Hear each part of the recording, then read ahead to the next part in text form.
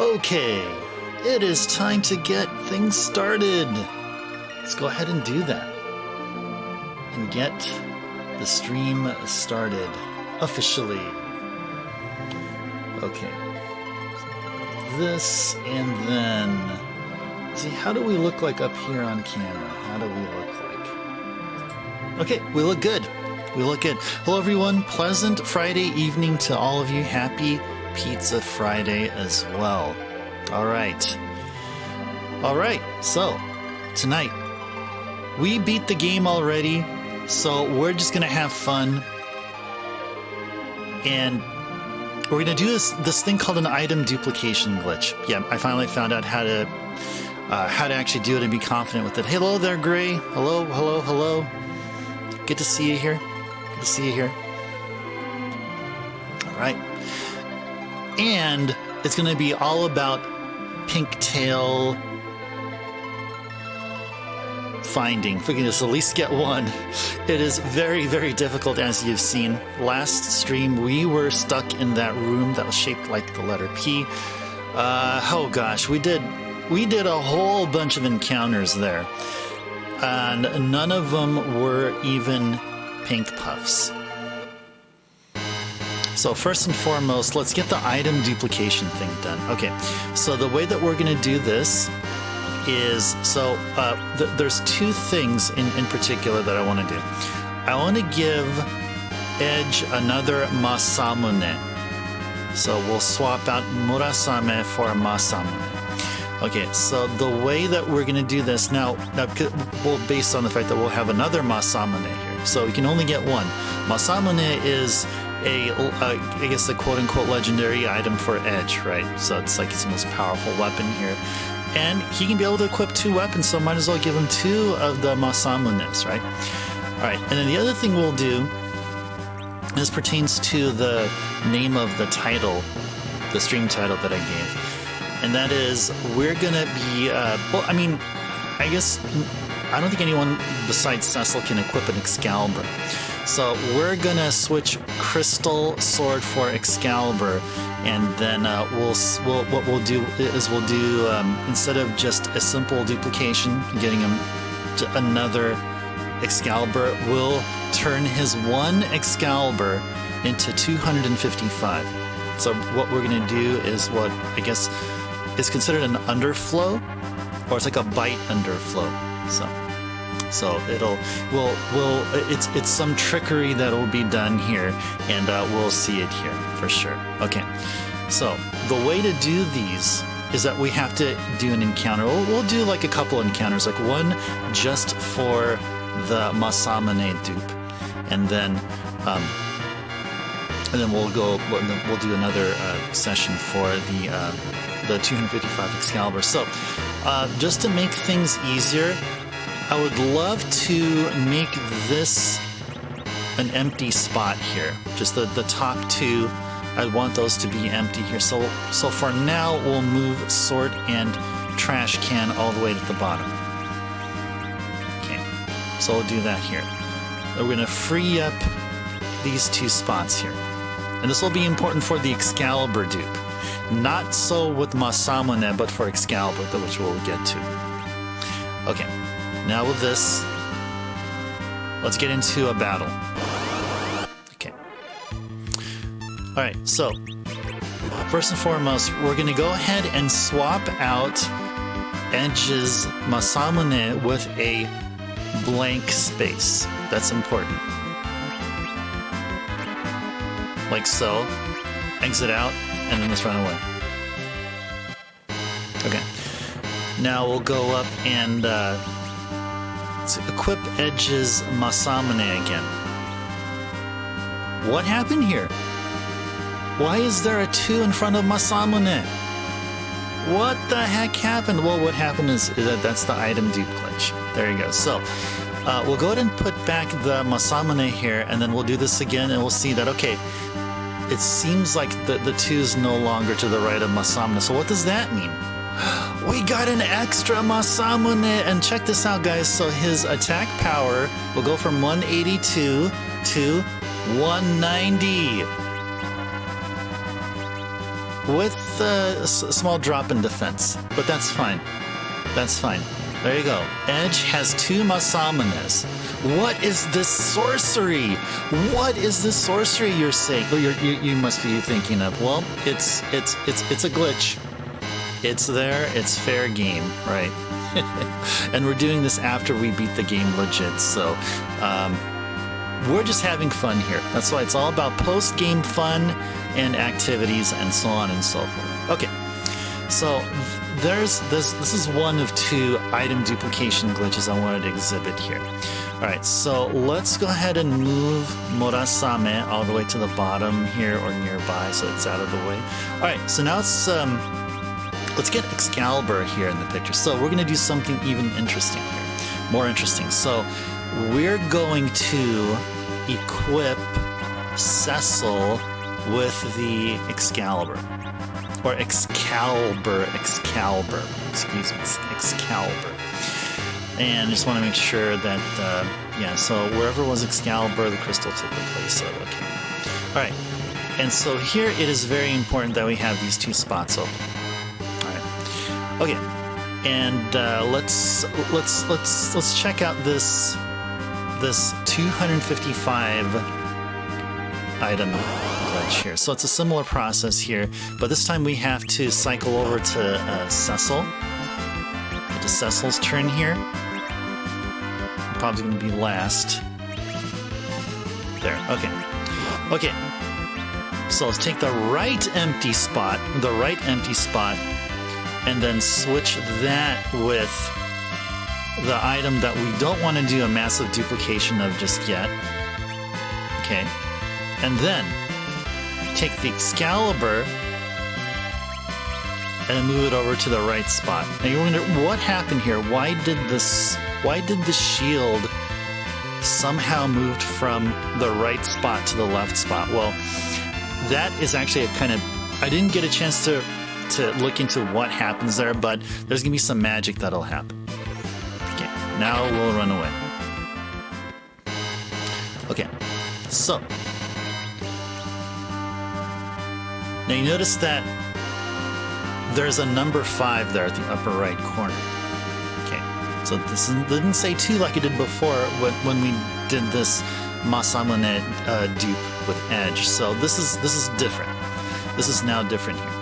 Okay, so let's first give Cecil's crystal shield back on his left hand. Okay, so it did an item dupe there. So this is something that we didn't really necessarily want it to happen, but it happened anyway. This one here is the most interesting. All right, so we have that, and if we switch this back here and then back there. Now let's go look at the items. You guys see this this Excalibur here with that funny looking number to the right? Well, that, folks, we underflowed what was essentially an Excalibur with the quantity of 0. Yes. So this whole process, we took the Excalibur and we took it down to be a quantity of 0, but yet it still exists. And then we took one of the Excaliburs from this cache of Excaliburs, which is of quantity 0. But if you pull a unit off of such a weirdly numbered cache, well, it underflows.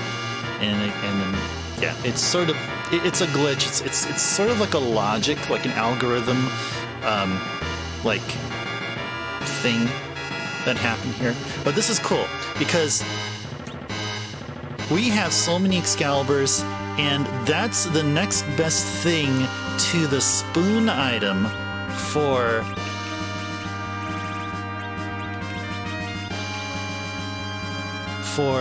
Edge, for throwing items. So Edge has so many Excaliburs, it's guaranteed that when he does a throw command, or dart as it's called here, it's guaranteed quad 9 damage to Zeramis. Yep. And we don't even need 255. Actually, what I want to do is we can buy tons of Ether 2s, and we could probably also get a 99 elixir. So let's see if we can do this here. And what I'm talking about here is that we can sell off a large portion of these Excaliburs, so that instead of having 255, we're probably fine with just having 99. Like, just have the supposed nominal maximum value of like items that you can carry. Why not, right? So it'll look better here. There's a weird number there to look at. So anyways, so okay. So let's have Rosa cast exit. Press it one more time. Okay, let's make it over to the merchant around here. Here in the moon surface.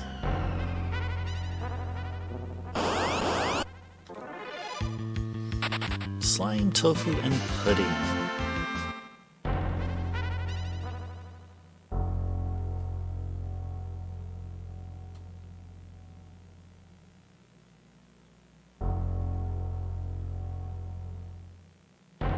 Nice. That was some badass walking and tunes. It was really, really cool. I love it. Let's see if we can do this here again. Whoops. Supposed to go down, actually.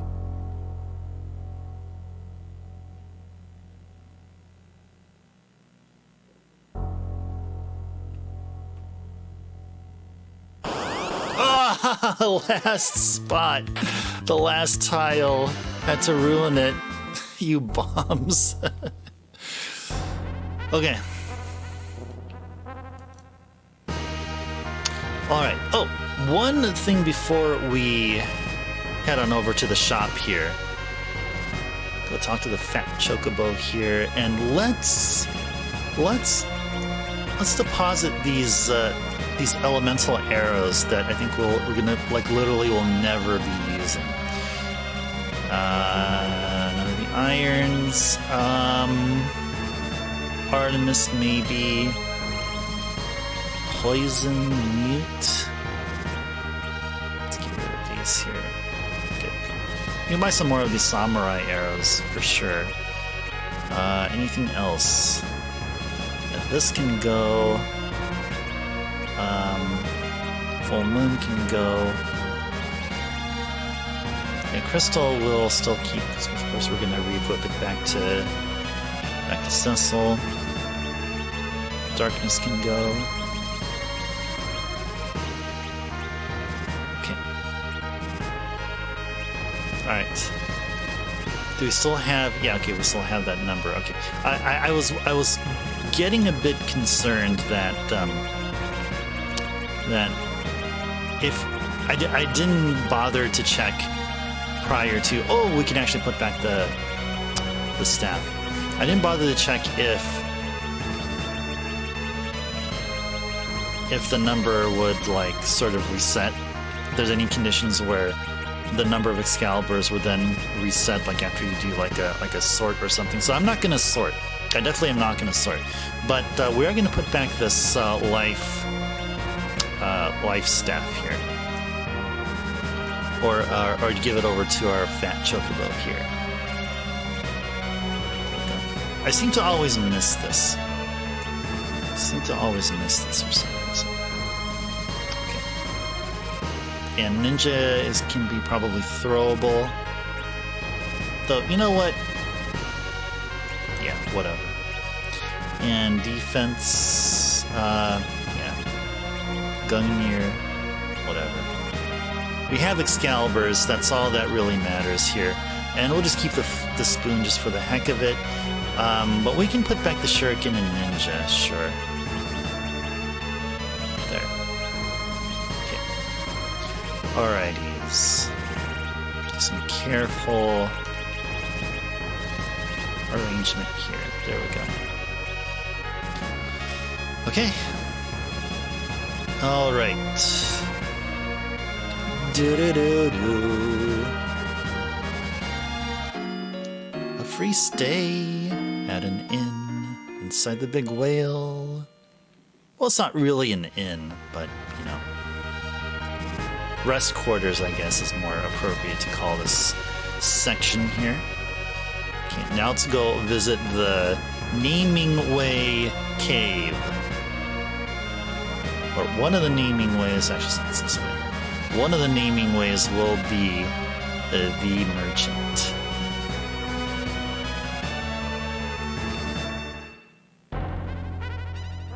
Okay. I believe it's going to be this one, yeah. Okay. Alright, so we will sell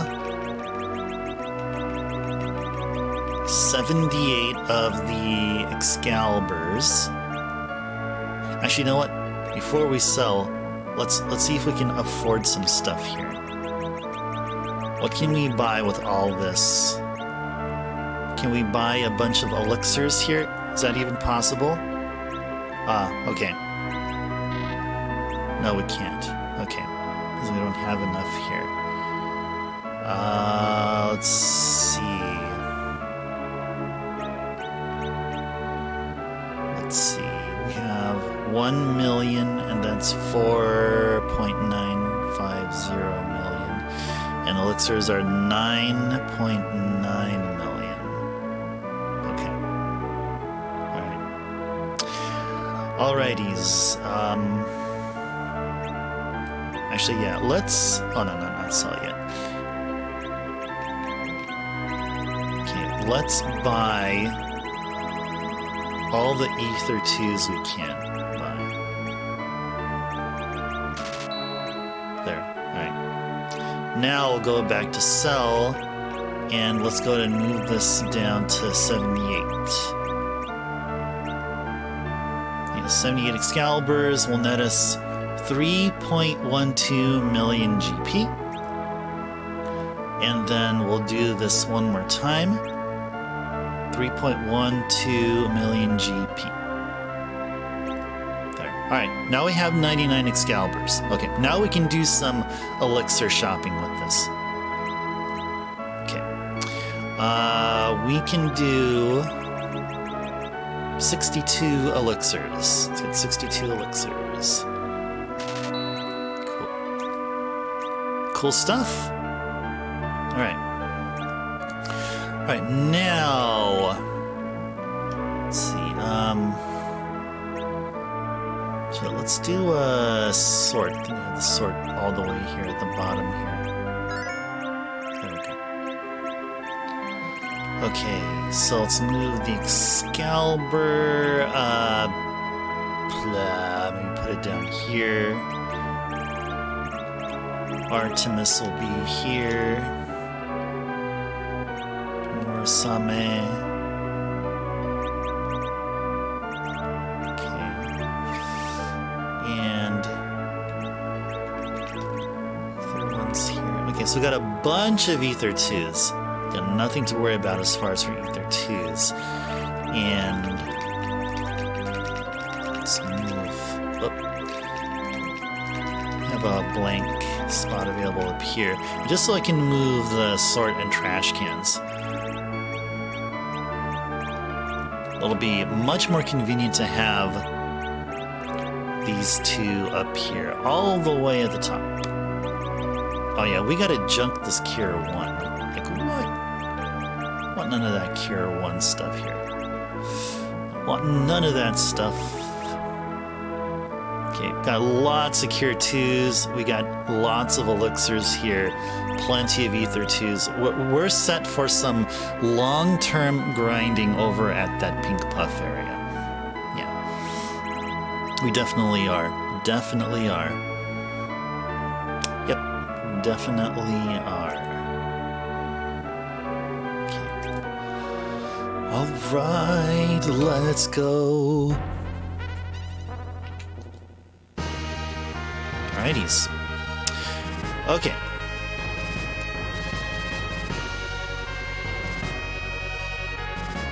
Pink Puff Grind. Here we go.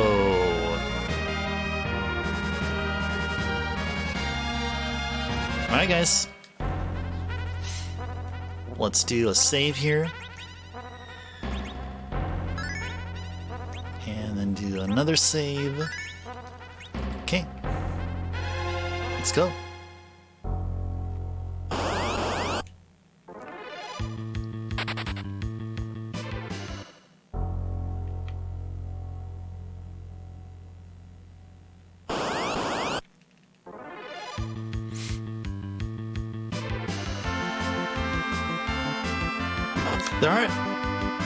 There are enemies that drop ribbons.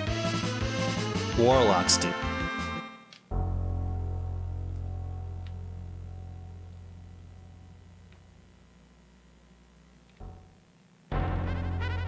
And warlocks are those that we encounter along, I think, the first few floors. First, like 2 or 3 floors of the Moon Core before going to the Crystal Palace. So I was considering grinding off of them.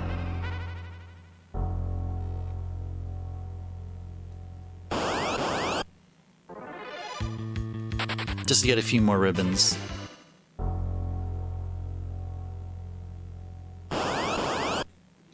Need 3 more ribbons for the rest of the characters. Currently, the 2 ribbons are on Rydia and Rosa.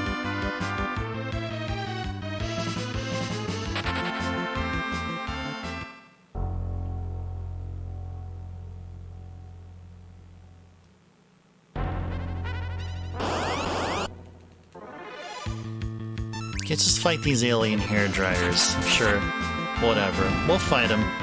We'll fight you. We'll fight you.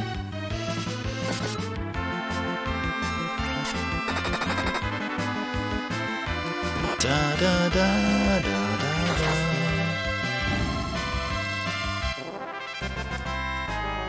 Oh, you know the one thing that we could have done? We could have bought more samurai arrows, but yeah, I think we'll be fine. I think we'll be fine. Let's just heal everyone up. And I think MP-wise we're okay. Indeed we are. Alright.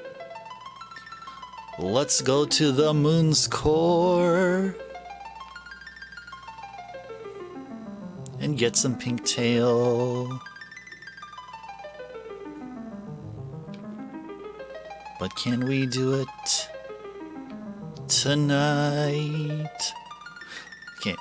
Just in case you ever forget what to do when you get here, talk to this crystal here.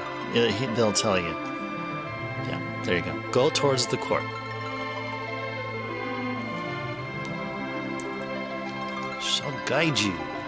Okay. Get these nice crystal shings and blings.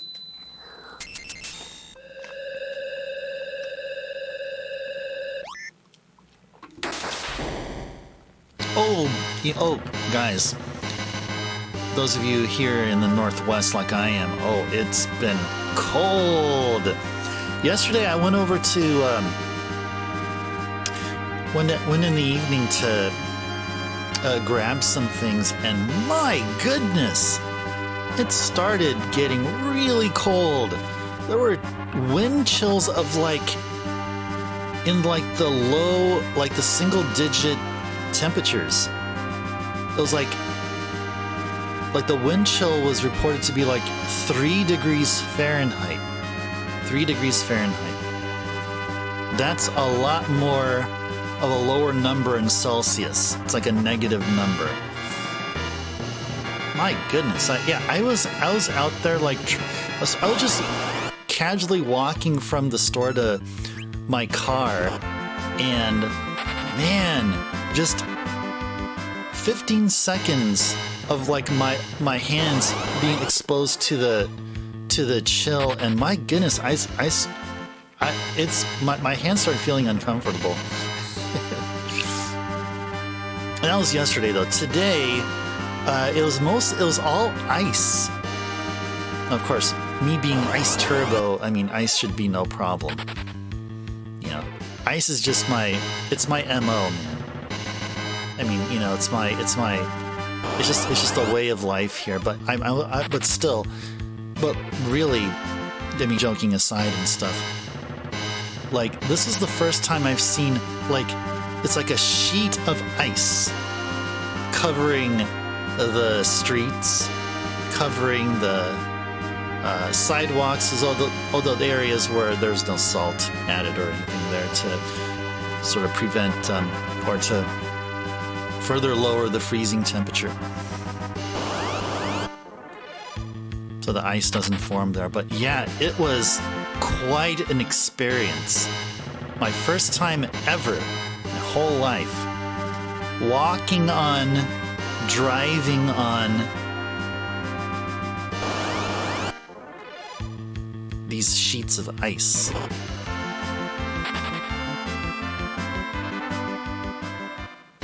I mean, really, this is truly like the holiday, like, this is truly the Christmas season here. It truly is. It's a very Christmassy thing. Very wintry, very much on point with the season. Very seasonal weather here happening.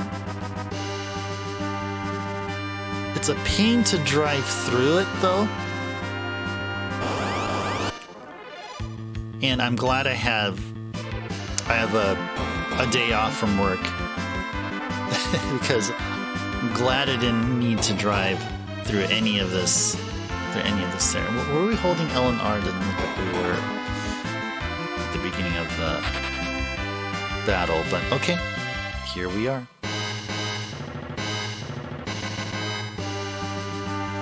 Alright, so Pink Puff Room's right there. Right there. Room that we're staring at there. Okay, before we go there, let's save. Let's save our progress before we go to the Pink Puff Room and try to kick some butt, get some XP, and get Pink Tail.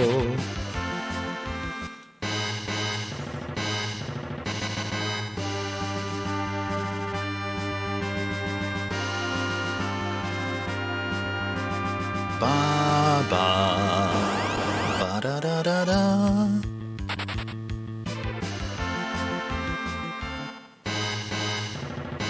Save point coming up. Here we are. Oh, so familiar save point. Okay. Yeah, we don't need to be using any cabin or anything like that. We're all good here. Let's just save here and here. Alright, let's head back. Let's head back to the Pink Puff Room and try to get a Pink Tail. Try to at least get one.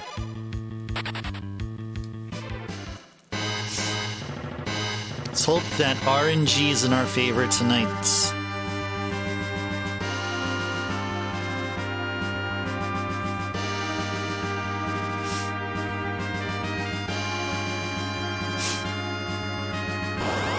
Probably gonna sneeze. Ugh. No, I almost did.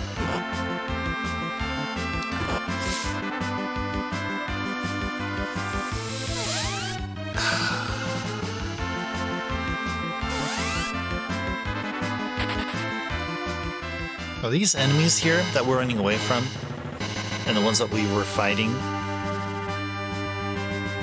for a good amount of last stream? All these drop some good items.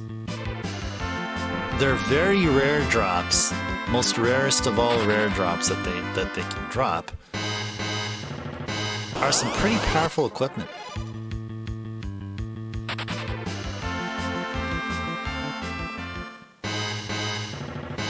Alright. We made it!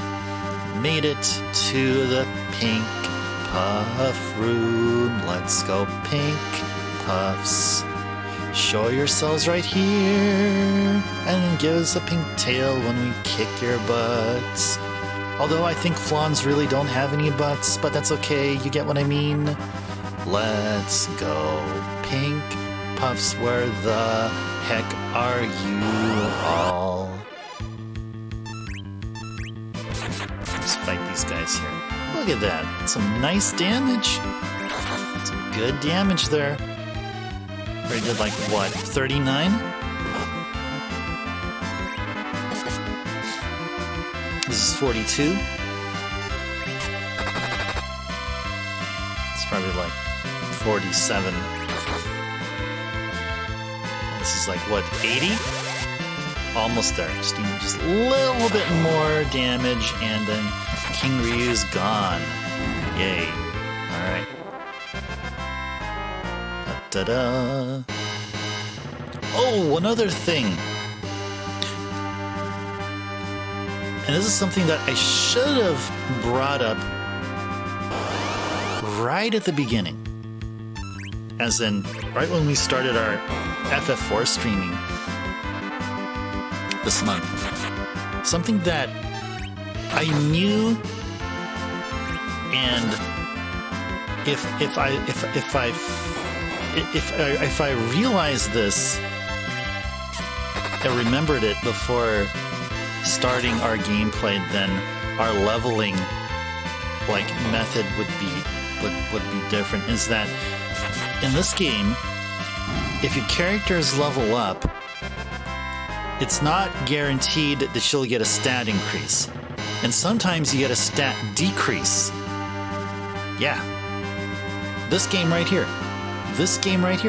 When you level up, it's not guaranteed that all of your stats will either increase, or some stats will increase and others will not be affected at all. Not just that, but stats can decrease as well. So, because we're already way too far in, and I really don't want to make the level up process, I don't want to be doing any min-maxing on level ups, and that'll just drag the game onto the next month or something like that. And I just want to make sure that we have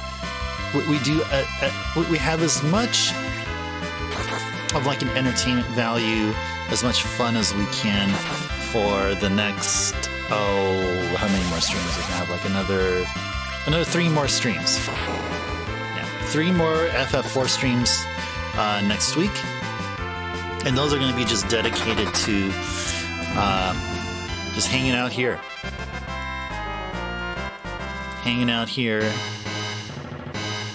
Give me those darn pink puffs. Come on, pink puffs.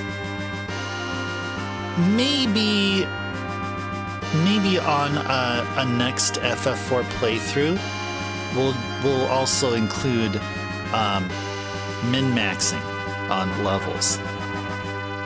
So, yeah, as in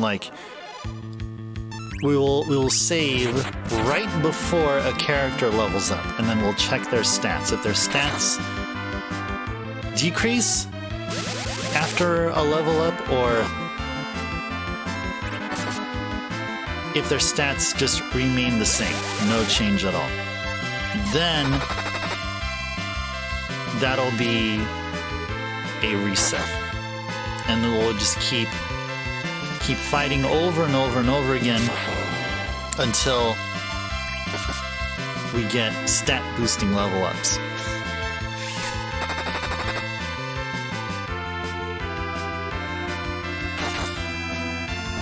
Kush kush.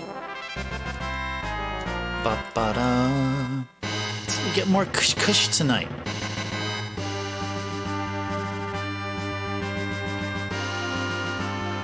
See, this is Ice Turbo, giving you guys your weekly dose of kush kush.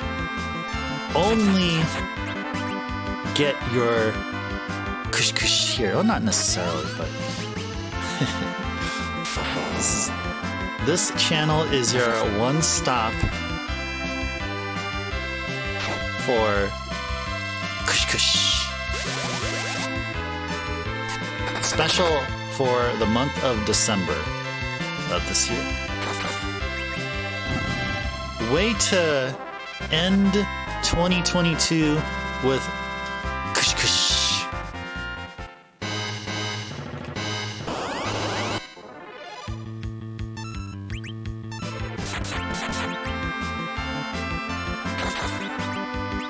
Call on Bahamut.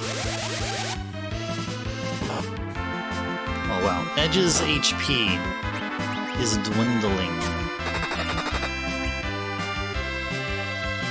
Da da da da da da da da.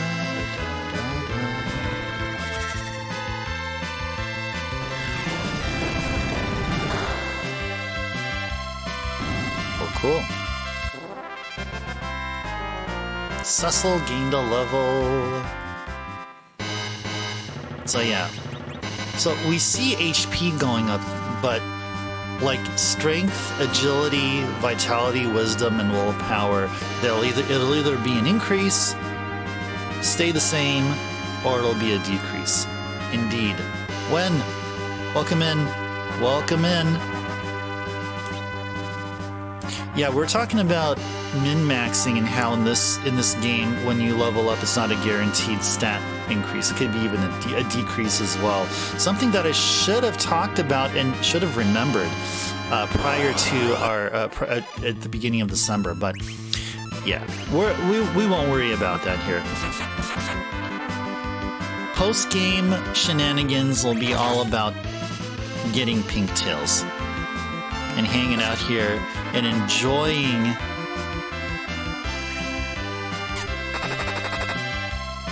the gameplay with all of you. Yeah, Wen, welcome in. Pleasant Friday evening to you.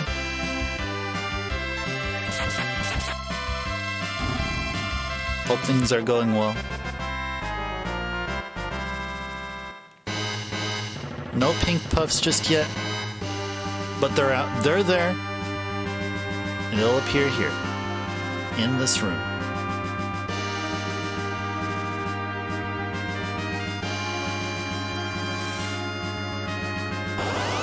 Now, do we really need to get 3 more ribbons? Do we really need 3 more ribbons? I sorta don't think so. Now, while Cecil, Edge, and Kane go crazy during the Pink Puff battle, Rydia will be Bahamuting them, and Rosa will do Cure 4, AoE Cure 4s on everyone.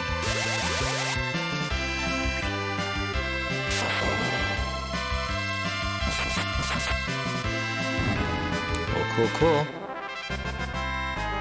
Ba-ba-da. Yeah.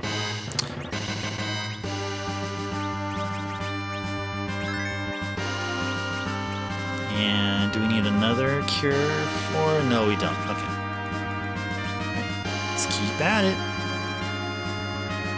Pink puffs, where are you at?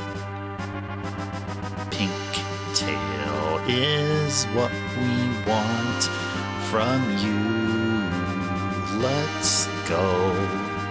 Come out and fight with us all. We know you want to.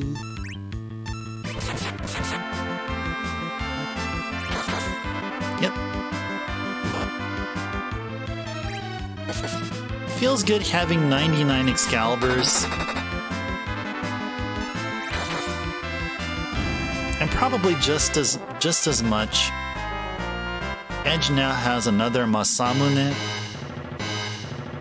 All thanks to item duplication glitches that can be done on the North America version of Final Fantasy IV. I think all versions. I don't know if there were multiple versions of this game that were released.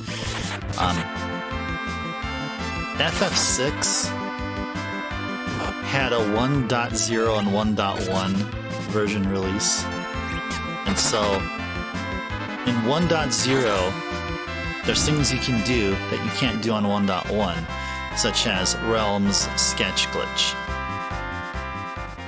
So I don't think us here, or maybe I should speak more about myself here, but me here in North America, I don't think we had multiple versions of this game here. I don't think so. I don't think we had multiple versions of this game. It was just this one. So,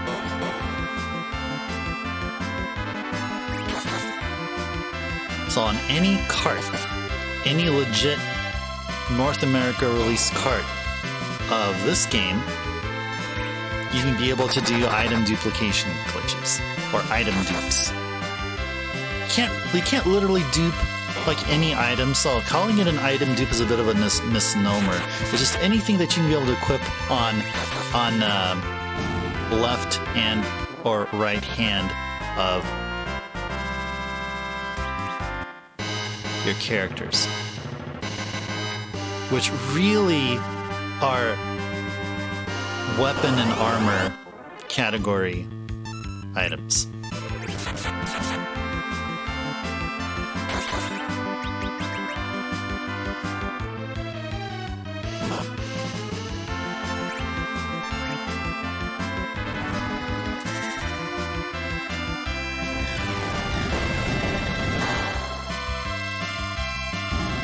That's some good damage there on King Ryu.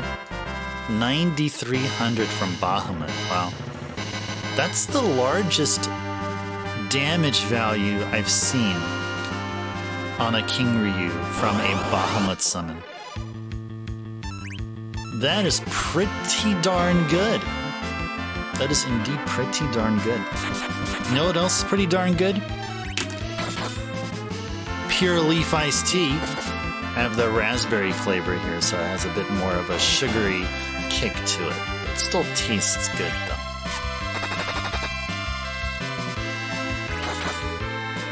No vitamin water. Though now that I'm thinking about it, there's some really good tasting vitamin water. In fact, I haven't had a bad tasting vitamin water. At least so far, out of all that all that I had, the berry flavored ones are really, really good. That mango with the caffeine added as well, the caffeinated mango vitamin water was good too. It's good too. Yeah, never had a vitamin water that tasted like utter garbage. Unless you guys have, and you can share with me your personal disappointments with vitamin water, if there were any. But so far, all vitamin waters I've had, all flavors, have been spot on good.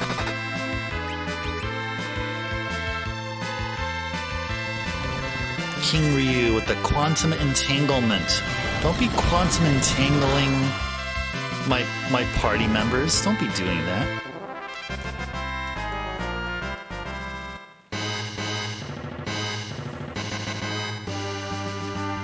Where are you, pink pups? Where are you?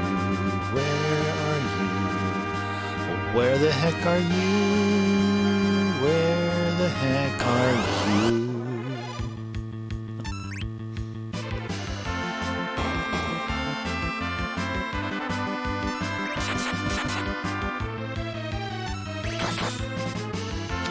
I'm trying to recall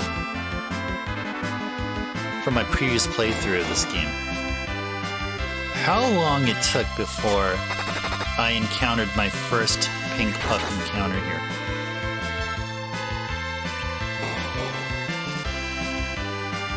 A lot of sugar, flavor's kind of bland. Watering it down isn't as good as doing the same with real fruit juice. Oh, that's true, yeah. With sugar, you're probably talking about artificial sugar. Yeah, of course. Of course, yeah, what else could it be? Flavor's kind of bland.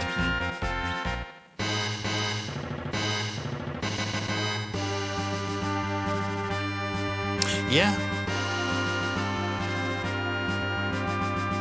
I guess it kind of makes sense because really what vitamin water is, I mean, it's literally, it's pretty much what it literally is. I mean, it's just water with some like minerals just sort of splashed in there, instead of something like a legit soda, or like a punch, like some kind of a fruit punch kind of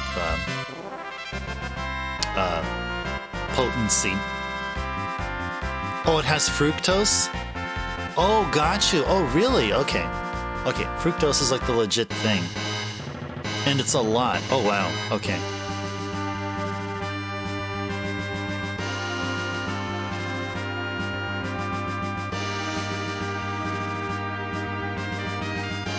I mean, I don't drink vitamin water on like the regular. It's just those few times, I guess, or that one time recently. But yeah, I agree. Like there's some that have a lot of it, and there's others that don't have a lot of sugar. I mean, there's actually some vitamin waters that don't have that. It just feels like it's just a splash of sugar. But there's others, like especially the ones that are like the ones with like the high antioxidant count or something like that. Those are like really, really sweet. Yeah. There's also strong juice. Like stuff way watered down. Some juices are still good diluted, like apple and cranberry. Ooh, okay. Yeah, I mean, yeah, I guess that's sort of what I guess that's kind of sort of what I was describing what vitamin water, but what it isn't, or what it should be. But yeah, I get what you mean. I get what you mean. It's similar to say, like, if you get yourself a glass of water and you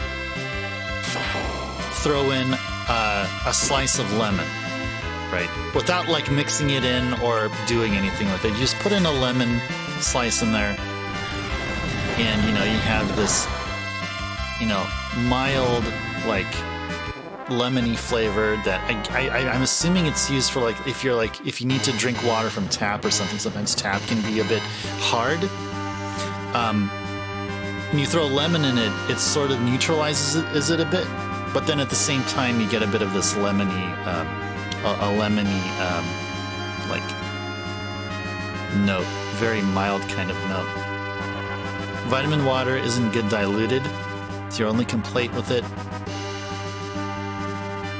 Isn't good diluted. Yeah, I mean, vitamin water. I would. My assumption is that it should be pretty much water with just a splash of, fruit. The only source of sugar in it is just this mild splash of fruit. But yeah, you make a good case though that vitamin water, like, it does like have some good amount of sugar, especially certain flavors. You rarely drink stuff without diluting with water. The old habit. Oh no kidding. Okay, that's all good. Not really a weird thing because, and this is something I probably should be doing now, but when I was in like my later teens, when I would drink soda, I would actually dilute it with a little bit of water. Like, I would say like about 20% of the cup before filling it with soda, with like cola or whatever, or Dr. Pepper. I would put like about a fifth of the cup would be water, and right on top of the water I would put cola, and it tasted good. It tasted less. I guess the carbonation was sort of like, not only is it less sweet, but also the carbonation sort of dulled a bit. It made it a bit more drinkable, much more smoother.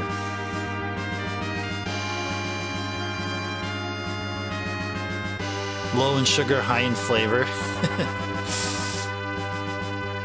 Just have to stick to good old hibiscus water. Indeed, Backlogics. pleasant Friday evening to you. Good seeing you here. Yeah, I had some hibiscus water. Yeah, I bought. Oh, it was a hibiscus infused punch. There's this local. Well, the store locally here has carries some locally made beverages, and there's one in Portland which makes hibiscus infused drinks, like a punch. There's another one which is just straight up like mango juice or whatever, and a few other things. So yeah, it was really good. Wonder if Coke and PepsiCo sales drop every year. Seems like less and less people drink soda. I can't speak about PepsiCo, but what I see from Coke, I mean, like, even during the pandemic, like Coke stock hasn't really been negatively affected a whole lot. It's not like it. I think Coke stock's like, what, around $50 to $60 a share or something like that. So it's not like, I mean, if it drops down to like 30 or something, I'll be like, oh, okay.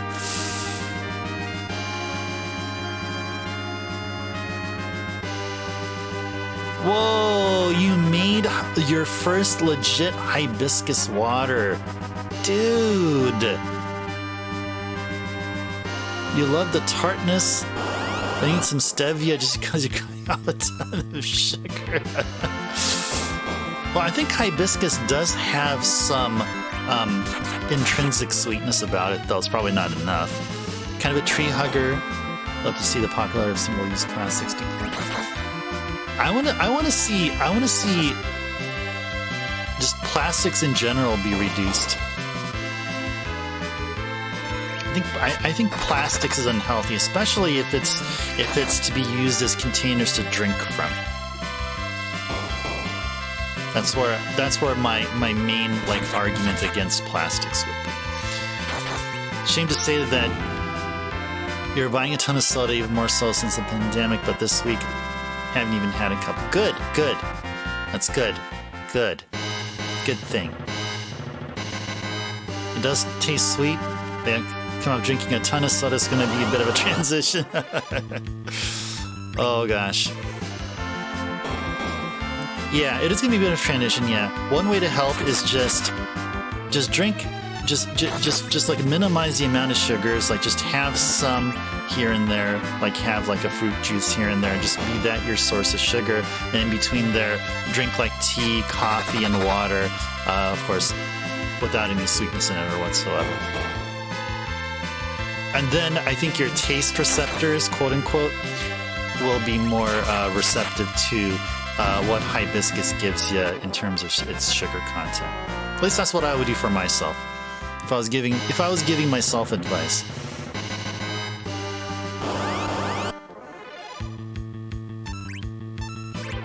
I don't know. I think I didn't really plan out what I said there, but to me, I think what I said logically makes sense.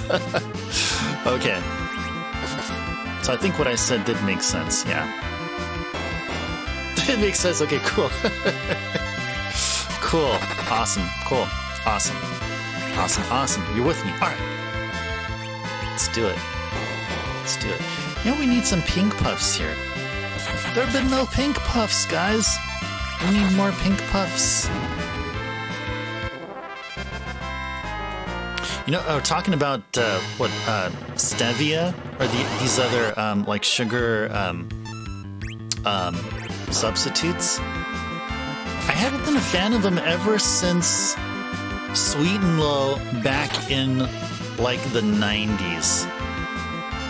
Yeah, Kane is a part of the Kush Kush Club. Yes, indeed. We're talking about Sweet and Low. I don't know if you guys remember Sweet and Low. I think they're still in the market. Maybe not. I don't know. But ever since Sweet and Low, like I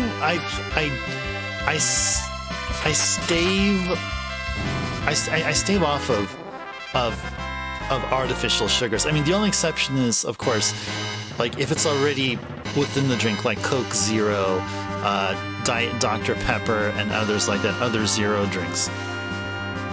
But no, I wouldn't like add anything. I mean, if I had a sugar packet of anything that looked like a sugar packet from a distance, it would either be table sugar or sugar in the raw.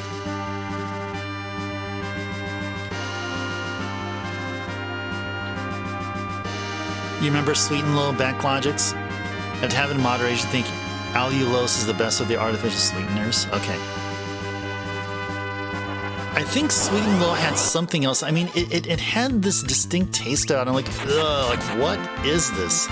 And like back then when I was, my 9 to 5 was like of a different career. I was like an office clerk before I went into the engineering role, which I'm at now. But when I was working as an office clerk doing these temp jobs,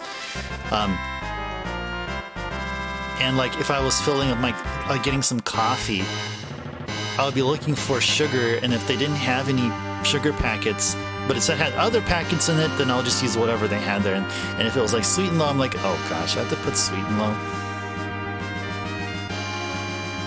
Yeah, indeed, Backlogics. Yeah, you nailed it. I was basically describing, like I had the stereotypical office job. Certain waters and orange juice. Oh my gosh, guys! Guys! Yes! Okay, what are we doing here? Okay. Those are what they are, yes. Wait, why did Rydia... Wait, what? Wait. Did we have Rydia attack? I wanted Rydia to do a Bahamut.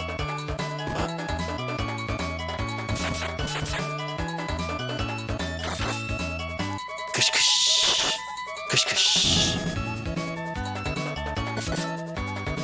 Oh no, Rydia's crazy. Wait, doesn't Rydia have the ribbon? Like, what the freak? What? I don't get this game. I don't get this game. Rydia with the ribbon is like on Berserk mode now. Like, okay, maybe Berserk. Okay, maybe Berserk it isn't blocked by ribbon or something. I don't know. I have no idea what's going on. But anyway, what we do know is we got a pink puff encounter. Okay, let's see if we can get a pink tail out of this.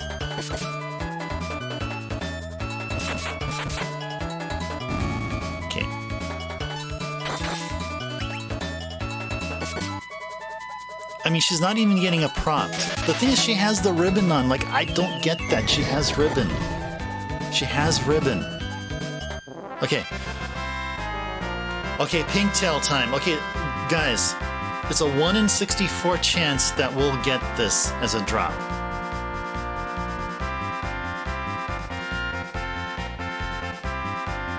No, we didn't. We got the common drop. Her PTSD sets in and she goes berserk. I don't know, it's those pink puffs. They just wanted to dance. They had the music going and everything. All right. Okay. All right, well, we're going to continue on. We're going to continue on. The goal is the remaining streams is just to get one freaking pink tail.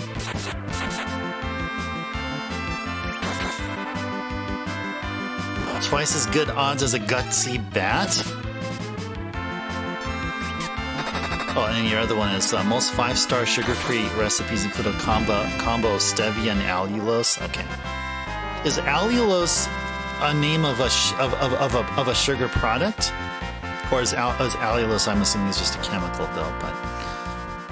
Yeah, I see stevia in our cafe in my current 9 to 5 job.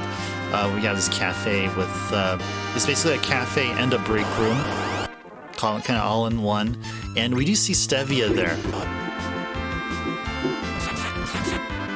So You know, just take a stevia packet, kind of open one up, just pour it in my hand and go, I'm just kind of taste it to see how it is.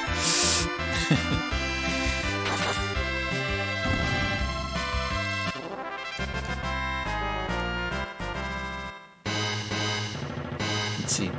I don't have because I just cleaned up my room here not too long ago. I don't have. Yeah, if I had like a Coke Zero bottle, like a drink one here that I haven't thrown away yet, I would love to look at the label and see like what sugar alternative it has. Allulose is a natural low-calorie sweetener derived from sources like dates and figs with the same taste and texture as table sugar. That's cool.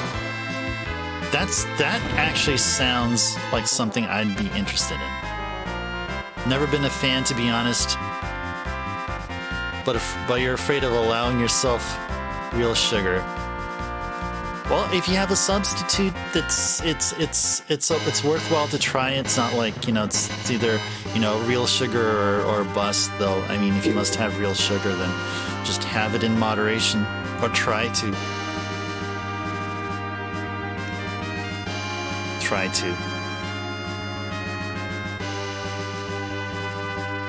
And then just, you know, eat various fruits, oranges, mangoes, kiwi, grapefruit. Is that, if that's your thing? I'm not a fan of grapefruit. I don't like its bitteriness. Never been a fan of grapefruit. Lemon is not a fruit you can enjoy. You have to enjoy it with something. But yeah, I can actually eat lemon just by itself. Although I have to add salt. I have to add salt to lemon to make it taste good. If I'm gonna well, I mean, I have to open it up and, like, you know, eat the fleshy part. But I can enjoy lemon with salt. If you're baking cookies, you hand you a cup of allulose, you never realize it wasn't sugar, including when you try the cookies. Oh, is it that convincing?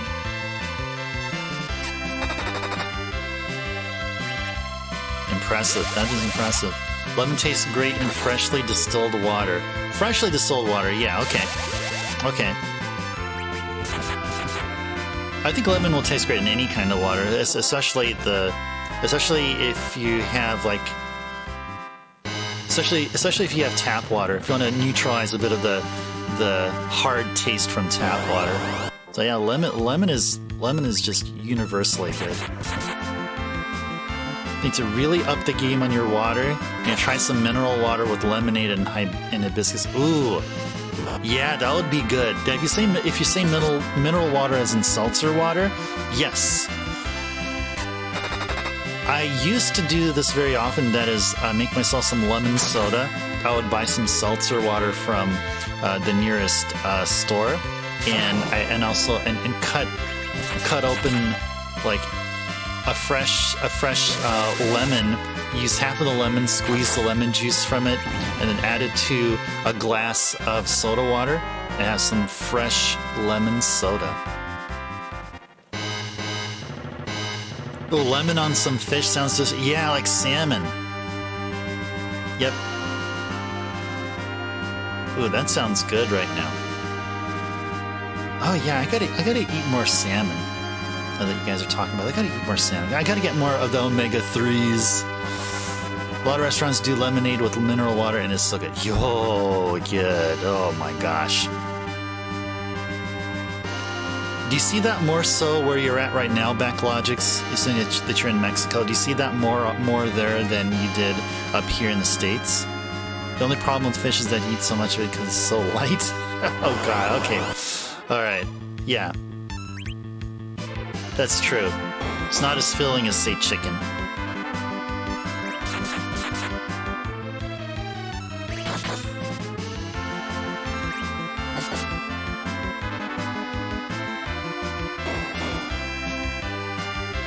A lot of natural drinks here, which is amazing. Yeah. Good, good, good.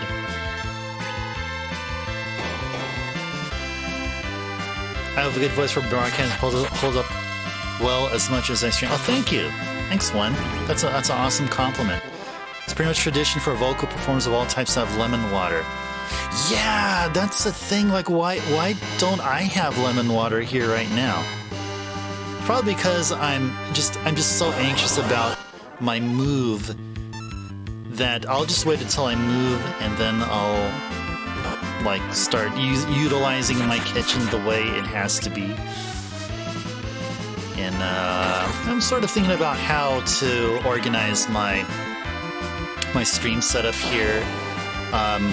Do I want to turn my living room into a man cave now instead of my bedroom as I have currently? Or should I just just rework my bedroom like I did here? It is more like it's comfy in one way here, but there's lots of stuff, and like I think I probably should utilize the living room in my new place, be more spacious and stuff. So hydrate and gargle point redeemer. Oh, that's what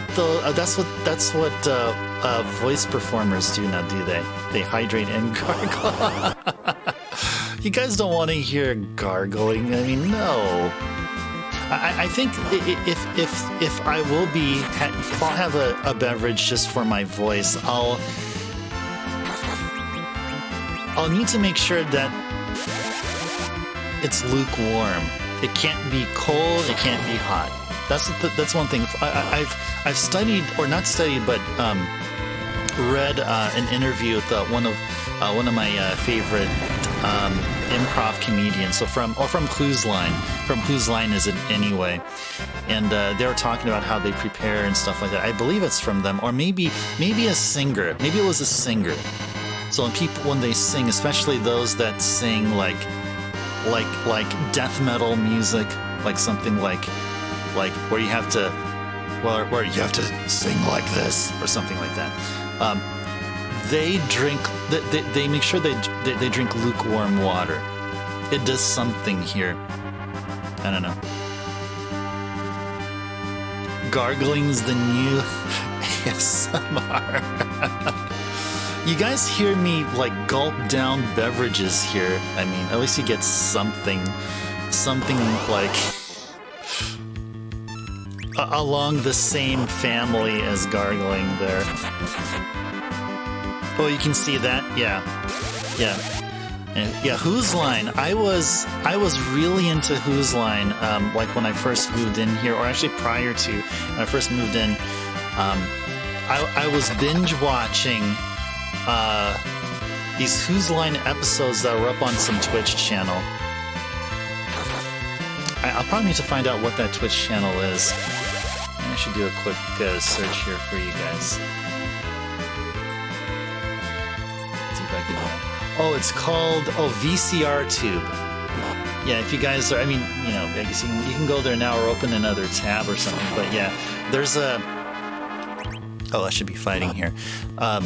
Yeah, there's a Twitch channel called VCR Tube that does like Whose Line episodes, the Drew Carey version, like a whole bunch of them.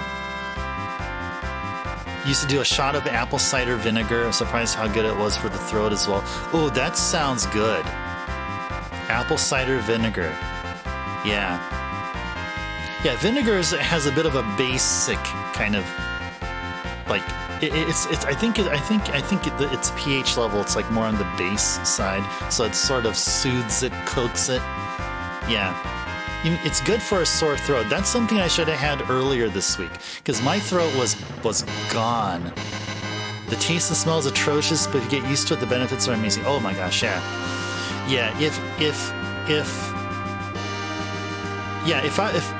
If this would be like a long-term thing of like me using my voice like for hours and hours and hours.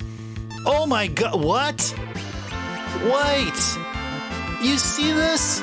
How long in between?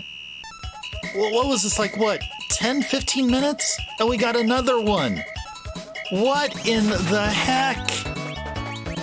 Oh my gosh. Oh my god, 10 to 15, that's crazy.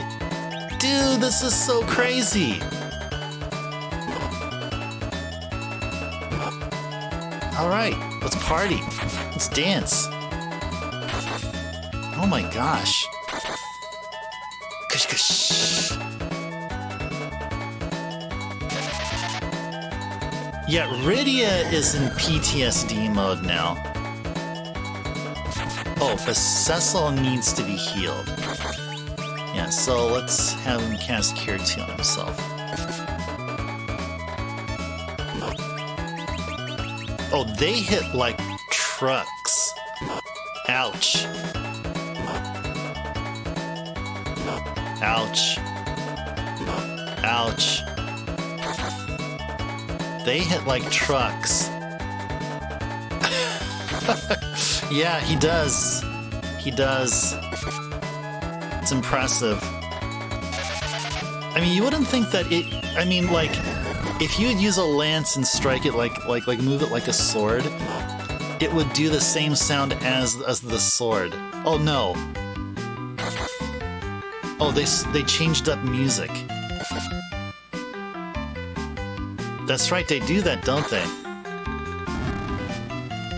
Was everyone crazy? Oh, I can't do anything now. I can't do anything now. Everyone's berserk. Good. Okay. Okay. No drop. No drop. Alrighties. So that happens too. You get no drop at all. 2 Link Pups.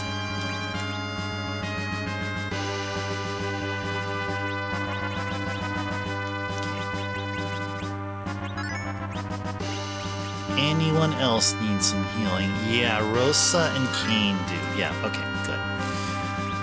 Alright, let's start using these Ether 2s here.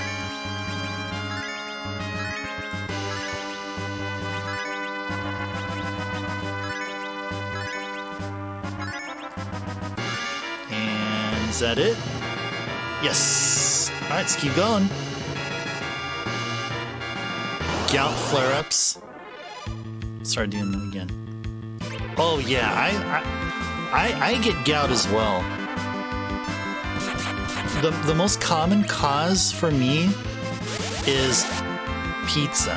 I think when I eat either pizza or when I have something with like lots of tomato. Like especially like I used to be a huge fan of like when I did home cooked meals for dinner. Like every other day, I would make pasta with like tomato and basil sauce. And tomato basil sauce is what I would get in the supermarket, right? So it's all pre-done and all that. I would put like a half a jar's worth on every dish. And I think that in combination of eating pizza with, I guess, with the tomato sauce base or the marinara, just marinara causes it for me. That and yeah, could be. Gout, from my understanding, is from rich foods. However you want, however rich, whatever rich means to you. But to me, it's more about sugary. Yeah, maybe fatty, sugary. But yeah, I had some which were really, really, like really bad. I would be like limping my way to the bus stop to make it to work. It was not fun. And also beer, like alcohol can trigger gout as well. You call it the King's disease? Oh, really? sounds quite noble. Dairy is good for gout.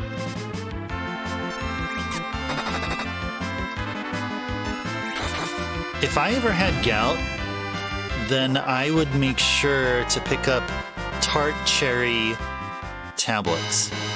Cherry is good for neutralizing the acid on what was mostly is my foot.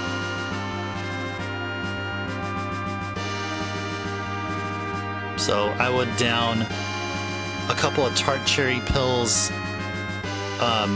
in the morning and another 2 in the evening before I go to bed. And like if I had pain or something like that, if I want to just sleep with hardly any pain, then I would also probably take a few Advil. But at some point I'd stop depending on Advil and then just consume those tart cherry tablets. And possibly, maybe even literally eat cherries.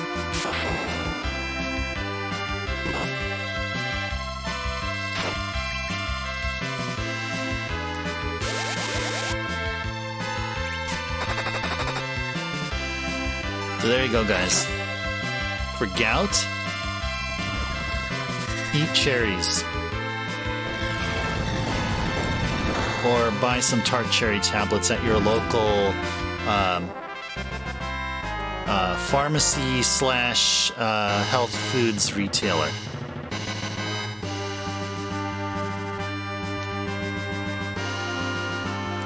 Doctor originally thought it was hereditary because of your levels of uric acid being so high. Did a blood test this week and it's actually back to normal. Sweet. Well, interesting. See, the doctor confirms that it's hereditary, then that may explain how frequent I can get them, like how easily it's triggered. Yeah, because like I remember my visit to when I visited California, I went to my most favorite brewery there, and they make the best saisons. The best saisons there ever. And like I stayed there for a while. I had like 3 servings of saison in glass, and the next day I started feeling something along the joint of my knee, which is I was thinking that there's some gout being triggered or something like that. And so then, after I came back from my visit back to Portland Airport, then for like the next few weeks or so, like my legs started feeling a bit like it started like feeling as though like it just wasn't normal. And then like after a few weeks or so, it felt better. Spot on with the tart cherries, nice.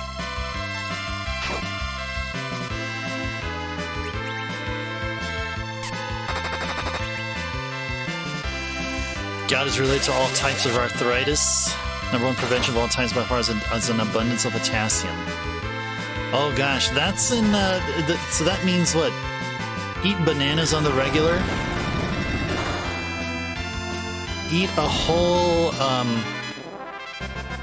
a whole bunch of bananas per day, all 6 of them. But typically when you go to a store, you usually see bunches like in 6 all together, all like apparently from like one like branch or something. So have 6 bananas per day, right?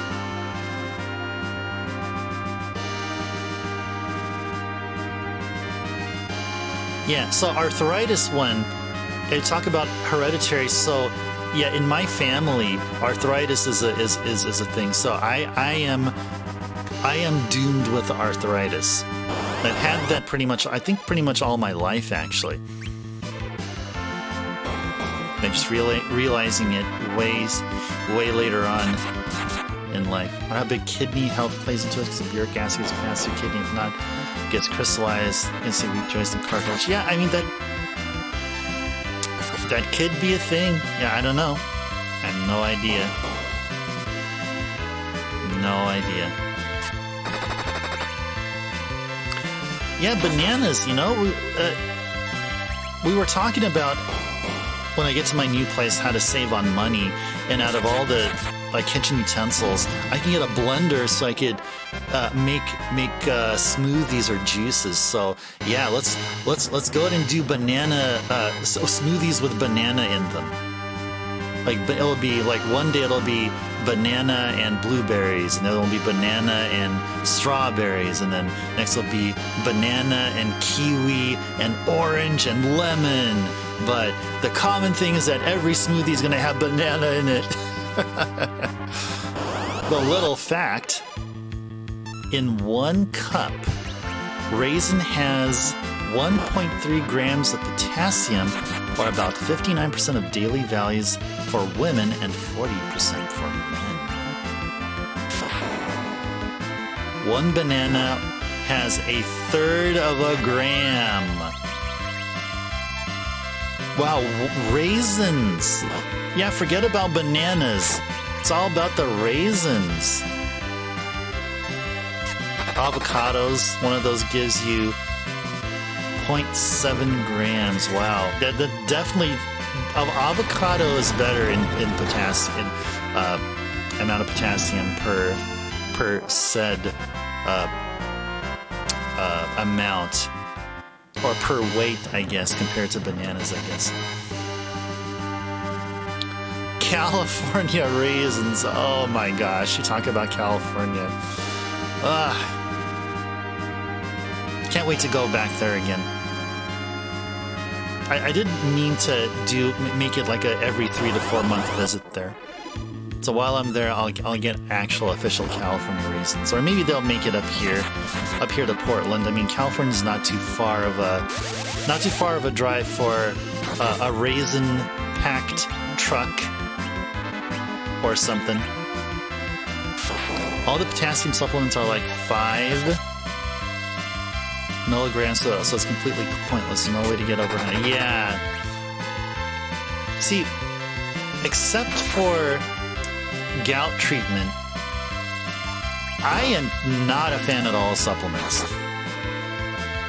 I mean, like, I've heard people make the argument that, well, yeah, supplements are good for on-the-go people, for those who don't have enough time to consume a piece of fruit or something. I'm like, really? Does it really take forever to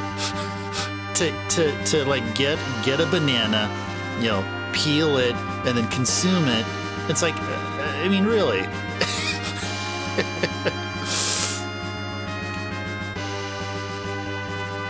Ooh, tart cherry juice has... Okay. It has 1/3 of a gram. That's better than a freaking potassium supplement. There you go. Tart cherry juice for the win. Yeah. Yeah.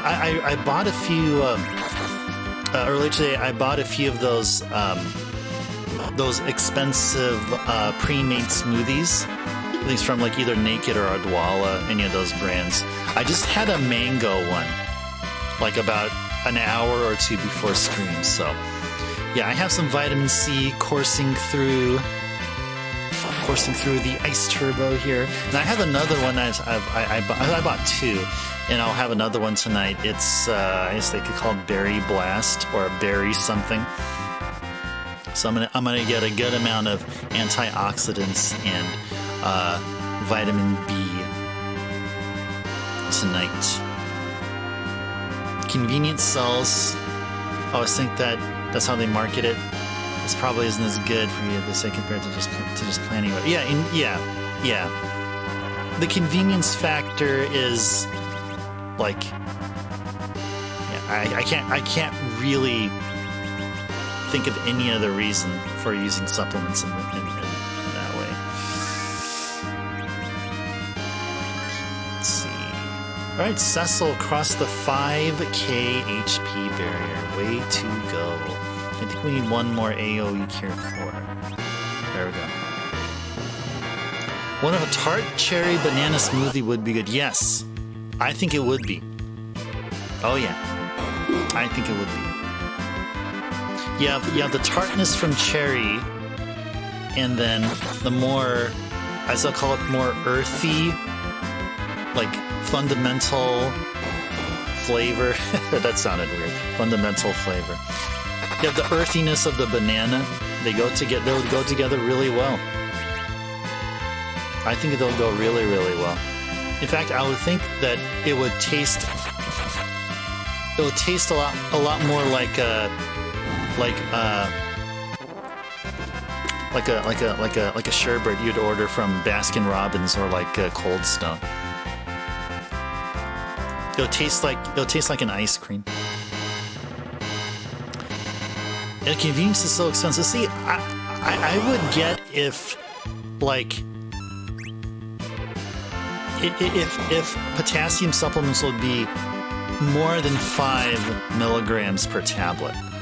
Then that would justify the cost of supplements. But no, not for 5 milligrams. No, forget about that. It's like going to CVS or Walgreens to buy something not medicinal and paying an arm and a leg for it. No, yeah, it isn't. It's really considered an herbal supplement. I think that's what it is. Yeah, herbal supplement came into mind. I think that's what they are. I think that's what they're called. I think that's what the general name of them are.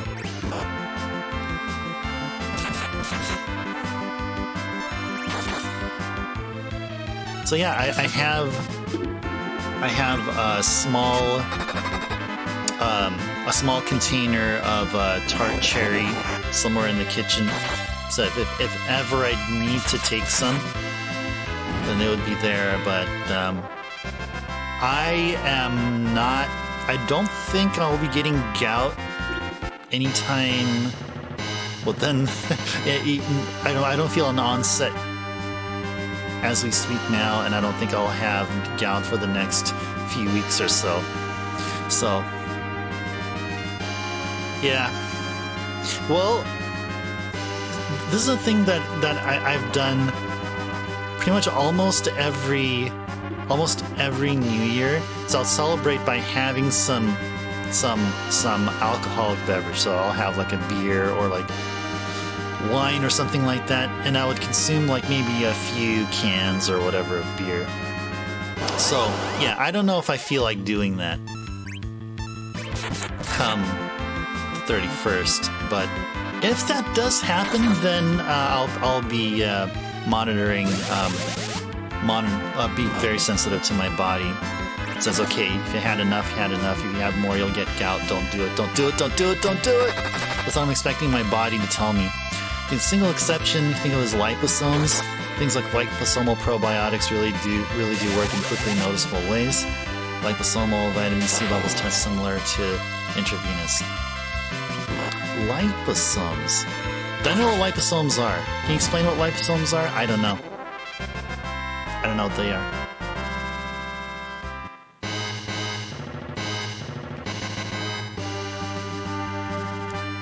Tradition's Little Smokies and barbecue sauce. There you go. That's good. Having some Little Smokies with a 6-pack of, I don't know, Guinness Stout. That would be good.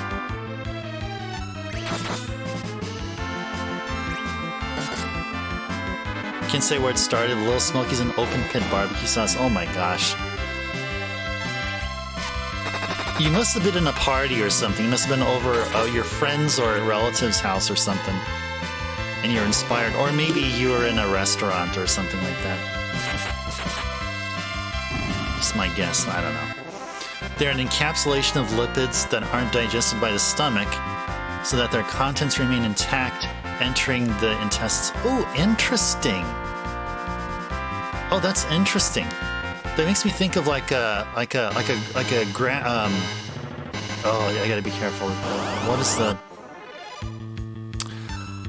It's those soccer ball shaped molecules where it's C60, carbon 60, where like you can like trap an atom or like a few or like a small molecule inside. That's what I think of when you say encapsulation. It makes me think of C60. Those C60 molecules. I don't know if any of you guys know what the freaking heck I'm talking about. And I don't mind. I don't mind you guys telling me straight up, like, dude, I don't know what you're talking about, man. What's the C60 you're talking about? Does this sound good? Yep. I think so. Or maybe it's not Guinness, maybe it's some other beer. Maybe a lighter beer. Maybe an IPA, or maybe a Saison. Never a bad time for a Saison.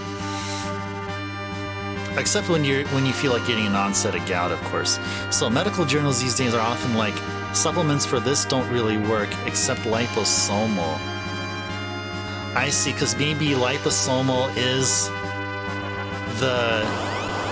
it like the thing which, like, for those that are supplement tablet gulpers, that would get the most, it'll be more effective in delivering supplements, I guess. So it'll go from like something like 50 or around 50%, around 50% effectiveness to something darn close to 100%. I mean, I don't know.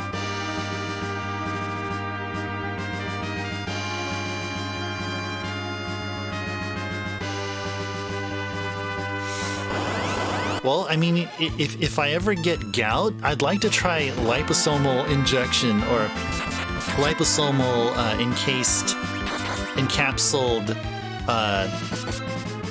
whatever molecules in tart cherries are, and I would expect that my gout will be cured sooner. But liposomal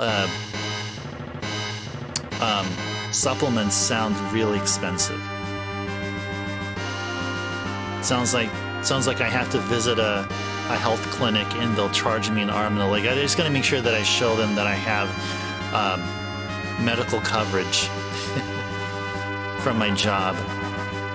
I don't remember what I have. I either have Kaiser or I have like PPO or something like that. HMO or PPO or whatever.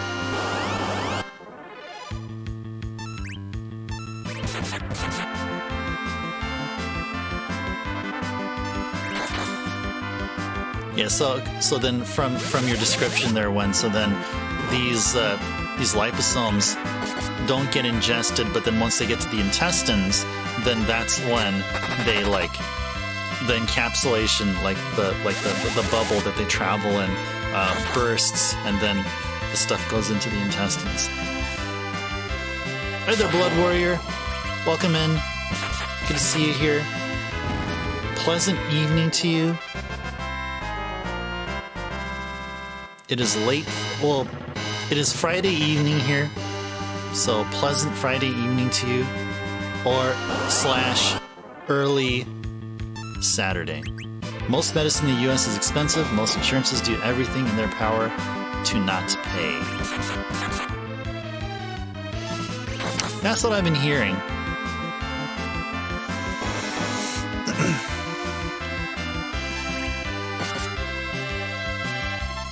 That's why I tried to... I mean, my mode is like, okay, if this is something that, like, I can't take care of without professional medical intervention, then, then I'll just stay home and just try to keep myself healthy.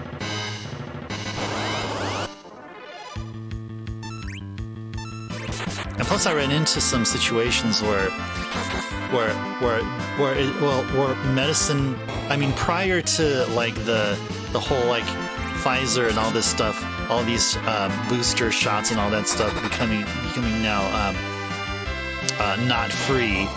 But I've already known many years in advance that medicine is a business.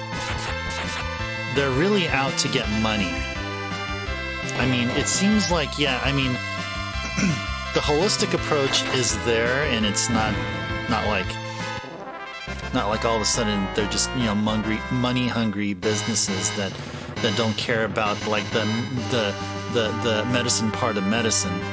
But you know, just going forward, it just makes me feel like, okay, if I really don't have to visit a doctor, I won't.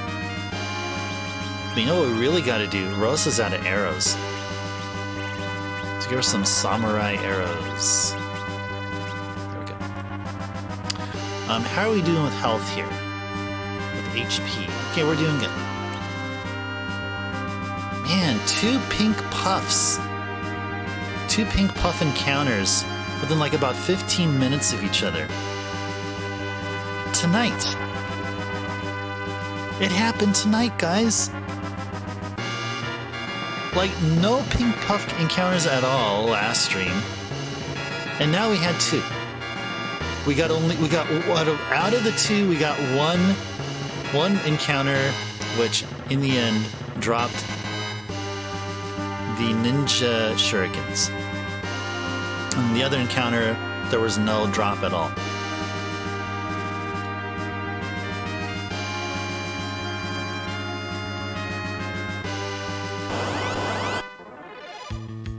Yeah, that's what I'm expecting it to be. Yeah. Yeah, I guess I sort of went on a tangent there a bit, but yeah, this is my personal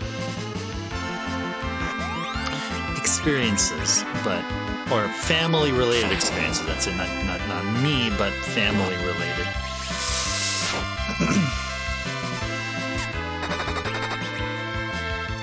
Yeah,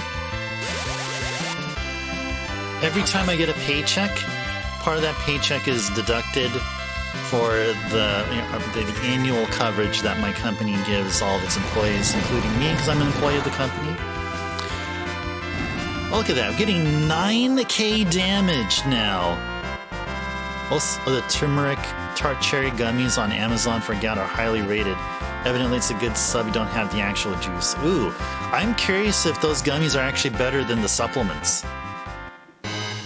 I think they did. I think you mentioned that they probably are. Oh no, Blood Warrior. You can tell how much a scam it is? Oh god. Yeah. So you kind of sort of know what I'm talking about. Yeah.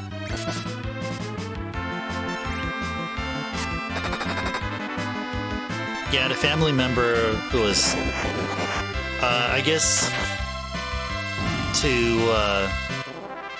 say it like succinctly, was, you know, terminally ill, and so they seemed like they were just trying to milk as much money out of my family member as possible, and not get to the point of doing the any curing, you know. It's like, I mean, really.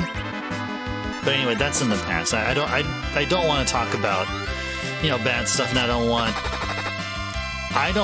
to have any of you awesome chat members to go through any, like, to relive any, you know, traumatic personal experiences. But yeah, I mean, just for the sake of talking about how the medical industry is turning into a business, you know, yeah, it's. I'm actually glad I'm not the only one that sees them that way, the way they are. I mean, it seems more so now, I guess maybe it's because of time and just our eyes are now opened. Our eyes have been unveiled.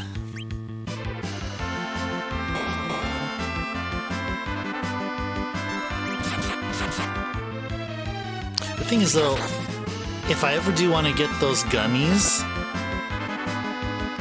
like, for me, like, I feel like gummies, like food in general, like, they have an expiration date. So if I feel like I'll be getting, I don't want to predict when I'll get gout, but if I ever do have gout, I'd like to have gummies available which are, like, fresh. So, I don't know, store them in in the fridge, I guess. She had more of a European approach to medical care. Just tax the fees. You sick, go see the doc. That sounds good. That sounds more like what I would expect from medical practitioners. Well, maybe you can't really blame the practitioners themselves, but the business they're in, or how they conduct their business, or the corporation they work at. I think I would imagine that people who have an MD, that they would aspire to have their own clinic or their own office. So I would say it's either the corporation they work with or the business practices they do. Yes, they'll keep for years in the fridge. Okay, cool one. All right, good.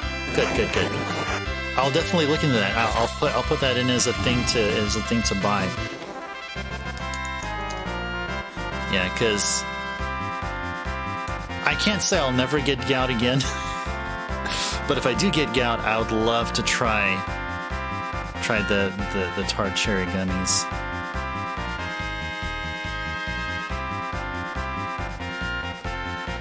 Keep them in the fridge when not in use. Okay. One of a list of stuff to prepare for buying once I get to my new place. Awesome. With that AI and robots making somewhat better, Japan are trying hard to make that cool. Well, let's have Japan try it all out, iron out all the kinks, and then once us here in the US is at a high confidence level with them, then we'll start manufacturing them, and we'll have Japan help us out. It's not even the fees doctors charge that sucks. The money insurances won't pay.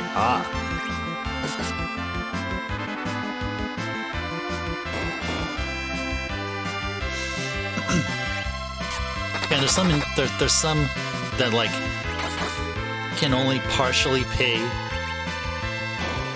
Some services that can't be covered at all. Others that can be covered 100%.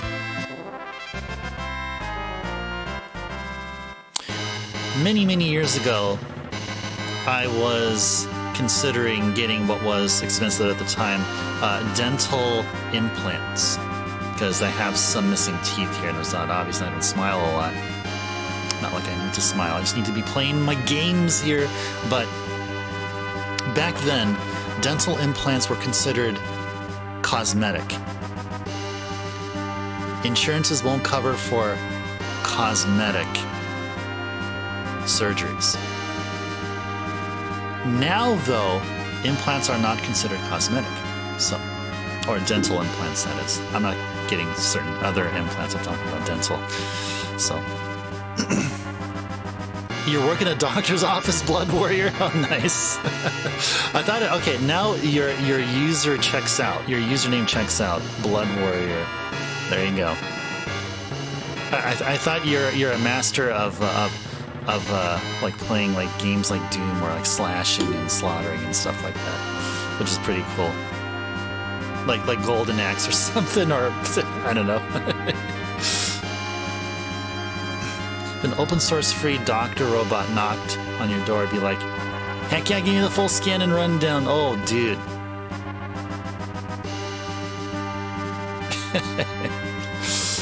That would be cool. I'm presuming that Elon Musk is working on something like that now with his robots. Robots built for certain functionalities based on the occupation or the role. And I'm assuming Elon's working on something like that. You love retro, Blood Warrior? Nice. Well, you're at the right channel here. Definitely the right channel. You'll be seeing a lot of retro here. They're pretty much all retro. Unless I may do an occasional just chatting, but it'll be mostly retro here. Get about anything to be able to have dental implants. Ah, you need dental implants as well. Yeah, I've had a few dentists recommend getting a bridge or something like that. I'm like, no, man. No. You mostly seen Fortnite and Overwatch. Okay. Well, Overwatch 1, I guess in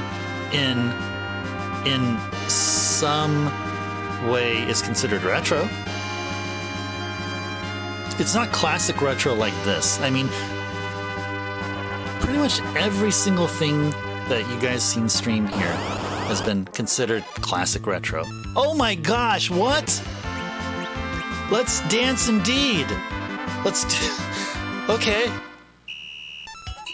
Okay. Cool. Oh gosh, yes.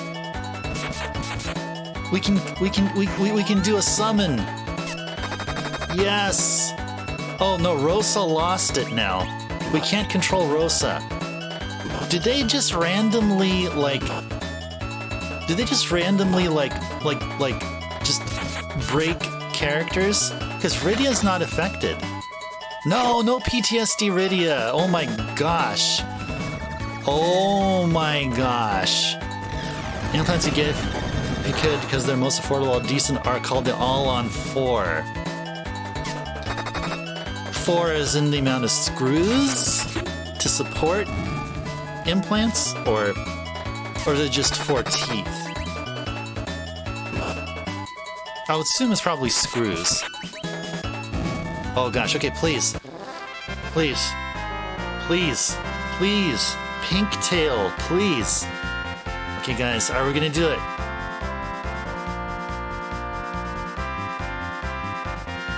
No, we didn't. We got an ether too. Okay, so the last item they dropped was a ninja star. So, okay, so ether 2 is Ether 2 is probably their more common drop, or a ninja star is probably like their next most rare drop, or maybe they're both like common drops, but we're looking for their rarest drop eventually. Yeah, just 4 screws win? Okay. You wanted implants just to mess with people? How so? Like to pop out the teeth after people look at me just to catch? Oh, gotcha. Yeah. Had a friend who had his 2 front teeth knocked out and would do that to people all the time. Oh, I see. Okay, I see now, because yeah, they just fit in, and yeah, they have a screw base, and then yeah, I think you can be able to pop them in and out. Yeah. I wonder if that's the procedure for cleaning them. Like, you have to do like maybe a semi-annual. I'm assuming for those who have dental implants, yeah, chime in. But for those that do you have to do anything special other than just brushing your teeth and just making sure that you don't like further stain them or something like that? I mean, do you like actually unscrew the tooth, take the tooth out, and like kind of rinse it in like salt water or some saline solution or something, and then you like screw your tooth back in? Does that happen, or am I just making a fool of myself like I typically do every stream? They get a full all-on 4 implants within a year or 2. There'll be a way to regrow real teeth. Dude, that is super cool. Dude, I would love that too. Yeah, like a bracket, kind of like a retainer. Okay. Well, man, you guys are talking about implants now. I should just man up and say, yeah, I'm ready to get some implants, Doc. I need to get implants for my I guess molars. A few of my molar teeth are missing, or the main ones. I think they're called molars. Like it's the tooth you use to crunch, like on the sides. So I need to get a good number of them there. One tooth more towards the front. So it's a good number. I need more than 4. It's more than 4 teeth for me. Gout and dental implants. Oh my gosh, yeah. Yeah.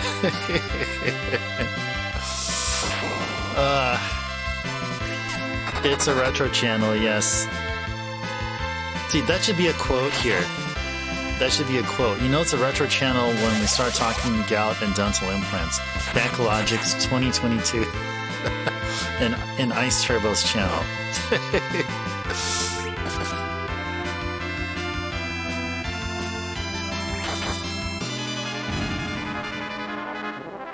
What, are you saying, what, are dental implants not a thing nowadays? Or maybe it isn't because, like, it seems like a lot of people's teeth nowadays aren't as bad as those from any of the prior generations. One molar was lost and you had to get wisdom teeth removed. Yes. So, okay. So I guess because...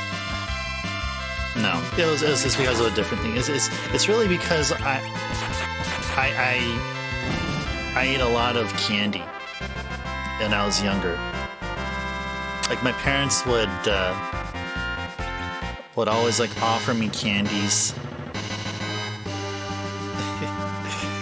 I guess that was the thing. Or maybe I would be eating candy. Oh, you know, I would tell you. Okay, the worst candy to have. To enjoy are Jawbreakers. I used to enjoy Jawbreakers. I actually used to bite through Jawbreakers. So maybe that's a part. Another were Jolly Ranchers, and I used to enjoy them by just tucking a Jolly Rancher like somewhere like in like the pockets of like here, like here or whatever, and I just let it sit there. And it was good because like when I consume a beverage or drink water, I'd have a splash of like some cherry or like fruit flavor or something like that. Oh, welcome to my channel. Bring your gout and dental implants here. Yeah, maybe I should have that as my stream title. Yeah, and then like with Kane, like if we'll just we'll play a version where like we'll play FF4 like without Kane. Yes, punishment for Kane being such a backstabber.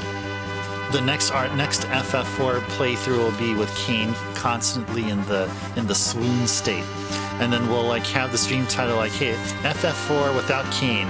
Yeah, Kane is currently suffering gout and is getting a dental implant or something. I don't know, something along those lines. Or Starburst.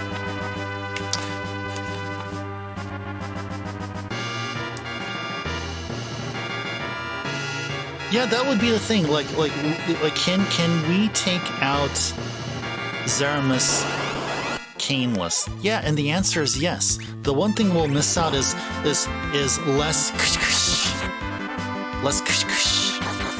like that. Such a refreshing sound.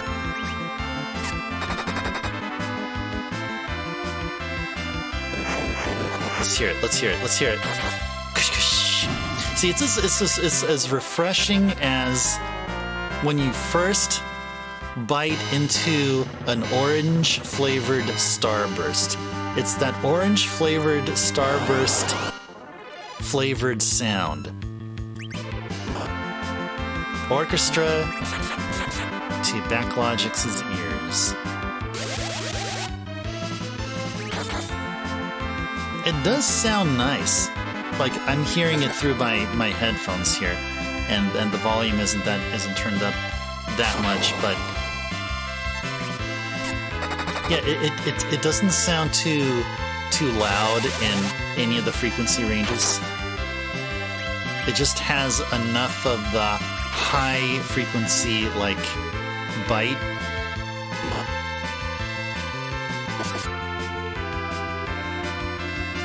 I think all the sounds here actually, it seemed like they were like tuned the same way. Only the music has the low frequency part, like the sound effects either they have no lows at all, or the lows are just really not that noticeable. Because I'm not running an EQ, so I'm hearing everything all flat.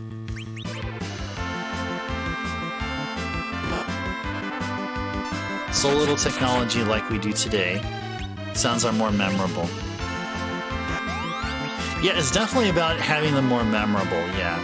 I mean, it's just a nostalgia factor, and it's just something that we're familiar with. But the technology part is that, yeah, I mean, just knowing what we know now, and even, and we don't even have to be talking about, you know, our PS5, Xbox Series X generation, or soon to be PS5 Pro coming up very soon. But even back when, I'd say back in the PS3 days, like, that's when I started realizing how awesome games of old are, you know, given the technology they had back in the day. And it was PS3 when, like, okay, yeah, it's PS1 backwards compatible. I had a PS3 Slim. I didn't get the original, the first releases where it was both backwards compatible with PS2 and PS1. But back at that time when I was trying to play Metal Gear Solid 1 off of a PS1 disc on the PS3, and from that time on, like, yeah, I started appreciating more of the retro games. Oh, you're a 25K one?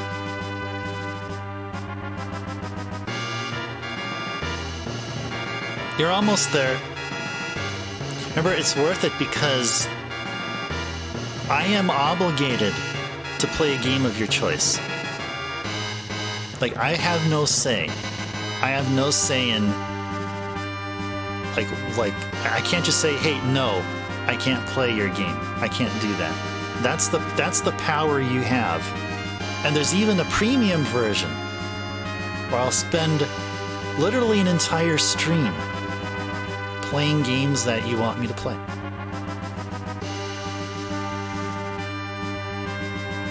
Think of a game like Super Ghouls and Ghosts. Oh yeah, that's for the SNES. I believe that was I think that was an exclusive.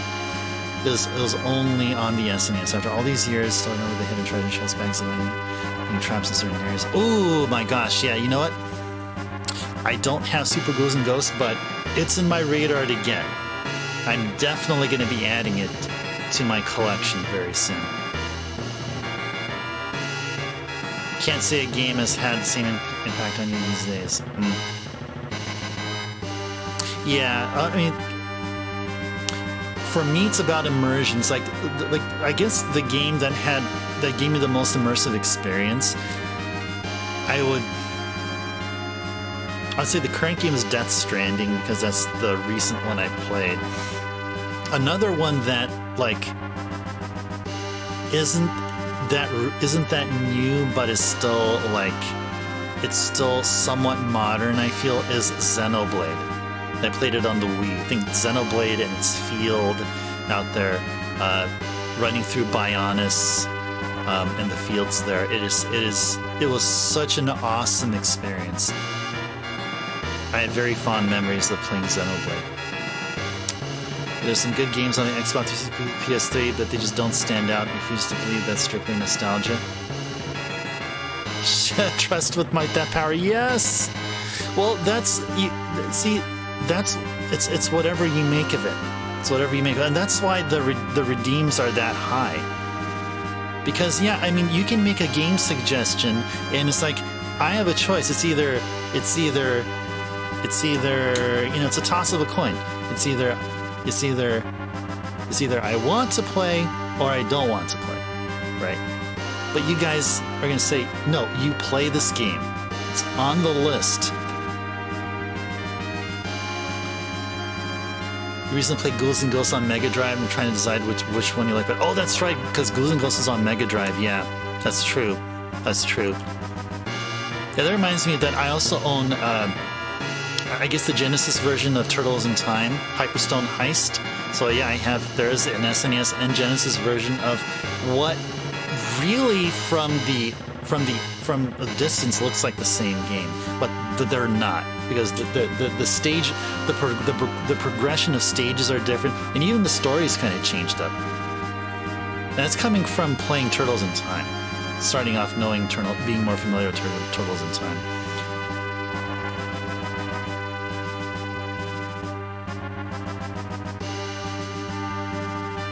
Probably as you play NES Party or SNES Party, you'll have 2-player co-op.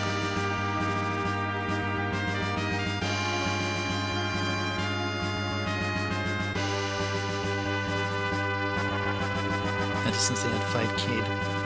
How about played Shredder's Revenge? I've seen a streamer play it. It looks good.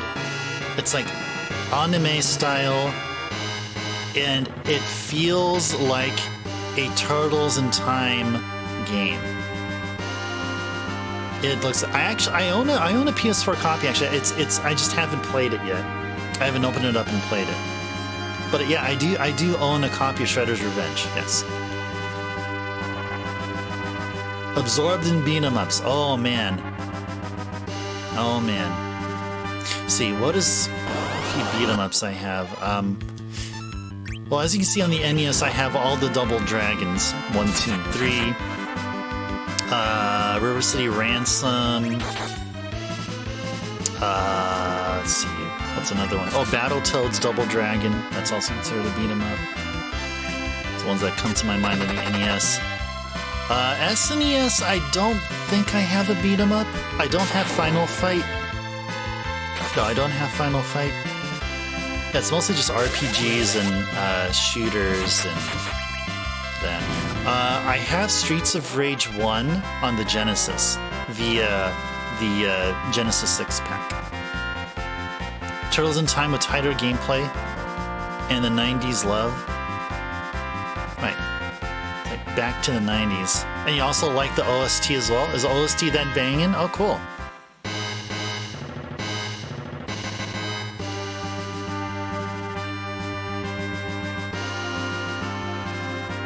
Yeah, I've never heard of NES Party or SNES Party.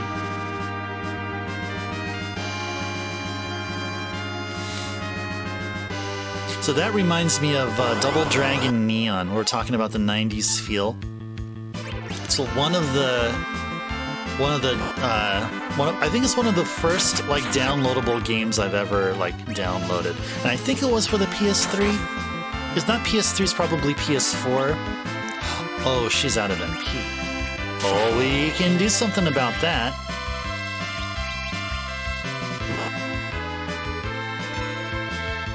Two-player co-op redeem. You'll save for it. Whoa. Interesting. Let me look into that first. Let me see. Let me see what we can do. Maybe we can do something about that. That sounds fun. That sounds like something... That sounds like a thing.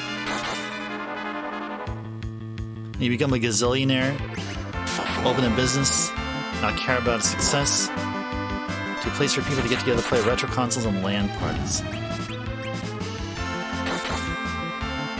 Yep. That can happen. That can happen. Kind of like an internet cafe. Well, not just computers. Well, I gotta tell you this. If you open a business like that, one of your expenses has to be security. Make sure that you hire someone to stand in front or something like that, or really invest in a very good security system. That's the first thing that came to mind. Yeah, snatch and grabs would be bad. Yep.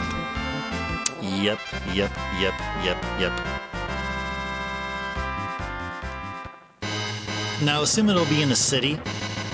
I mean, or maybe a suburb, but like a city-like environment, and that's where that's sort of where I'm approaching the security suggestion. You get more traffic, a lot more people. It'll be viewable.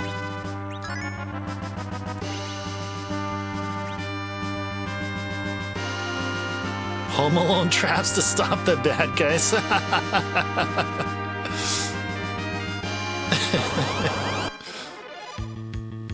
It's worth a shot, yeah.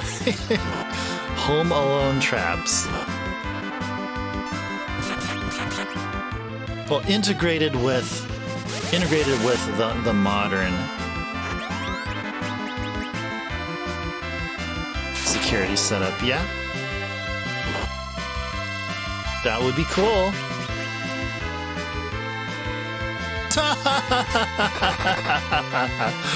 Oh, that's to confirm. If you never had gout or had or are intending on getting dental implants, then that confirms that you're not retro.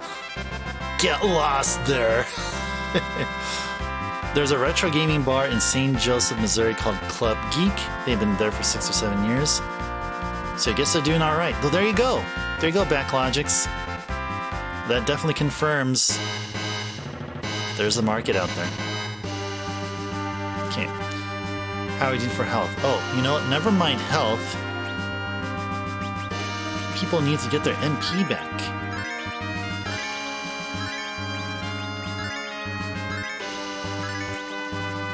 And are we good there? Yep, we are.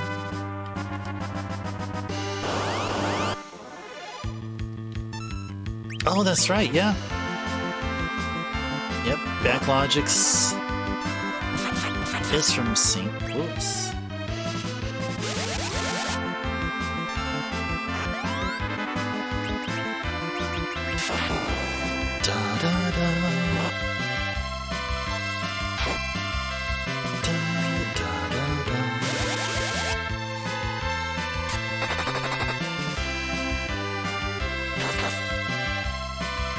So hope the weather wherever you guys at has been good. It's here in the Northwest. I was driving for the first time and even walking on for the first time a sheet of ice. Yep, it was in the -Celsius here. It was like 21 degrees all day, 21 degrees Fahrenheit. There was no strong wind chills like there were yesterday. There was like wind chills at like the low ones Fahrenheit. Oh, Backlogic's gonna go out. Yeah, because Backlogic's you're in a warm area now. Weather warning today of it being cold. Current temperature 71 degrees. Oh, you have that right. You can gloat. I think everyone here can allow that. Yeah, winter warning. It is actually cold. Okay, so maybe you're getting gusts. Oh, maybe you guys, maybe you over down there are getting some residual effects of the Arctic chill that we're getting up here, like totally, like severely. Yeah, I went outside yesterday to grab. I went to a tea place, our boba tea place, just to get some regular tea like I usually do. Just walking from the store to my car, like just 15 to 20 seconds, just with my bare hands out in the open outdoors, and it's my hands started getting numb. It was that cold. I've never experienced that before. I've only seen it in movies and TV and like video and stuff. But this is the real deal thing.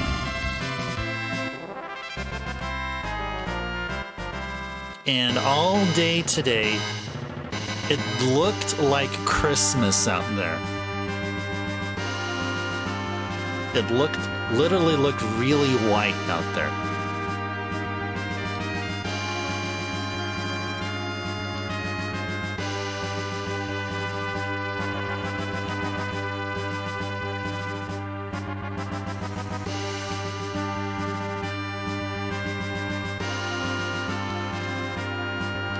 It doesn't feel like Christmas there at all.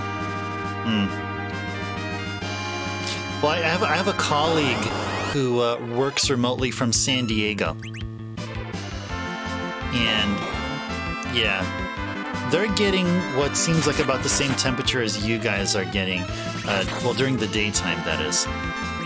So it's still like low 70s, high 60s during the daytime in San Diego.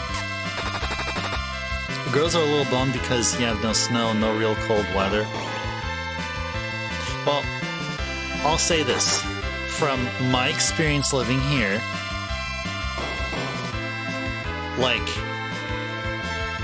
I would not want to permanently live in the Northwest. I grew up in this is probably because I grew up in California. I'll always be a California kid through and through. But, and again, I'm here just for my 9-to-5 career, right? And if I had the choice, I'd rather stay in California. But being up here, I realize the Northwest is a cool place to visit, to chill with your friends or family, to hang out, but not as a permanent residence. Not for me. It's not my kind of place. But given that, if there ever going to be weather like this again within the next upcoming years or many years to come, during the wintertime, and I want to have a Christmassy like feel, I'll fly up here. I'll be here. I'll stay here for about a week or two, and then after I'm done enjoying the Christmas spirit here with the snow and all that stuff and ice, then I'll just fly back. Grass is always greener. At least that's what I thought. I thought it would be that way getting up here, but then I thought, well, now that I've been here, I'm like, nah. I mean, the constant cloudy skies here, yeah, it's not for me. It's not for me. Totes a fixer-upper console is meant to refurbish and sell. You keep being lazy. You're up to 17 NES consoles. It's a lot of consoles. Probably have quartz controllers for half that many. Well, when? You can help out Backlogix. They're going to be making a retro/internet cafe. So save up, hold up on those. Work out a deal with Backlogix with the logistics and stuff. The economy is supposed to be sketchy next year, so it figures that one probably end up getting the motivation to try to sell off. Well, if they're in good working condition, that is, then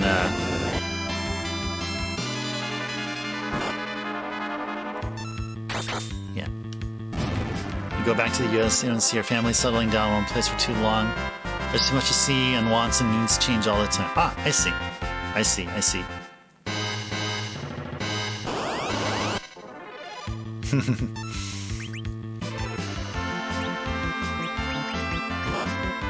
Stream the business too, hold some tournaments. Yeah, it's totally. I mean, it's up to you as the business owner.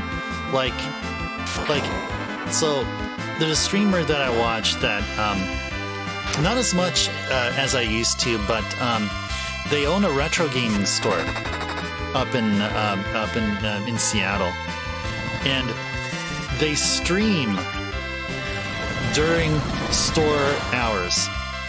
So they have fun with it and call it as though we're like the Twitch community are the security crew. So they're expecting security every night here from those there to report any suspicious people and activity and all that stuff. Coming across the Twitch channel, the guy owns a video game store. Repairing and packing his prize. Oh yeah, we're talking about the same one, DS Koopa. Yeah, DS Koopa owns Pink Gorilla Games, and I actually went there a few times, and I met DS Koopa. It's a cool dude. I went to PAX as well, and he was working there with his crew, with a line of people that wanted to go into their booth to buy games, and I said hi to him. He's really busy though, really busy guy. Yep, same person. Yep. The custom t-shirts are cool. Yep, the pink gorilla t-shirts. I don't have a t-shirt. I have a pink gorilla plushie. Dude, by the way, you know, maybe I should show the plushie here. Hold on. Let me show you their plushie. Hold on, guys. I have to show it since we're talking about him. There it is, right there. Okay. Controller. Controller, why did you fall?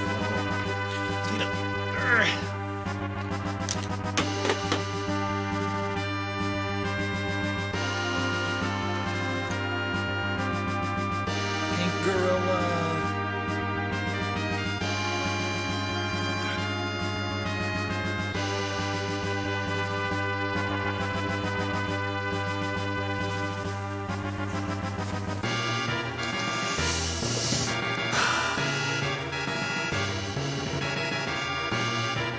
He has your dream job. Like I said, you're lazy. You don't have his drive even if you have his passion for the subject materials. Oh, thanks, Swen. Yeah. Thank you. Yeah. And you know another thing? This hoodie is actually it doesn't feel like a hoodie that'll wear out. Like it really is durable. It's not like hiking, like clothing durable, but it feels like it's like it was done with care and good material. I don't know if that makes any sense. So it's not a cheapie. It's not a cheap feeling sweater either. Yeah. Don't have his drive.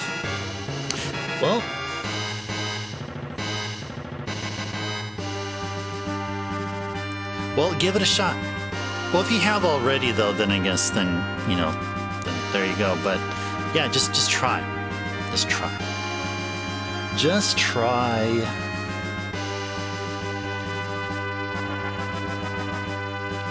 Yeah, I actually have I bought a bunch of Twitch sweaters. So this sweater is my winter 22/23 sweater that I'm going to be wearing. I wore a Twitch sweater when I started streaming last year, and it was black. It was black, and it said Twitch from right here in purple text. Oh, and by the way, I should probably put the sweater in the washer actually. So then once I do that tomorrow, I'll either wear this again or I'll wear my older sweater. But yeah, I have probably 4 or 5 more Twitch sweaters. Oh, and by the way, I have another one of these. This is how much I really love the design. I wanted to buy one more just in case, there was a fear of maybe this sweater design will not be manufactured anymore, or there's another one, which is least likely to happen. But in the real world, things like that happens. But if Twitch gets bought by another company, then the Twitch logo, as we see it here, may cease to exist. So I just want to make sure I'm representing Twitch, just in case Twitch gets bought by another company, because that's all I would care about. I may not necessarily care about the parent company, but I care about Twitch and what it originally stood for.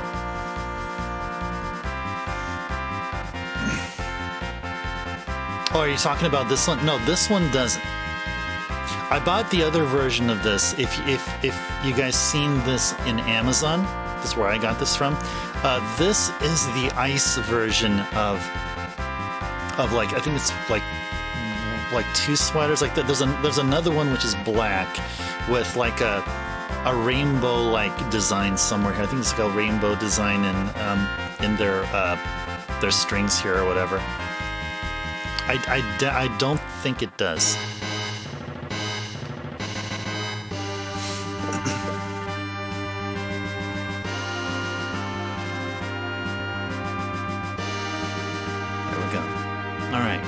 We're about 2.5 hours in. What is that? 3 pink puff encounters. 3 pink puff encounters.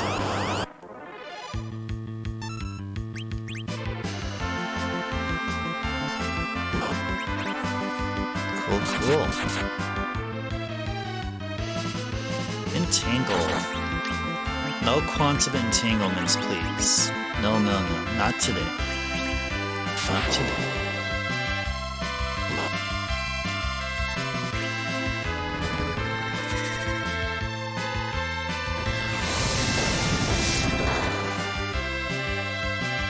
Well, those are some good numbers. Rydia has been getting some magic stat boosts. It's a good thing.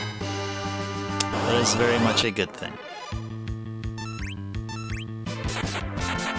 Is it lurking behind? Sure.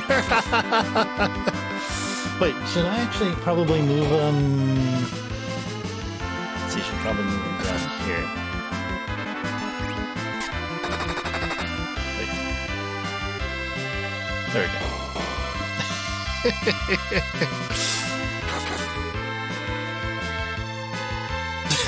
Perfect, isn't it? Yes, there you go. He's kind of all slanted like this. Just smile and have a good time.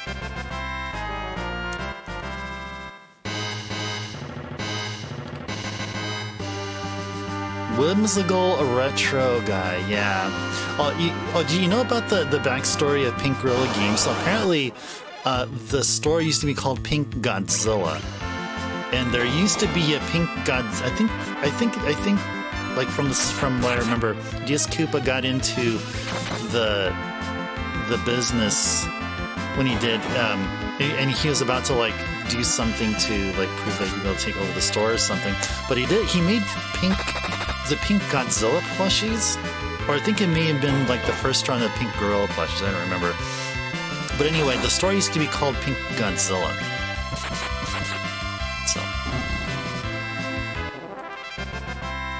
So instead of having a Pink Gorilla plushie that would have this Pink Godzilla with the tail, it'll actually look green. There's actually pink and green, so those like things sticking out of Godzilla's, like there's like 3 things up there. It would instead be green. So that's why when you see the store's interior, it's pink and green, and it's based on Pink Godzilla's design. The change was because the film company that does Godzilla says that Godzilla is like a copyrighted or patented, trademarked, whatever word, and so basically the company, Pink Godzilla, got a cease and desist letter or something like that.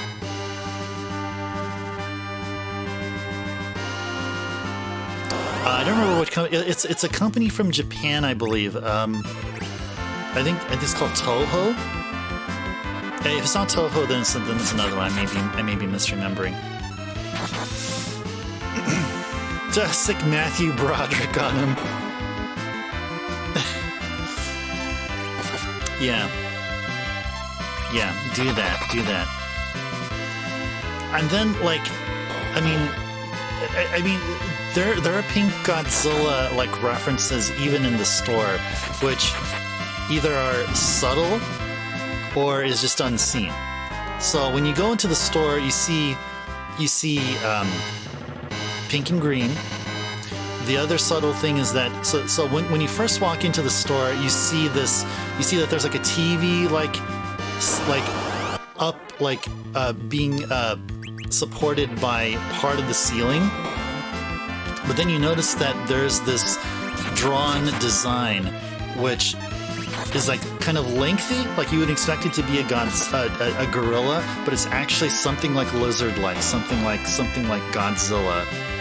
Like it's so somewhat of a lizard-like design. So there's a subtle thing. The other not so subtle, but something that normal customers would never notice is that the main office area, especially where the repair guy works at, there's a drawing of Pink Godzilla, literally the old Pink Godzilla logo, the text, and the Pink Godzilla mascot.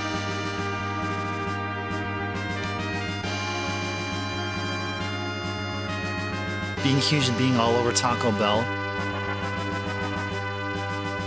Godzilla. I sort of remember that. I was a Taco Bell fiend. So, you guys remember the Chihuahua? Yo quiero Taco Bell. You guys remember that? I have all except one of the Chihuahua stuffed toys. The stuffed ones. You know, the one that like you like press a button and it says something. Like one of them says Viva Gorditas, and the other one says Yo quiero Taco Bell. And the one that I'm missing is the one where he's carrying a rose in his mouth.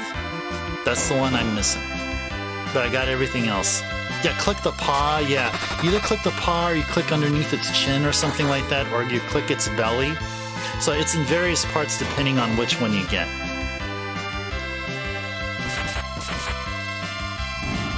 Yep. I still carry them with me. Just for reminiscing. Haven't chucked them out. Nope, I have not chucked them out.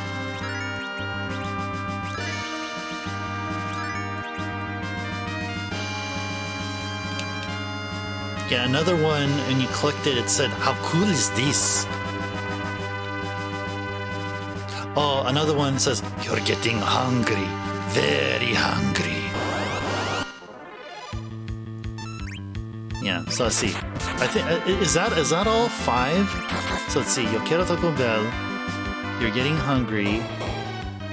Viva Gorditas. Oh, Feliz Navidad, amigos. Yes, Feliz Navidad, amigos. He says that too. Yeah, I think I remember all of them. Oh, the Choco Taco. Oh, that's bringing back memories. Oh, I don't know. I have no idea. I mean, I can post a theory, but I mean, it's just, I mean, I don't know. Did maybe Choco Taco like decided, nah, we'll just branch off and make it our own thing or something? Maybe now they're their own company. I have no idea. Oh, what? Buffalo chicken burritos? What? What, really? That actually sounds really good right now. I'm hungry, guys. Chicken avocado ranch. $1! Oh my god. Oh my gosh. Yeah, a lot of people, like especially in California, would say like if you want to eat real Mexican food, then don't go to Taco Bell. So that's what they say. I mean, I like Taco Bell because I still dearly like it. I don't have Taco Bell as much as I used to. Just now and then I'll go to like a McDonald's, a Taco Bell, and it's been a while since I've ever been to a Jack in the Box. But if I go to a Taco Bell, I'd usually get these 2 items. I would get a cheesy gordita crunch, and the other thing would be a Nacho Supreme. But they dropped the Nacho Supreme, and instead it's a Nachos Bel Grande. But I don't know if they dropped Nacho Supreme just here in the Northwest. Maybe in California they still have it though. But yeah, Bel Grande is like Nacho Supreme is like half the size of a Nachos Bel Grande, but okay, at least I get some nachos. Like, whatever.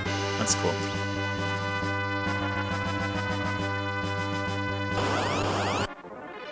If you want an affordable colon cleanse, go to Taco Bell. Oh, I used to love ordering chalupas, especially when they first were available.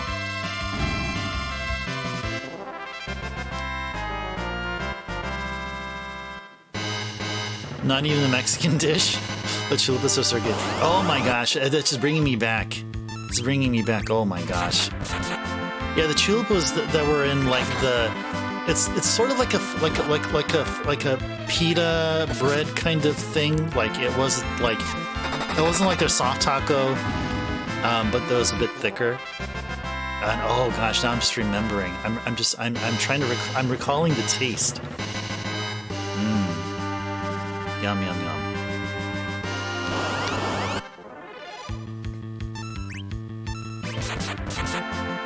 Beef Supreme chalupas. Kind of a fluffy crunch. You know, I get that from the cheesy gordita crunch, because you have essentially the same. It's like you have a chalupa wrapper or the whatever the flour or whatever, and then on top of that, then you put in like the Dorito shell, the crunchy shell, and then with then on top of that will be like cheese, lettuce, and all that other stuff. So good. That's why I love the cheesy gordita crunches. I guess that's why they're called gordita crunches.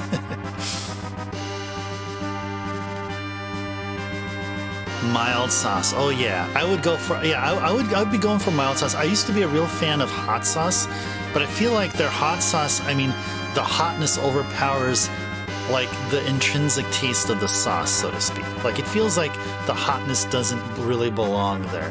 So yeah, I get what you mean. Mild sauce is like you're really like tasting the individual ingredients more or whatever, something like that.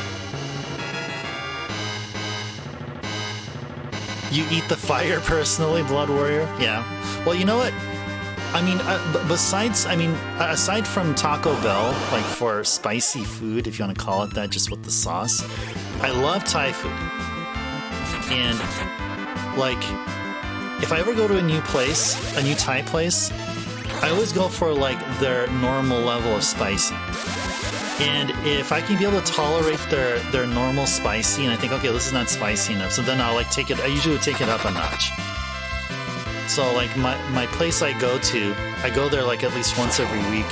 I would get their noodle plate, and I'd ask for hot level of spicy. Hot is like one notch above medium.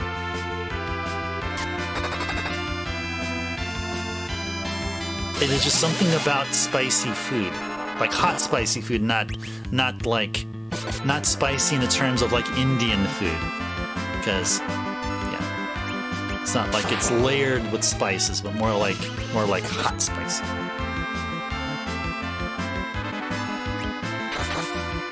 Being bear maced. Oh gosh. Oh man. So okay, so it'll sound kind of like, I don't know, like so is normal spicy of salsa in Mexico, is that like really like medium spicy here? Like I would figure that Mexico would have high expectations for people's sense or tolerance for spice. Or tolerance for heat, that is.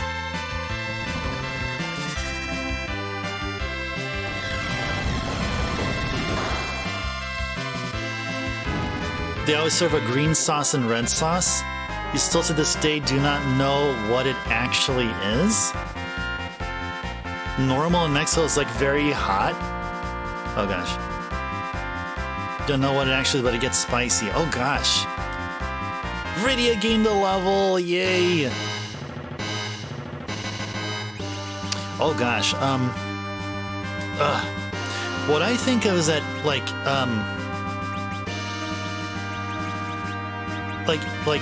those green and red sauces, I would be expecting that they would be made via, like, the old school, like, a pestle and mortar, or whatever. I think it's called a mortar. So pestle is like I think it's like a cup, and it looks like a thing, like it's like a thing here, and like you put your ingredients and you like mash it and like do that. It's called mortar and pestle. Mortar and pestle, yeah.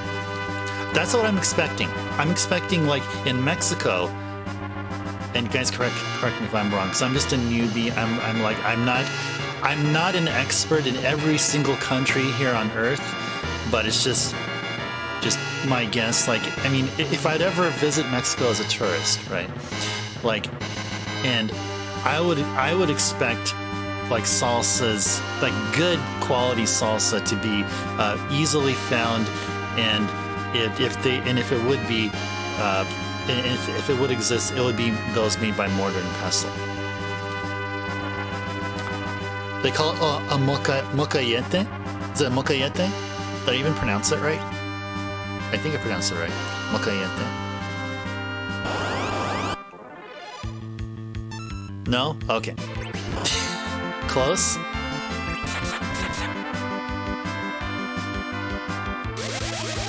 Okay.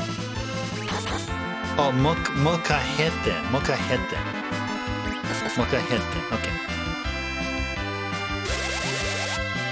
Mocajete. Okay.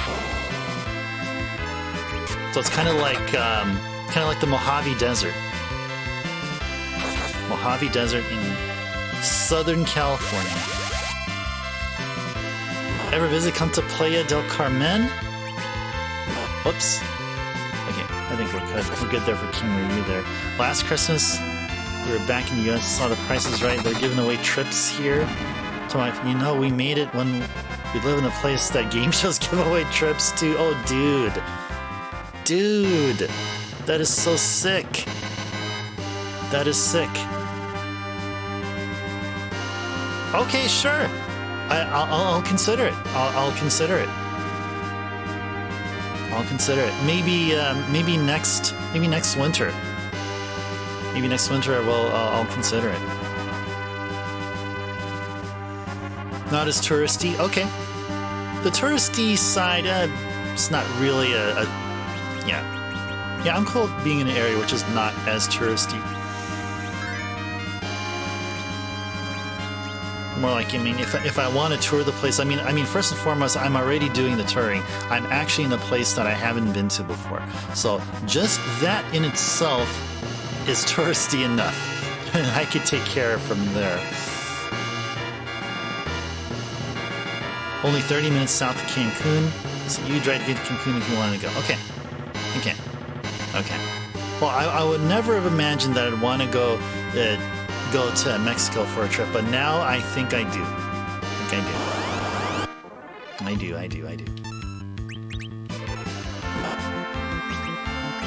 Yeah, there's still a few places I need to even while I'm around here in the Northwest that I haven't been to yet.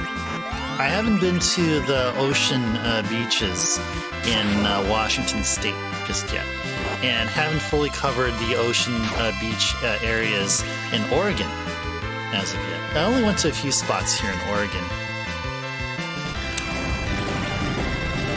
And have a chat member here who's been visiting here ever since I started. They live up in northwest Washington State, not too far from Seattle, about an hour away from Seattle. So I'm there to visit sometime, and then all those other places. Like I've never been to any of the falls here. I haven't been up to Mount Hood just yet, or visited Mount St. Helens, or drove up close to Mount Rainier in Seattle.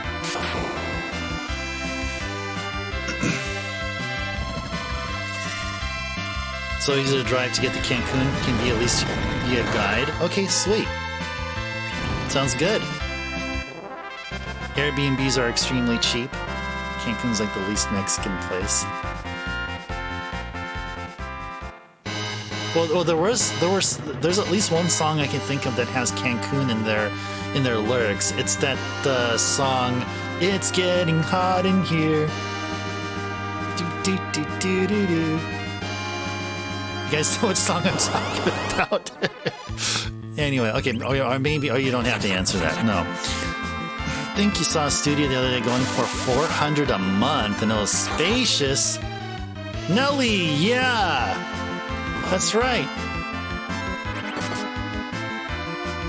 I don't know. Nelly sounds like it's familiar. I just remember when you said Cancun, I remember Cancun as part of the like the main verse. It's not the hook of the song, it's part of like one of the verses.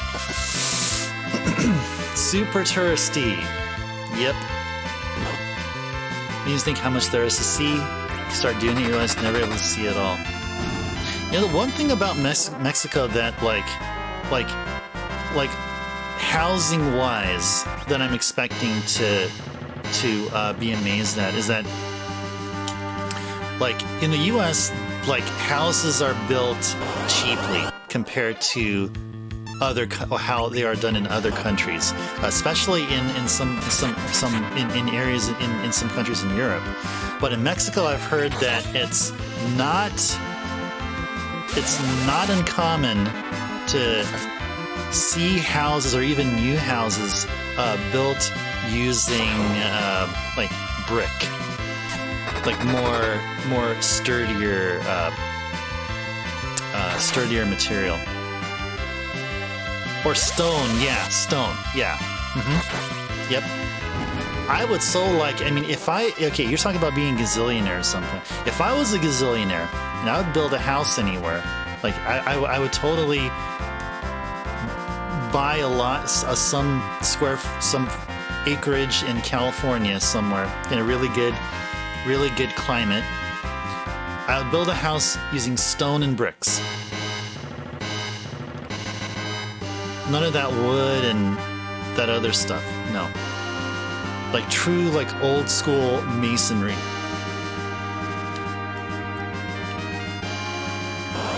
Cinder block bricks. Cinder blocks, yes. Cinder freaking blocks. Oh, you used to work in construction as well, Blood Warrior? Man, you know your stuff. You know lots of stuff.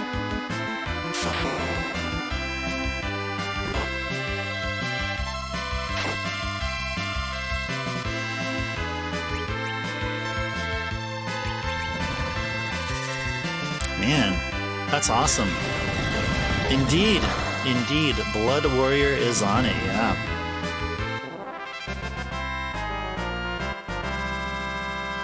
Oh, that was one of my many like ambitious goals.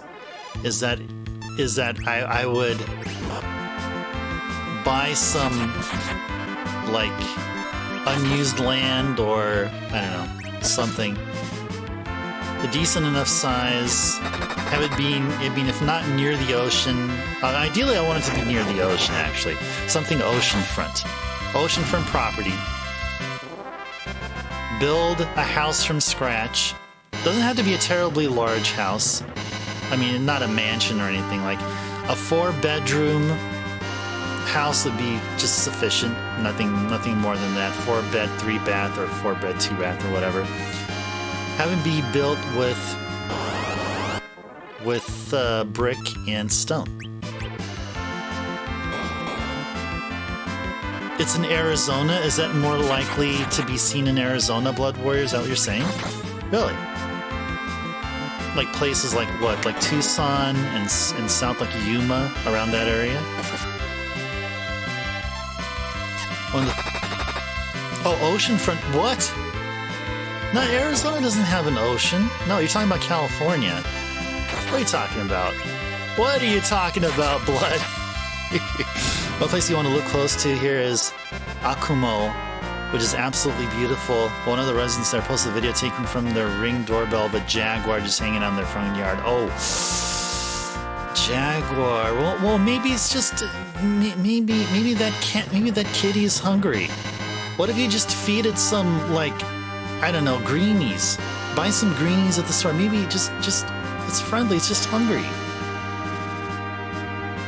It'll be nice kitty, and then just stick your hand in it, and then it'll, instead of biting the greenie, it'll bite your hand off. Okay, maybe that won't work.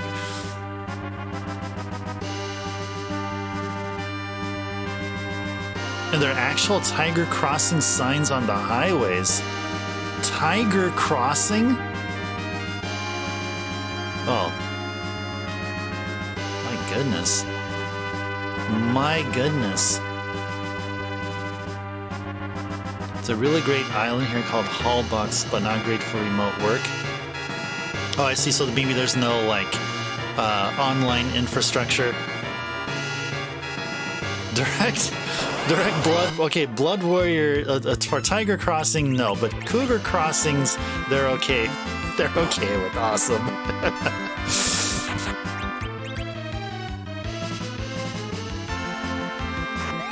They don't even really use cars on the island. Mostly all-terrain vehicles, golf carts, etc. Lovely place, and whale sharks pass it during migration season. Ooh, that must be a sight to see. That must be an awesome sight to see. Probably find them over by senior frogs. Oh, man. And sunsets are unforgettable. Oh, I love sunsets. I love sunsets. Love it, love it, love it. One of the best things about being near the ocean, it's like you get to see beautiful, the most beautiful, and those sunsets are long. They last for quite a while, especially those in beach areas in Northern California.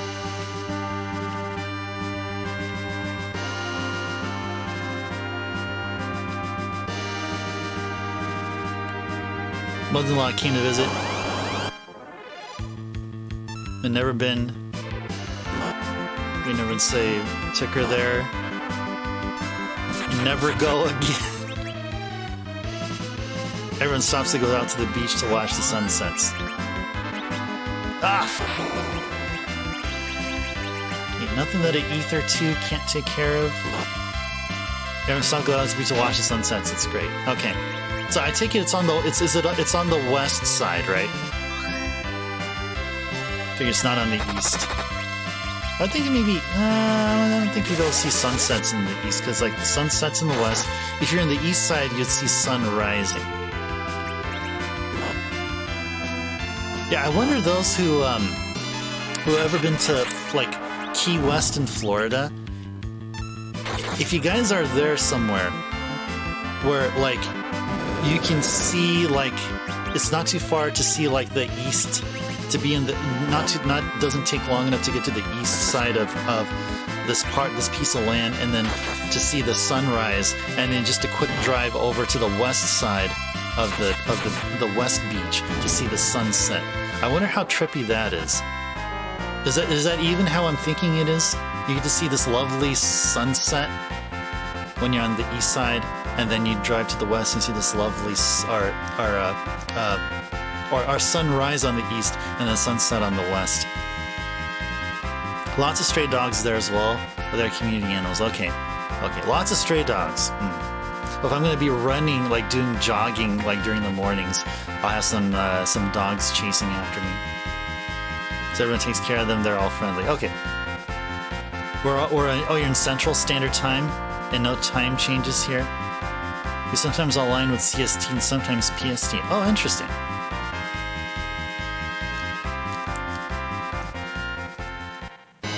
So how's that? Because CST and PST are like 2 hours apart, unless they're different time zones.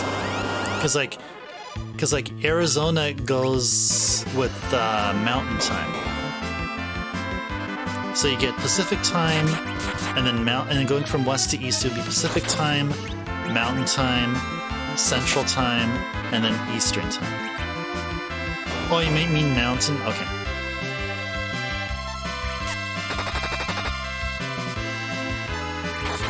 Okay.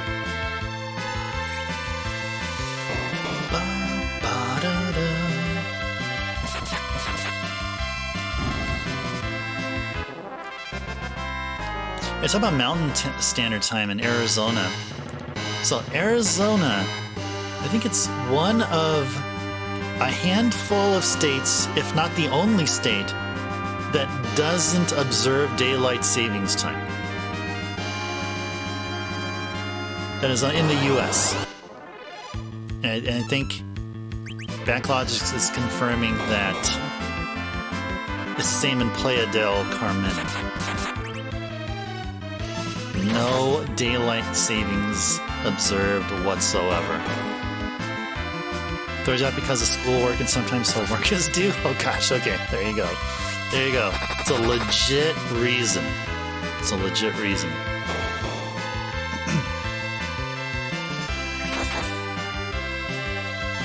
I'm just a tiny bit morbidly curious. What would happen if we did like cast lit 3 on Tricker? What would happen? Or maybe we should just try lit. Just lit 1. What would happen? Okay, you're like, oh my gosh, Tricker just tricked me. I don't want to find out. He may do like a mega nuke or whatever, ultra nuke. Quad 9 damage to everyone. I don't want to try it. Let's just take him down, grab the experience and gold, and let's keep hoping for another pink puff encounter. We had 4 pink puff encounters. 4 pink puff encounters here tonight. We still got another hour of streaming time, about an hour and 10 minutes. About an hour and 10, hour 15 still left. Yep. So yeah, we've been typically starting our stream here during the weekdays at 8 p.m. Pacific. Today, it started at 7. It's about an hour earlier. So we'll still stick with the 4-hour, at least 4-hour stream session.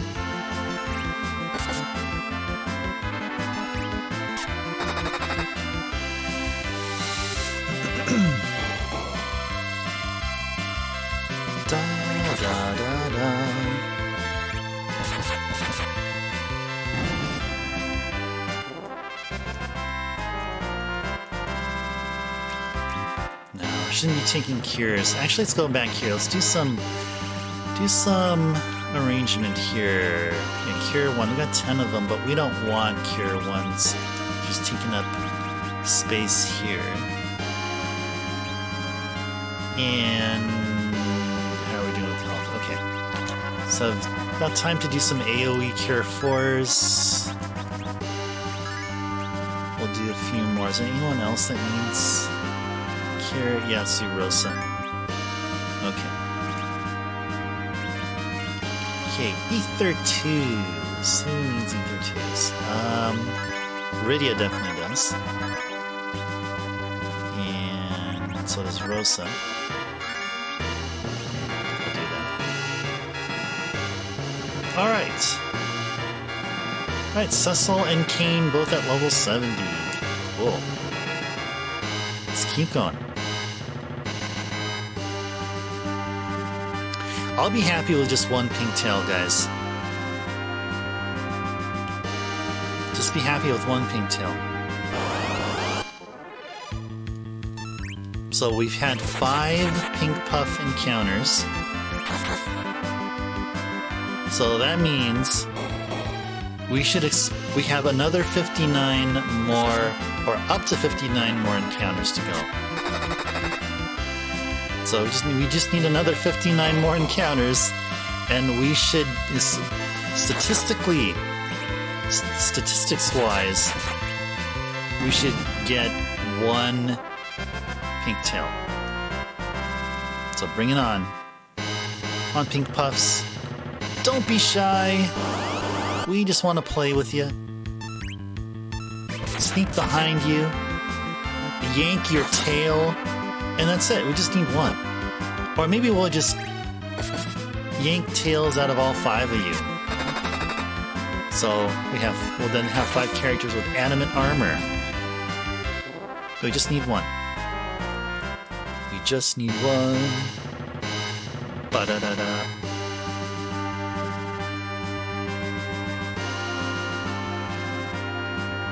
Yep. As we're approaching the 3-hour mark, and for those who joined a bit later in the stream, like maybe about an hour or so after a stream start, so we weren't doing pink tail grinds all stream. So when stream started, we were doing item duplication glitches. We did 2 versions. We duped Masamune for Edge. So Edge has 2 Masamune, 1 in each hand. And the other dupe we did is we got 255 Excaliburs. Pink tail grinds, gout talk rhymes. Pink tail grinds, gout talk rhymes.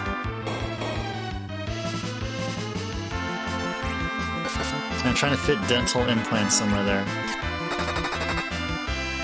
Dental implants in arcade times. Pink tail grinds, gout talk rhymes. Dental implants in arcade times, or something. I don't know.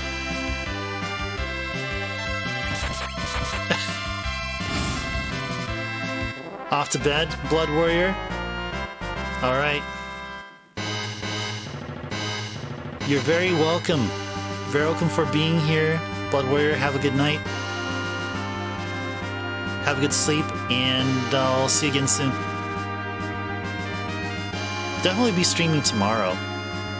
Well, tomorrow is it's 10 o'clock right now. But yeah, there'll be a Saturday stream for sure. I have a viewer request to fulfill. Hope you guys will be here to watch it and enjoy it. Oh, you're doing the same thing to Backlogic's? Cool.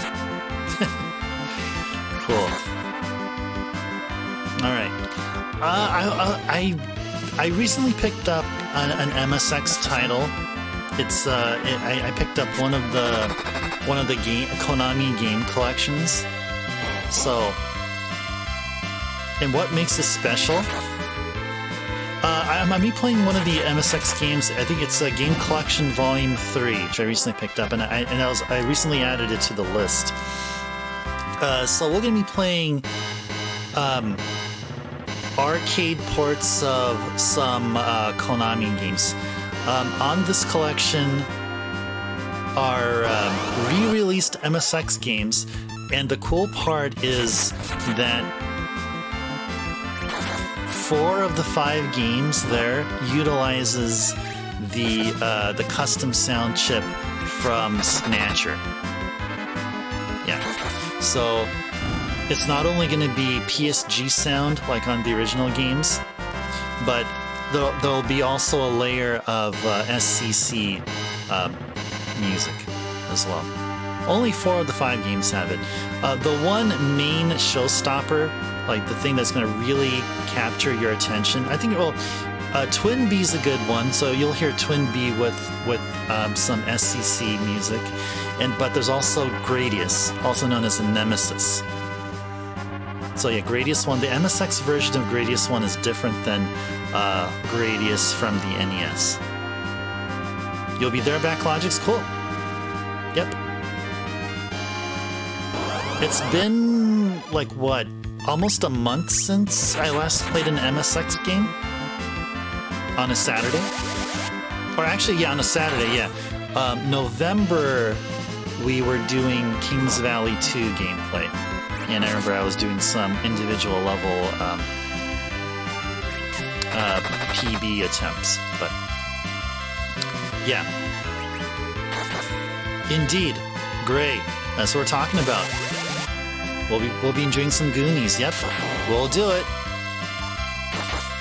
I may even add in the MSX version of the game afterwards. But we'll definitely dedicate a good amount of time playing the Famicom version for you, Gray. Don't worry. I gotcha. So I'll probably transition over to the MSX game that I was talking about after. So we'll start off with Famicom Goonies, then we'll do MSX Goonies, and then MSX Konami Game Collection Volume 3. But here's the thing. That game collection I'm talking to you about, it's on a floppy disk. The floppy disk drive on my current MSX machine, I have an A1WSX, and it's an MSX2 Plus spec. But besides that, the disk drive is a bit wonky. So for those who have seen me go through trying to play SD Snatcher, so I was experiencing like the disk drive not working. So like in some ways, and I had to release the floppy disk, re-enter the floppy disk back into the slot, repower the MSX over and over and over again, just before I can play at least one of the games. And there's some glitchy graphics that came in, so I don't know, maybe it's because, I don't know what, I'm not sure what the reason is. I think there's some legit, like, electronic reason why.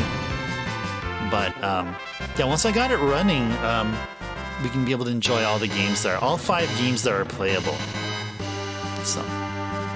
So we'll get through the games that are guaranteed to work once you put them in the slot, power on the system, and then we'll take care of the difficult, the floppy disk. So that's some words you haven't heard in years, floppy disks. Oh man.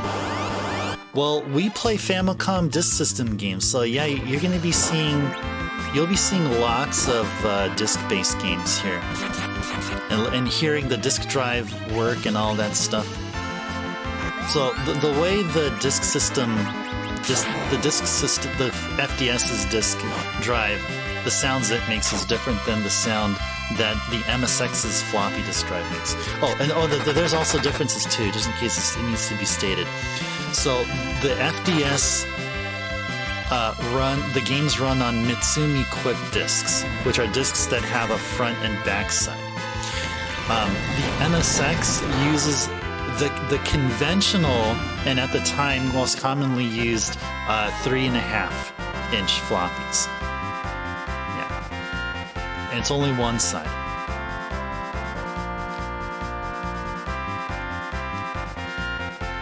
King's Quest and Police Quest flashbacks. Yep, I've seen gameplay of those games. Yep. I believe we had a streamer, she goes by That Girl Joey. I believe she did both of those games. It's either a DOS game, later DOS, early Windows game, or maybe a C64 or an Amiga game. Either one of those. That's what I sort of recall from after looking at your message there. King's Quest and Police Quest. I haven't played it myself though, but I just wanted to claim that I believe I've seen gameplay of those games.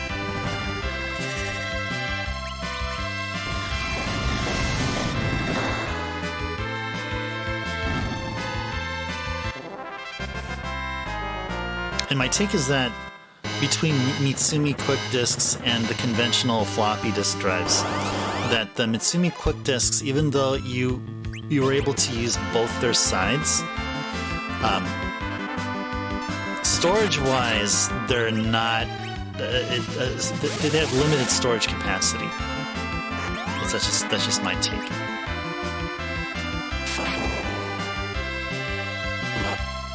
It makes me wonder, out of all the FDS games, which one had the most, like, the most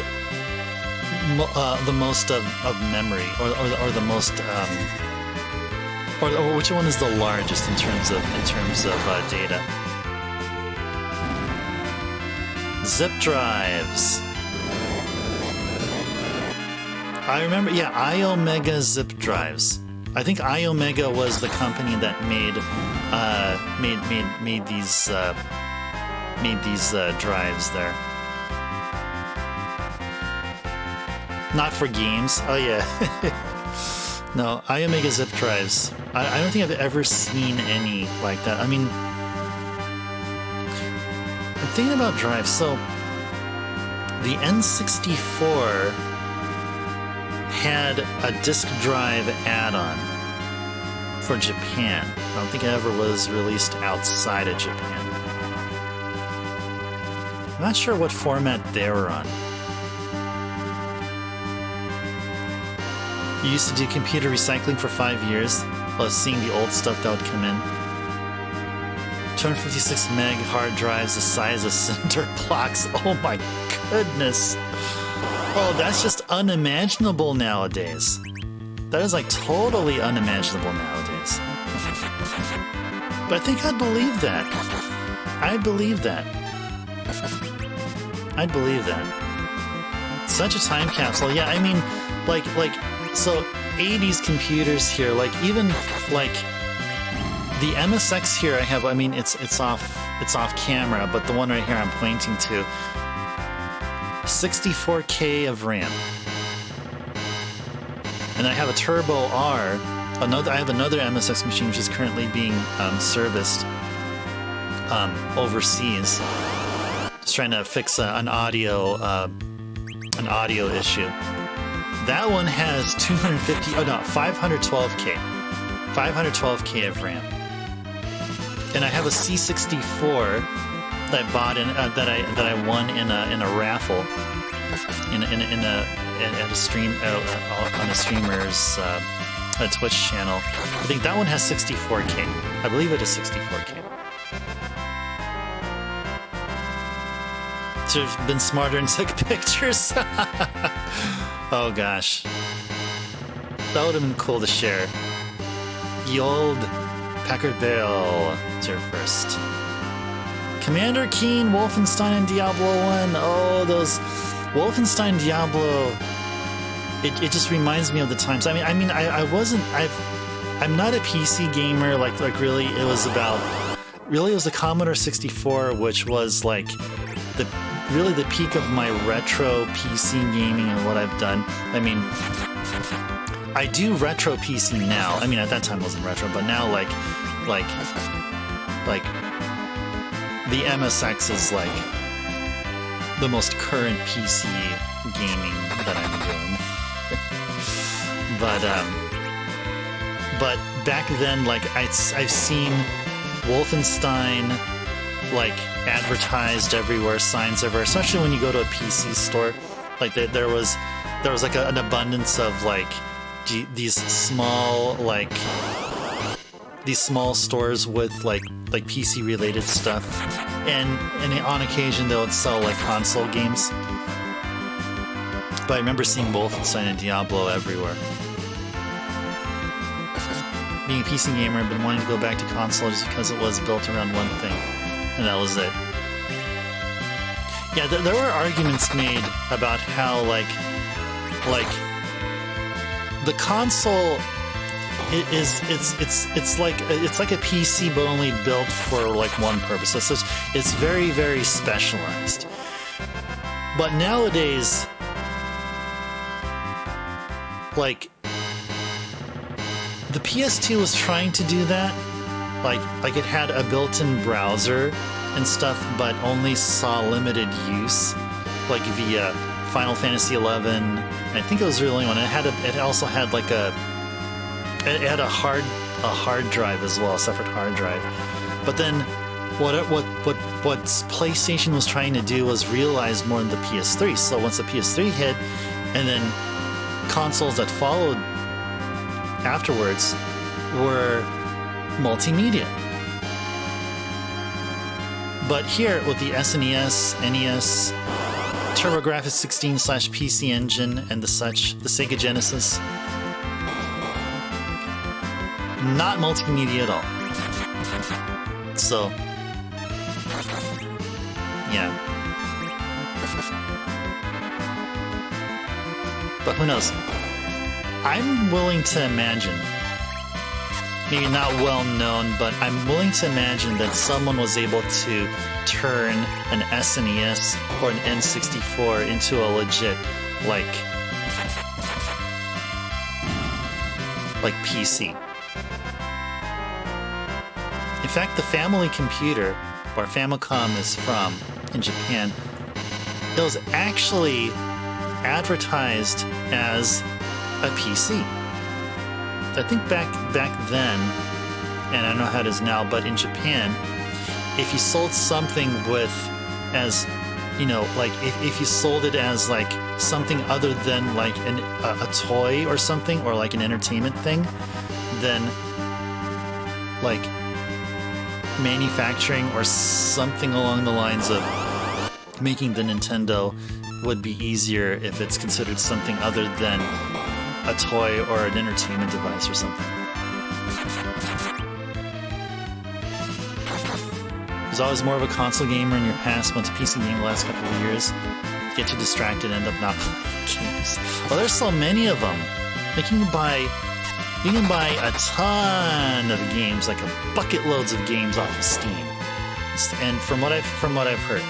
And also Steam has like these sales, and like there's other like this GOG thing and Humble Bundles and stuff.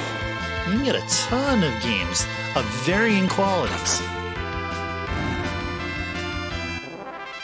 Not gonna lie, it's honestly too much. It's just so saturated. And the thing is, I feel like it keeps getting saturated even more.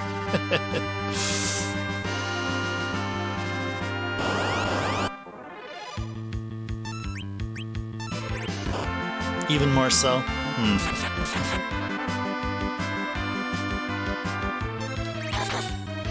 I think I've been offered a few times.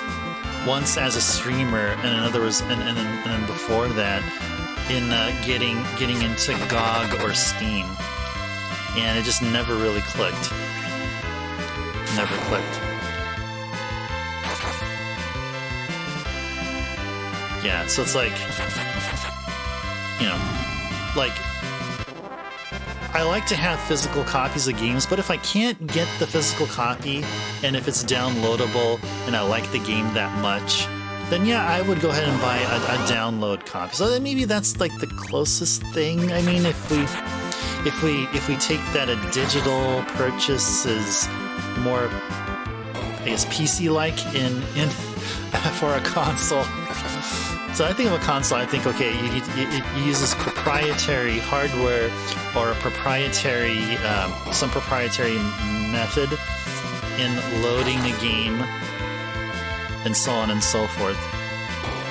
But yeah, I mean, like for the PS3, I mean, that's when I embraced digital download. Like I wasn't offended about it at all. I just thought it was weird. It was different. But then I started buying games like, hey, this is actually pretty cool. Like, some of the PS3 games that, like, the download games that I still enjoy to this day is the Pixel Junk games. Those had a really good style about them. Really, really nice style. Don't do it, Backlogix? Okay. Alright, well, point taken. I will not. Oh, Epic Game Store. Yeah, I've been getting these promotional ads from them on my email. Oh my gosh. Your pile just keeps building. 3 games every month. My goodness. See, they're just like every company that wants to just pull people into their ecosystem. Like, we're treating you, we're getting you. And there's some big titles as well. Oh gosh. Oh man. I can tell if they're even including big titles. Oh, they're really trying to reel customers in. They really are. Daily giveaways in December. Oh my gosh. Now I'll ask. Okay, or are there any legit games worth getting? And is it just some which are good and a huge amount of others which are like, why the heck did I get them? I mean, would that be what I would be saying? That's what it seems like. If I got into PC gaming, I would be saying that too. There's some indies that are out there. I would be curious about indies. I would be pretty much like everyone else and just be scrutinizing the heck out of them. Like, is this game really worth the time? Should I continue playing past whatever? You know. But I would imagine that there would be like so many of these genres and stuff. Oh, all Tomb Raiders were given away. Square Enix. Oh, good. Yes, Tomb Raider is it could be some legit good stuff. BioShock collection. Oh, I remember seeing BioShock back in the PS3 days. BioShock. Control. Oh, I think Control was. I've seen it on either PS. I think it was a PS4 game, PS4 or PS5, maybe. Borderlands 2 and 3. Oh gosh, yeah. These are multi-plat titles. Remnant, I'm failing to recall. I may have seen it, I just can't recall it. But yeah, Control, BioShock, and Borderlands. Yep. Those are multi-platform games. Oh, nice.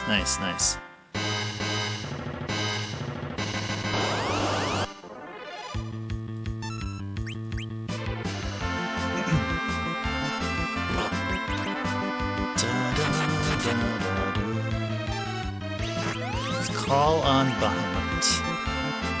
Oh, Grand Theft Auto 5.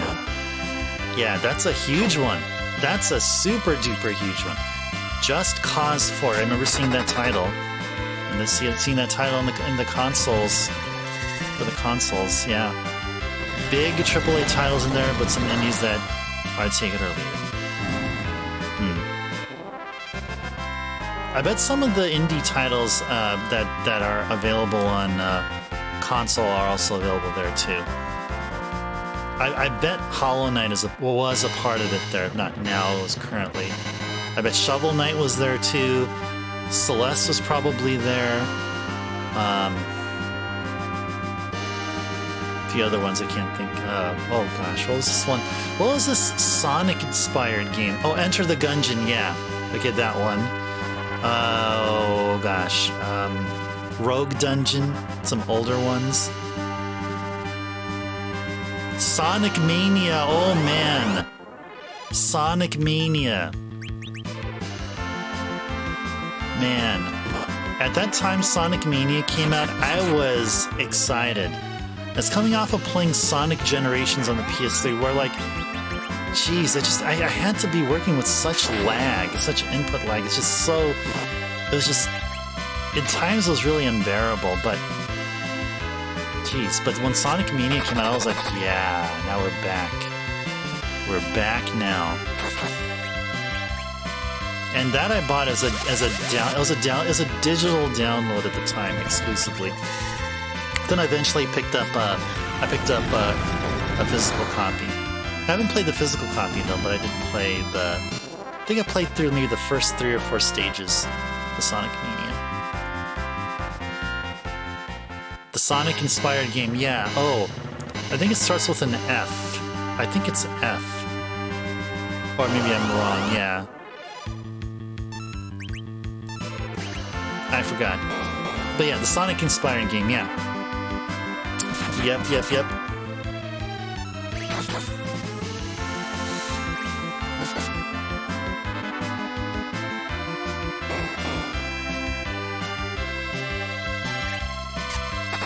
It's really the only PC gaming I've done, like legit. The closest thing, the most recent game I played is probably one that hardly anyone knows of, except for, no, it's not Kazin, no. It's,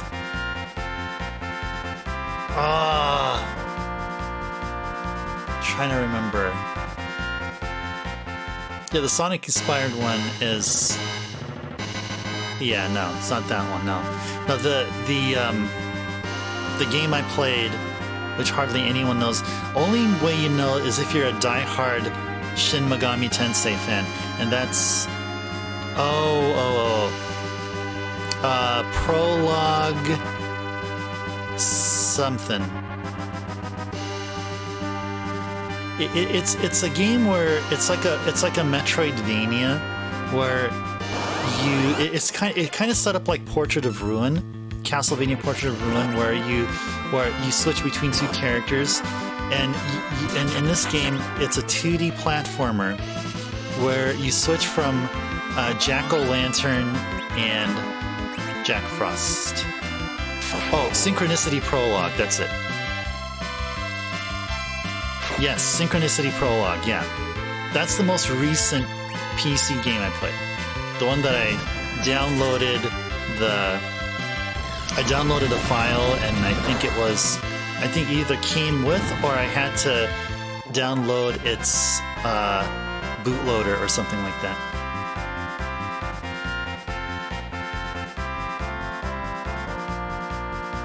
Oh, second title's released for the game we're thinking of? Okay. I want to find out what the freaking heck the name of that game is. What is it called?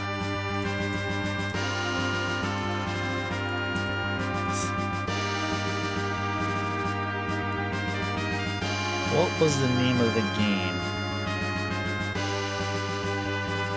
Freedom Planet. That's it. Freedom Planet. That's the name of it. Freedom Planet. I know it started with an F. Yep. Freedom Planet.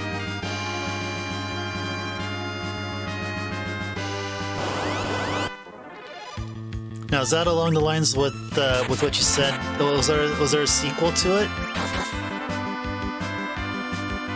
If there is, then I'm not surprised. I am not surprised. Second one, is it called Freedom Planet 2, or does it go for under a different name? Is it Kaze, like you said? I don't know. I'm out of the loop on indie games nowadays. I was heavily into them around the middle 2010s. That's why I'm like remembering Shovel Knight and Hollow Knight, which was around that time.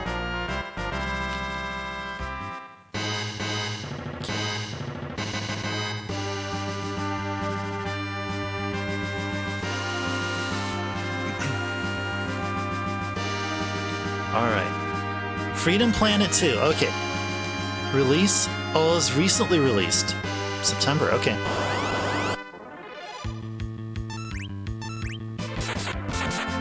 Oh, there's another game. I'm actually I'm disappointed in myself that I haven't mentioned the name of it. Here's one of my favorite indie games of all time. I would say maybe it is my most favorite, but I'll say one of them. No, Axiom Verge. I believe there's a sequel being worked on, or it was already released. But oh my gosh, I love Axiom Verge. No, I haven't played 2 yet. No. Is it released? Oh my gosh. I want to see if I can be able to get a physical version of both games. I think there is a physical version of there's like a 1 and 2 collection or something. Am I a Mega Man fan?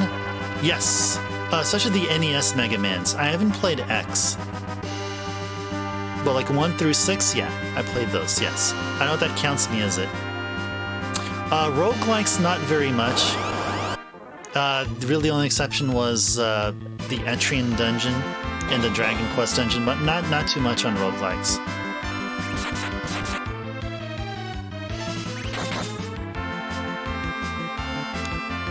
XX, yeah, I heard of it. You know what? I downloaded it, but I haven't played it. And I think there's a sequel for 20XX as well. Is that where you play as a what looks like a female character? Like a female Mega Man? Yeah. Yeah, 30XX, yeah. The reason why I knew about 30XX is because there was a demo kiosk/demo area. I believe if it's not in PAX, it was in Portland Retro Gaming Expo this year.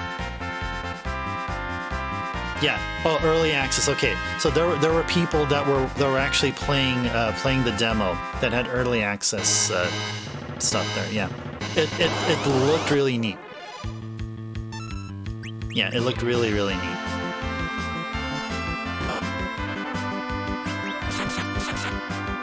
You to come to Portland Gaming? It should be happening every September.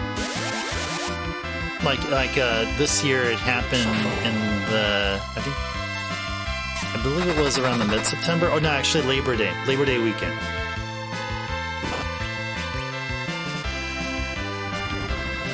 You've only been to one convention in your life and it's such a blast. Oh man. Well, I've been to 2 this year. So if you want to call PAX a convention, I guess it is. It's a little bit more on the corporate side, but still it was cool.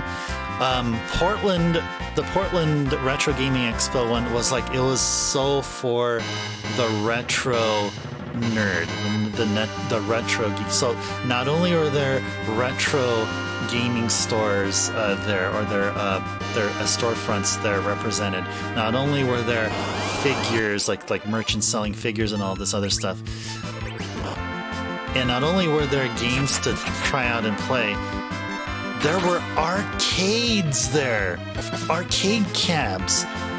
A section of the main floor had all these old school arcades, like legit arcades.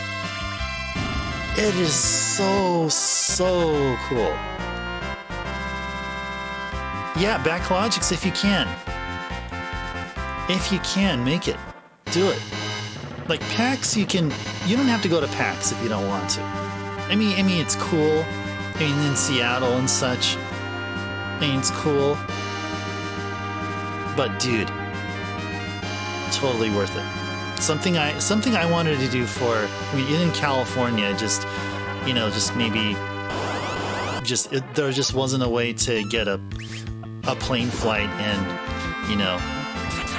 hotel accommodations until like now, but geez, if you can, please do it. Yeah, arcade cabinet. Yeah, once I get my own house, like ideal situation is build a house using stone and brick foundations, oceanfront property. I'll have space for an arcade room. And I'll have all the Street Fighters there, Street Fighter 2, Championship Edition, Hyper Fighting. I'll even put in Rainbow Edition just for the heck of it. I have the first 3 Mortal Kombats. What else will I have? Pac-Man, Pole Position,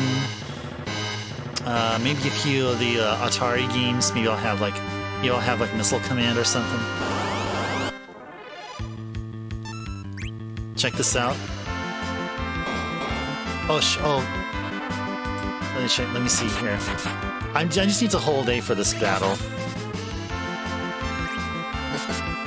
Okay, yeah, this is like a modern take on arcades, but yeah, this I will totally be down for, because you're playing a modern game using modern tech, but using an old school control system there. Oh, and I really dig the bats, the joystick bats. They have this bubbly look in them. Oh, it just looks so freaking cool. And it's also transparent as well, or translucent. Oh gosh, this is so freaking sick. Oh no, it's okay, Backlogics. No, it's okay. I mean, this would have been a problem beforehand, but like, you know, we're just chilling here. This is not mandatory like story progression, so we're just chilling here. Throw it back to the old school marquees. Yep. Yeah, I started learning about joysticks and joystick parts. Once I was starting to get into, I was, but I didn't get too far in, and thank goodness maybe I didn't. But it's in the fighting game scene. So the best ways to play fighting games, and in some respects also shmups, is with a joystick. And you'd want to have a joystick which like it's not a cheap feel. It uses professional like high grade parts, which can only, I mean, from what I know, can only be found in Japan, like Sanwa parts, I believe. Sanwa is the name of good quality joystick parts. You know, the clicky sounds when you like move them and all that stuff. And then you can choose which gate you want, like an octagonal gate or a hex gate or whatever like that. All that kind of stuff just to get the feel. So when I saw the joystick bat and its like bubbly design, like I know exactly where to buy such. I know where you can get that stuff. You see, you get a local carpenter to help me at least make the cabinets. Oh, sick, dude! You're gonna be living the dream, man, or you already are, pretty much. Then there are all the parts themselves. Oh, can you find them in Amazon? Yeah. Well, whichever is more convenient. Like from my knowledge of joystick parts, I would go directly to the manufacturer, or there's a shop in Japan, or actually maybe someone that sources stuff from Japan, I would imagine SoCal would have a few stores that do that. 8-Bit Dough has a great joystick. Even saw a guy with one of these rotating mounts for his TV. Vertical shmups, yeah. For the vertical shmups, yeah, indeed, yeah. Yep, so you have it in portrait mode, portrait like this. For the vertical shmups, that is. Yeah. Which most of them are. Just a handful are horizontal, like Darius and Death Smiles. But games like Mushihime-sama, the Donpachi games, yeah. Pretty much everything else is vertical. You want to put it on wheels so you can move from room to room? You can play it outside. Yeah, that's possible. That is very much possible. Ikaruga, yes. Vertical, yes. Ikaruga is vertical. Yeah. Yep. Indeed, I can confirm. Yeah, another one is, Ketsui. Yeah, Ketsui is a Cave game. Cave makes some really good shmups.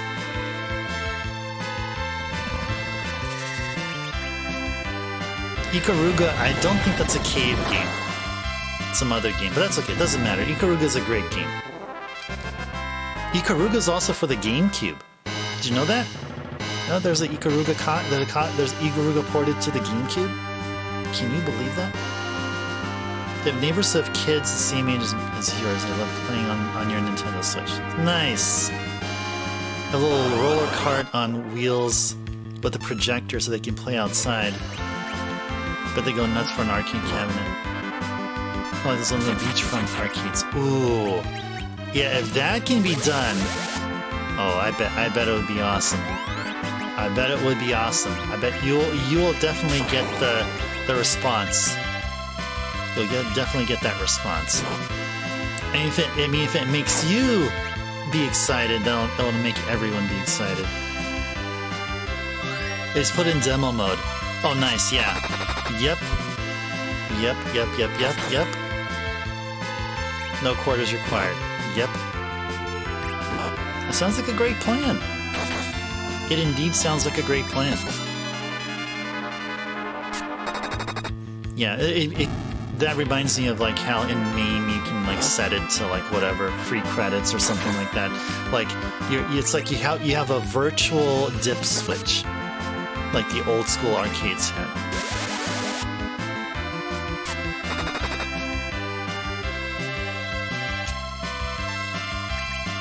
There's something special that kids are missing out on when it comes to arcade cabinets they grew up with. Yeah, it's like, yeah, it's something about them. It's like, it is definitely, at least for me, the inner kid in me will always desire experiences like these, that we see here, and for arcades. Arcades will always have a place in my household. As far for streaming arcades here, though, I mean, that would be difficult because, I mean, jeez, I have to buy boards. If I wanted to play some arcade game, I have to first buy a board, and then I have to somehow get it so that it outputs RGB and pipe it over to you guys. I will see if there's a non-emulation way to play arcade games here. I mean, besides consoles, I mean, there's some retro arcade games. I mean, the exception was playing the arcade collections from the discs I have, because I have a four disc Taito Memories collection for the PS2. And this 4-disc collection was only released in Japan. The ones that we got here in the West were cut down to 2 discs. So I wanted to get all of the Taito games. Yeah, I remember streaming all of them, and we saw Space Invaders for like 4 Saturdays in a row. At least one game of Space Invaders 4 Saturdays in a row. Oh, missed out on what you're saying here. TMT or Shredder's Revenge just had an update, just added a dip switch to their arcade mode. Oh, sick! Oh, talk about old school. Talk about bringing back the retro. That is super duper cool. Spacebar going out. It's okay. It's all good. Know what you mean. Arcade room in the house. Arcade room would be ideal. Yeah, with some black lights for sure. 90s blacklight carpet. Yeah, just like how I remember them in arcades. Yeah, there's at least one arcade I remember which had that during the 90s. Blacklight was a thing. Yep. Basically just modifiers to the arcade mode led their attention to detail to old arcade days. Yeah, well, it ends on to the aesthetic. It definitely does. Definitely does. Yeah, I remember watching like Mortal Kombat 2 had their BIOS menu, which had some strange things like Kano transformations or something crazy like that. Or at least maybe I did see them in the literal arcade, maybe a few times, but most of the times I've seen them online or on images. Oh, a light gun.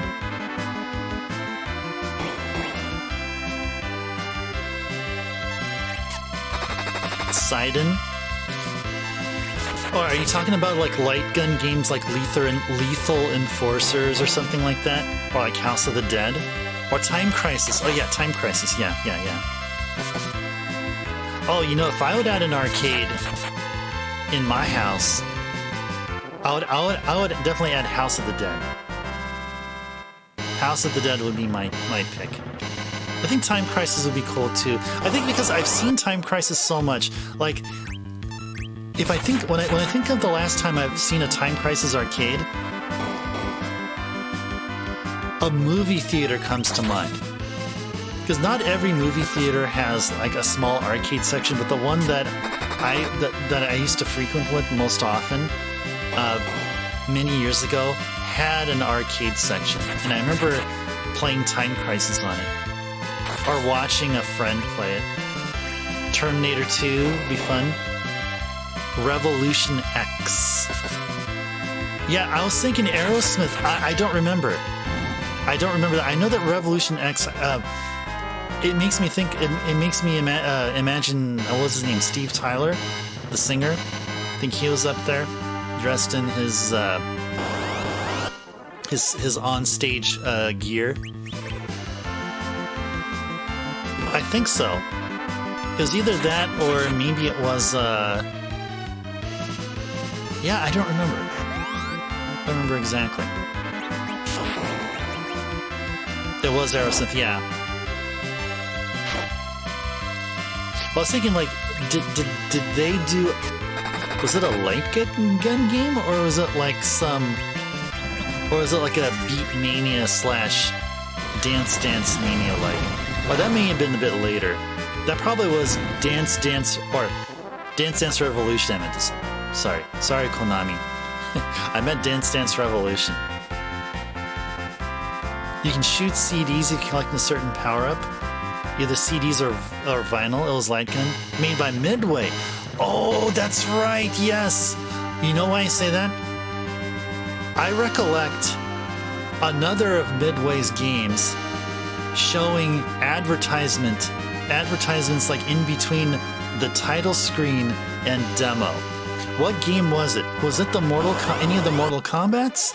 Or was it like NBA Jam? Do you know what I'm talking about? Like, I swear it was like, hey, check out this totally new arcade game that just came out. And you see that for a bit, and all of a sudden you see the title screen. Which one is it? I feel like it's NBA Jam, one of the NBA Jams, which is also done by Midway, or is one of the Mortal Kombats. You're posting me a picture? Okay, cool. Oh, it's NBA Jam? Oh, nice. Okay. Sweet. Nice. Kush kush. We're hearing lots of kush kush.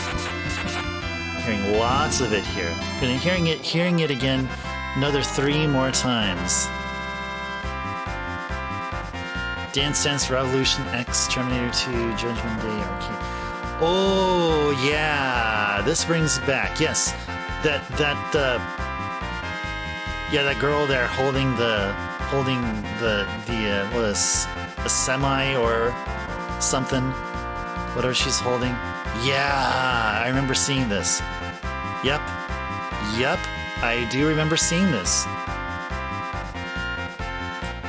Oh man. The thing is, like, if you have the same like ideas I have, like, I need to have a large space for an arcade room. That arcade room has to be the size of like 2 master bedrooms. A warehouse, indeed, yeah. Oh, that could be done, yeah. With all that acreage I'll have, I can just build a warehouse, right?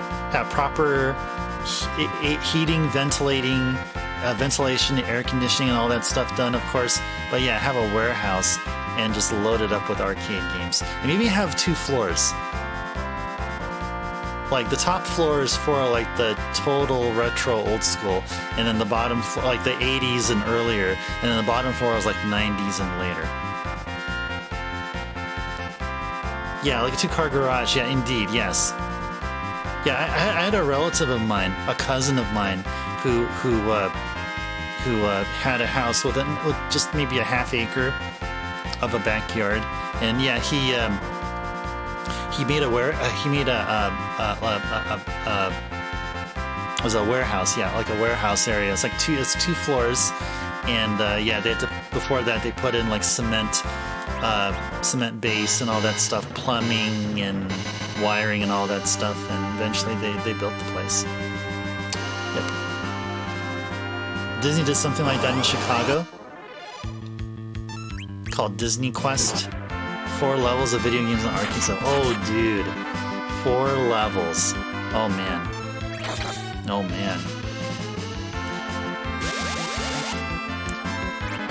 Oh.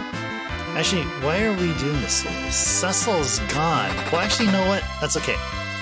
That's okay. Let's fight it out. Rydia needs some levels.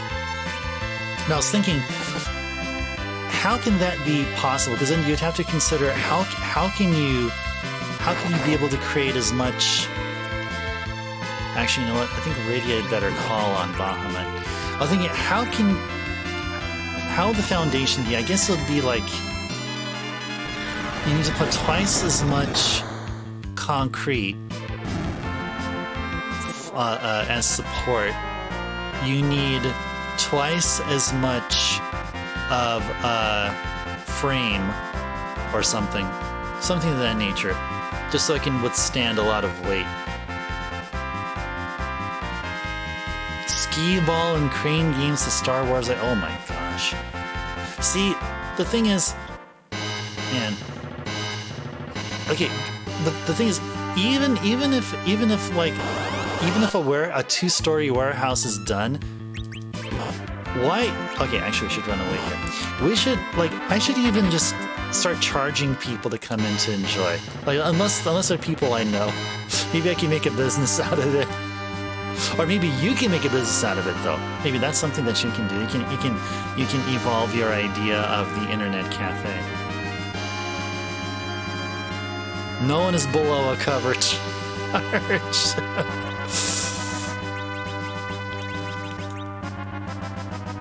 Yeah, I'd be doing this just for fun. But you have a potential idea there to work with. Oh gosh, Rydia needs MP. But hold on, why didn't Life 2 fully cure? Wait, is that legit what I'm seeing here? Life 2 didn't fully cure? What? What? It's okay.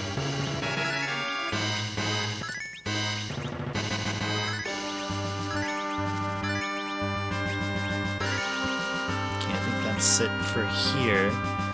Okay, and I'm gonna do AoE Cure 4s on everyone. Da da da. Don't think you want to make it a business. Everything costs money, so you have to find some way to keep it funded. True. Something like working with the local game stores' food to bring in business to yourself and to them. Not sure how that works.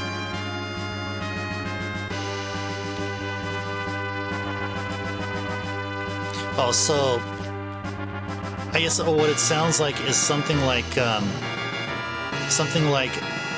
added section to an already established business, right? Like say if GameStop, despite how their practices about how they do, sell their games new while they gut them or whatever. So besides that, so suppose GameStop are good guys, so I would assume that you would pitch your idea to something like GameStop. Like, yeah, you have a storefront here. It's already done. It's already, it's doing great. People buy games there and other stuff, shirts and stuff. And then on the side, you have on another side of the room, as long as the store allows it for the space, then you can have a little internet cafe thing.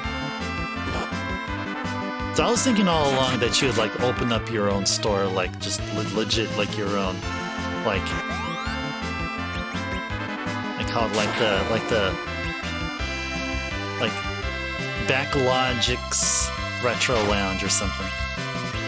Or that probably sounds like a very unoriginal name, but I'm sure you can find a better name. You'd want it to be your store, okay.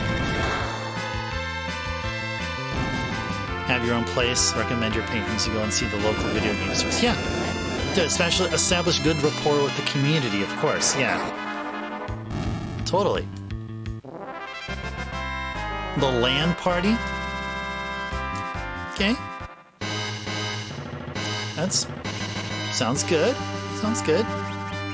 LAN is old school, so if you're gonna run with it, the logo is gonna have a very, very retro thing about it. So people would know what LAN's about. Yeah, you have some idea to go with. Hey, like I mentioned before I settled with Ice Turbo, my name was Liquid Azure Slime. What? So eventually you'll land a good one. Yeah, because I wanted my name to reflect a Dragon Quest character because I'm such a fan of Dragon Quest. But it's sort of changed and became something else. Okay, why am I here? It's because... Let's keep going. Talking about naming cats. I think it just goes about anything when it comes to naming things 2 syllables.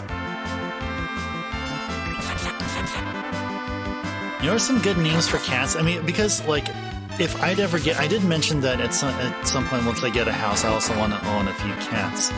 So, the cat names I have in mind, and since I studied some Japanese, I'd give them Japanese names. So there's plenty of 2-syllable Japanese names. Plenty. And ending with an E, yeah. So here's the thing. So if a cat hears something like an E sound, like a sharp, high-pitched sound, it's more pleasant to them. It's either pleasant to them or it gets their attention. Yeah, it gets their attention. Yeah. It's a good plan. That is indeed a good plan.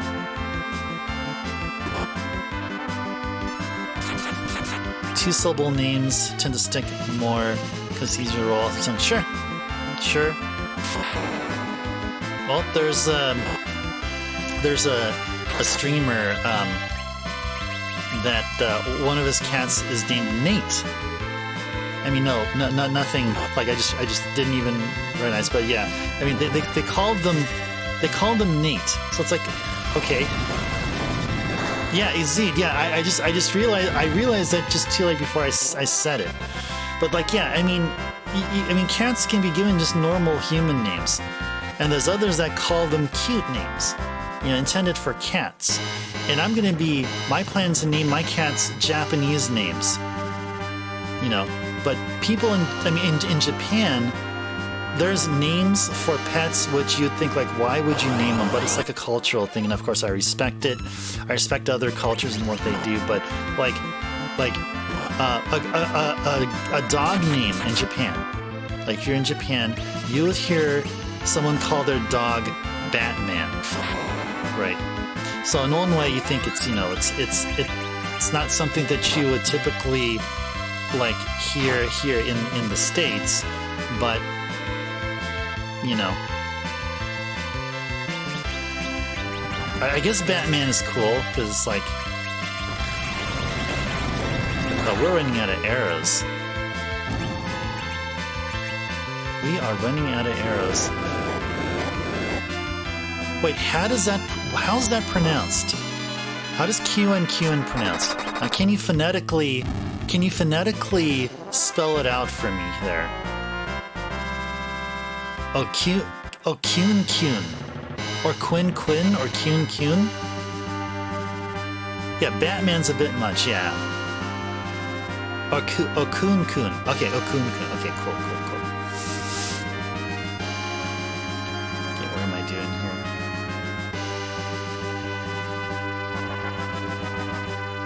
Kun. Kyun.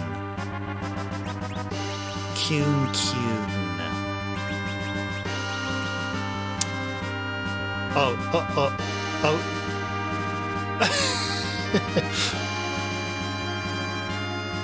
Is it Kyun?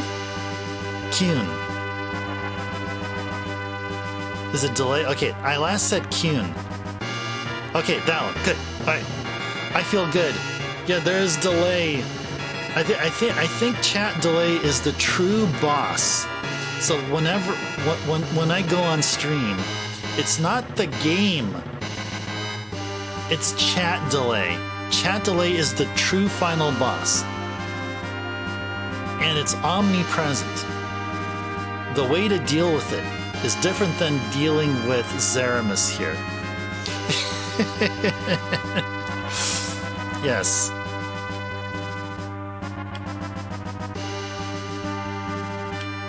Backseat driving with a 5-second delay. Oh man. Well, you know, there are other chat members here that actually had it really worse. Had it much worse. Had almost a half a minute delay. from what I've experienced. So there's always going to be some kind of delay here. There's some that are like instantaneous, like seemingly, not literally. Others with a 5-second delay, others with a 10 seconds, and some with 30 seconds. Nothing on my end. It's the internet. Okay. Because when you're on fiber, see your chat popping up instantaneous. Oh, okay. Well, it's too bad that I can't get fiber, well, in my area here. In my new area, it's possible, but I'm not really trusting what's being offered there as fiber. So I'm going to be carrying over my Comcast account from one address to the other. So it is Comcast. But I'm getting the best Comcast that Comcast can give, or Xfinity, as it's called. Giving the best that Xfinity can give.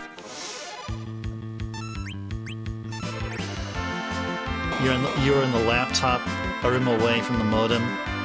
Stone walls make it difficult. Oh gosh. We're talking about how awesome stone walls are in terms of building a house, but yeah, I see that it's like a stone wall is like, it's like you're going to be in a Faraday cage. Like there's going to be, you can't even trust that. You can't even trust that you can be able to like tether from your phone or something if you ever need to. And your phone's like in the other room. Still have 5 repeaters in the house, install splotchy. Oh gosh. Oh man. And trying to hang things in the house. Oh my gosh, yeah. Oh, so how the heck, you can't hammer in a nail, can you? You can't hammer in a nail, so what do? You just glue the thing onto the wall? You need a masonry bit. Oh, you have to go there. Is that much of a hassle? I mean, I would imagine it is. Is that? I guess it's probably worth it because, yeah, I mean, you have to go like a few steps in. It takes a few steps to do what just a simple hammering in a nail would do. It's not as bad as it sounds. It's smooth stone as well. So you can do command hooks like the outdoor ones. Oh, nice. Oh, cool. So it's actually, in a way, it's more versatile. Or versatile. Versatile.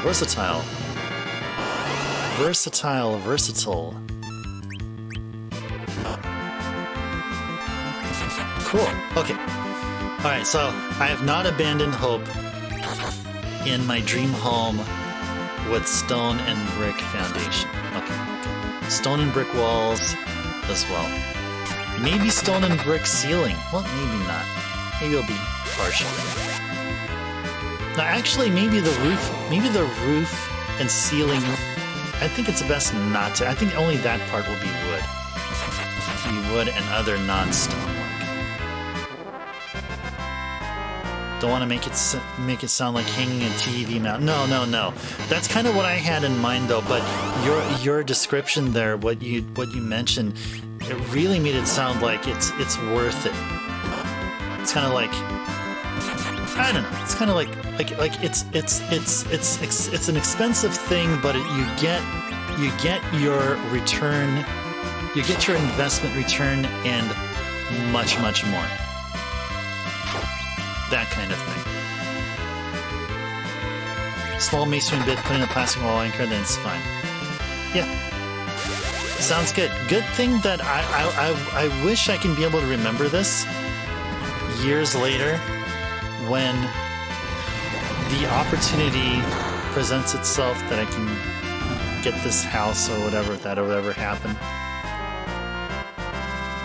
You know, something that did happen, Edge gained a level. Lots of people did. Lots of people gained levels. Everyone is in, except for Lydia, everyone's in the low 70s. Yeah, actually, let's go to others here. Yep. I think everyone... Oh yeah, I think that the amount of points need to level up is also increasing as we level up too. The highest I've seen was 160,000. Yeah, we were at 55, yes. Yep, we were. I think we were in. Yeah, I think we're, if not 55. Oh no! I think we're in. Yeah, I think most of our people are at 55 or maybe the high 50s. Yeah.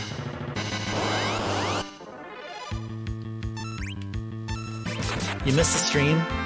We were mid 50s. We're doing the crystal sword. Yeah. Yes. Yeah, you're right. Yes. That same stream we got the crystal sword. We visited Zaramus again, and I think it was our fourth time around, and we got him. And we beat him. One crucial thing we did was make sure that Rosa casted AoE Cure 4 as her first cast, because it's 100% guaranteed that Zaramus will start with Big Bang. And then I felt like we had some RNG in our favor towards the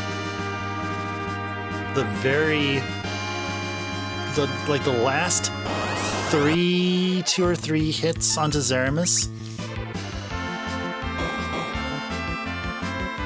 One game you want to play is Disgaea, because you hear those games go insane with stats and character levels. Well, I played the first two Disgaea games, and I know what you mean. Yeah, so they play like a strategy RPG game, kind of like a tactics, like Final Fantasy Tactics. Even though I've yet to play Tactics, but my first Tactics-like game was Disgaea. Yeah, on the PS2. Great for people who love to grind. Thoughts? Did I like them? I was really impressed with 1 because it was like my first time playing through it, and just that and that in and of itself. The other thing is I liked the dialogue between characters. Very sassy conversations, like especially from one of the assisting characters for the pro tag. Yes. I like them, yes. The thing is, for Disgaea 2 didn't have the same magic as 1 did. Although the interface is very similar, command is very similar, not a whole lot has been changed between 1 and 2. There's been some enhancements in 2. They're all good games, but I think if you definitely want to get into Disgaea, play number 1. 1 is the Disgaea game.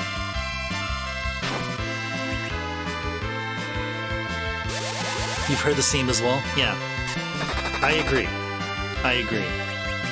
Disgaea 1 has some memorable things about it. Without getting into... I mean, if you're going to play Disgaea 1, I don't want to spoil anything for you. Anything there. But there's a lot of, like, memorable scenes there. Not in, like, certain questionable ways or anything like that. It's just... Listen, when you see it, you'll have fun. It'll make you chuckle. At the very least. Yeah, they're up to 6. Oh, I haven't heard there was a 7. I've been collecting Disgaea games, though. Like, I've never tried... I haven't played 3 just yet. I do own all the other games. The original Disgaea 3 for the PS3. I have 3... I have an enhanced version of 3 for the Vita. Enhanced version of 4 on the Vita. And 4 on the PS4. I have Disgaea 5 complete, or the special edition on the Switch. And I recently got Disgaea 6 for the PS5. So they're just there. At some point I may play them, but I am a fan of Disgaea. I like the first one very much. And 2 was good as well. Yeah. Totally. You know what? We may stream Disgaea here sometime. Yeah, PS3 is a play. It's me, streamer, trying to combine two words together. PS2 games are totally streamable now. Because, I mean, I have the setup for it and all that stuff. Like I have been.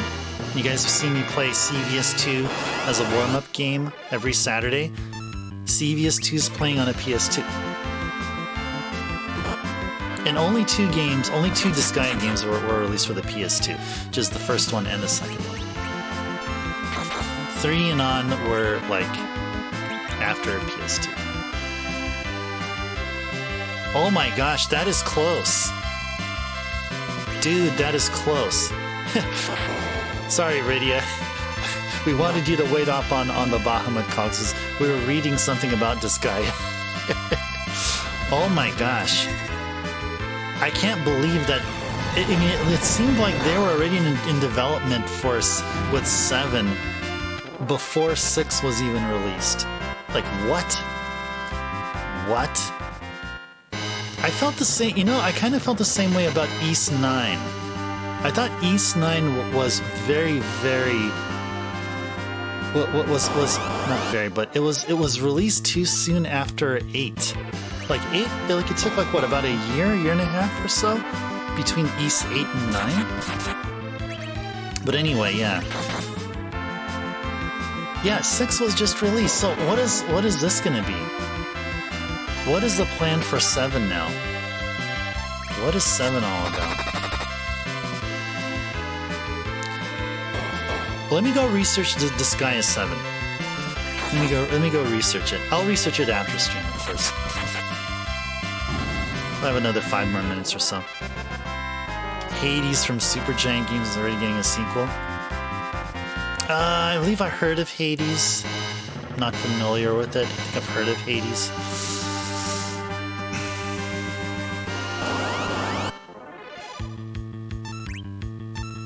Man, all these games coming out so soon. It makes you think, will Dragon Quest will follow along? Like 12 will be released, and after 12 will we see a 13? Like what? I mean, I'm glad that it's taking this long for the successor to Dragon Quest XI to come out. Just probably as equally, if not, well, just about as equally, if not exactly, is Final Fantasy XVI. 15 came out like what, 5-6 years ago, so that's fine. Persona 5 came out like what? Was it like, geez, 7 years after Persona 4? Now keep in mind, I'm talking about the OG Persona 4 on the PS2. Persona 4 came out in 2009. Persona 5 came out, what, 2016? Was it? I remember I was in a particular job that I was there for about a year and a half. And while I was there, I got the original Persona 5. A great action roguelike, great use of storytelling for the roguelike mechanics. Okay. Okay. I feel like I've seen this before. I feel like I've seen Hades before, so okay. Oh, July 2008, actually. Okay. Was that the North America release or the Japanese release? On developers to take time in their games, not just add things little by little. Yeah. Yeah, not like Lost Levels. So here's one old school example of such, where such little was added. So the FDS Super Mario 2 is what we know now as the Lost Levels. It's really just Super Mario 1 with like the bottom like brick tile replaced with ground or something. You can be able to also play as Luigi. Mario and Luigi have different like jump and movement physics. Same engine. You get a poison mushroom power-up. You get a super duper jumping platform, or a spring, super duper launching spring. You get the wind. Yeah. Oh, December 2008. Okay, so it's roughly, okay. So yeah, 2009-ish. 2009-ish. Yeah, okay, 2008. We'll say 2008. So Persona in Japan came out probably around 2015, I believe. And we were all like, I remember I was just so waiting for the limited edition of the North America release of Persona 5 to be made available. I was pressing the F5 key like I think I had a script that pressed F5 over and over again. But yeah, or something like that. But I was so, and I happened to get the limited edition of it. And once I got the game, I was like, oh my gosh, this is just so freaking cool. 2016, so about 7 to 8 years, yes. See, that's worth it. Yeah. What's the deal with Disgaea? Like, what the heck? I mean, unless this is something bizarre like, oh, okay, we're releasing Disgaea 7, but oh, by the way, guys, it's Xbox exclusive. So maybe Microsoft just forked over a bajillion dollars to NIS and it said, go ahead and make it for us only. I don't know, something bizarre like that. But I don't think it will. I don't think it'll be like that. I don't think it'll be that unconventional. No, we're not taking Cure 1. No way. Don't like seeing developers pressured into popping out games yearly. Well, that it's not even a good analogy, but it reminds me of games back in the day, because all the Dragon Quest games, Dragon Quest 1, 2, 3, and 4 for the Famicom were released every year between 86 and 90, right? We got Dragon Warrior later, right? So we got Dragon Warrior 1 in 89, so it took 3 years to be developed, and so we got each game like that, right? So, but anyway, yeah. So it just harkens back to a time when we had games released on a yearly basis. But yeah, I mean, but within the grand scheme of things nowadays, if you see games being released year after year, like it kind of raises eyebrows. Like what? What? Promotes reusing assets or making only small tweaks here and there and calling it new. Yeah, that's so. Here's the thing. I feel like from what I've been hearing about Tears of the Kingdom, which is a sequel to, that's the sequel to Breath of the Wild. From the promotional, not the promotional video. No, there's I think if I remember, there was gameplay discussion and people criticizing Tears of the Kingdom in that it's pretty much the same quality of graphics and quality in general as Breath of the Wild. It's like this. It's like it's not really pushing the Switch's capability even further. Like it's not able to. That's what I've been hearing. That's what I've been hearing about Tears of the Kingdom. Now, to me, would that make me less interested in the game? Absolutely not. Because I love Breath of the Wild. It's one of my most favorite Zelda games. My most favorite game is, as I mentioned before, is Link Between Worlds. Breath of the Wild is my second all-time favorite Zelda game. I'd say probably, no, actually, no, I take it back. Link to the Past is first, and then Link Between Worlds, and then Breath of the Wild, in that order. Yeah, indeed, Backlogics. Yeah, same here. Same here. Same here. But I'm not sure if this will. Now, I'm gonna say this. I'm gonna give Nintendo the benefit of the doubt in case what I mentioned is true. In case. Don't quote me on this, but I'm just saying in case this finding is indeed true. My hope is that reviewers were playing on an earlier version of what would be the final release. So what these reviewers are doing, and that's one of my hope is what's happening, is they're letting Nintendo know, hey, you gotta bump some things up. You gotta make this game somewhat appear like it's running on faster specs than what Breath of the Wild was running on, or something of that nature. That's my hope.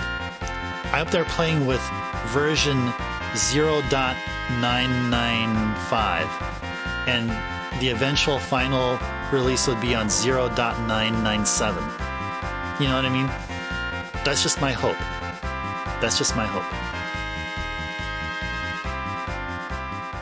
A new Nintendo Switch with the new Zelda. Yes, I've heard there's been a Switch successor in development. I've been hearing there's a Switch successor in development. I can't recall what else was mentioned, but there's a rumor. There's a rumor about a new Nintendo console. I would hope it is. I would hope it carries over the momentum from the Switch, but you never know. I mean, look what happened. What was it? Look what happened to the console after the Wii. Like, it seemed like it was trending in the general direction, and you can't say the Switch wouldn't have been the way it is without the Wii U. But you know, the Wii U was a thing. But still, I like the Wii U. I like the Wii U. We got, Switch OLED, but no real power upgrade. Yeah, the OLED was the upgrade. Oh, by the way, now you guys have white-colored Joy-Cons.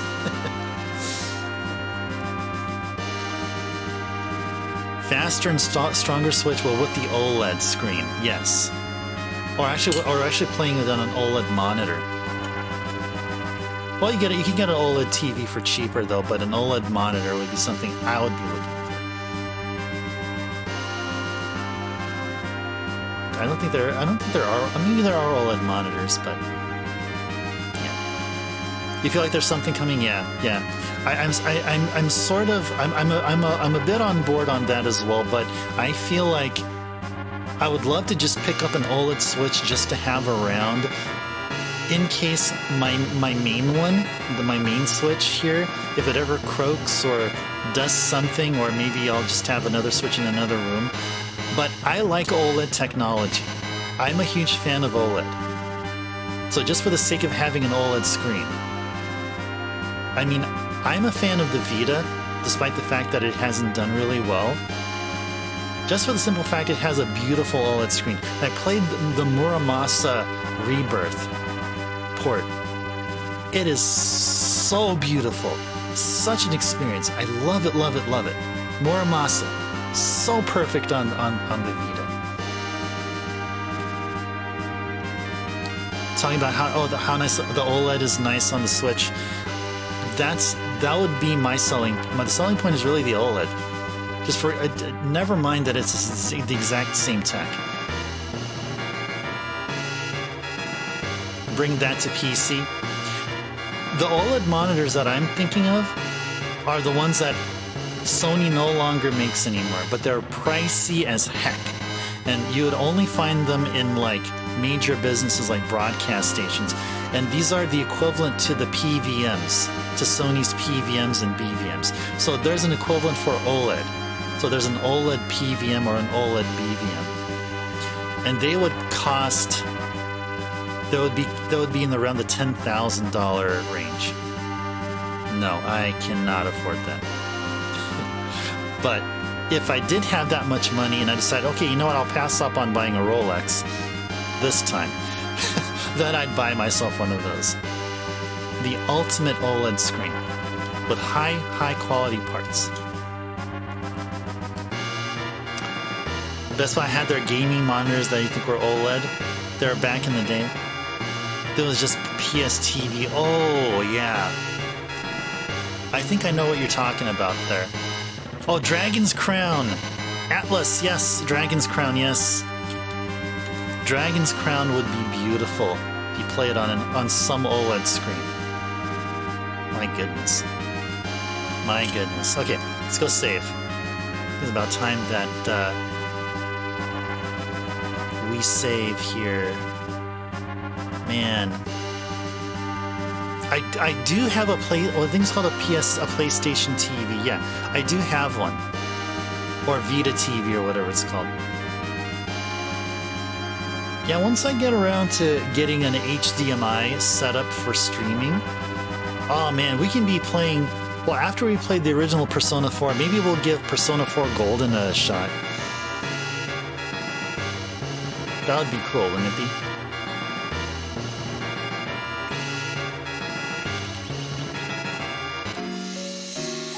Let's play Dragon's Crown on Switch. Yeah, Atlas, bring it on. Yeah, Atlas has been quiet recently. I mean, after Soul Hackers 2, I haven't seen anything else. Oh, actually, they released Persona 5 Royal. That's right, they did that. But nothing original. About original games that have been quiet about. Like, they had this project. Oh gosh, I'm trying to recall what it is.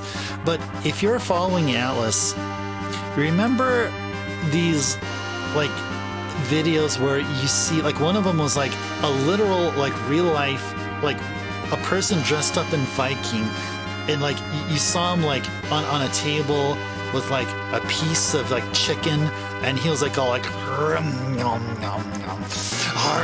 or something like that, and like there was another thing just like that too. Like there was another one they were mocking. They were mocking this artistic video that oh gosh, what is his name? The guy who drew the Campbell soup cans. Yeah, that guy, they were mocking him and what he was doing. No, it was not Dragon's Crown 2. It was It was from Project Zero. Let me go do a search here. Atlas Project Zero. That's not what it's called. Oh, Project Re Fantasy. That's what it's called. Project RE Fantasy.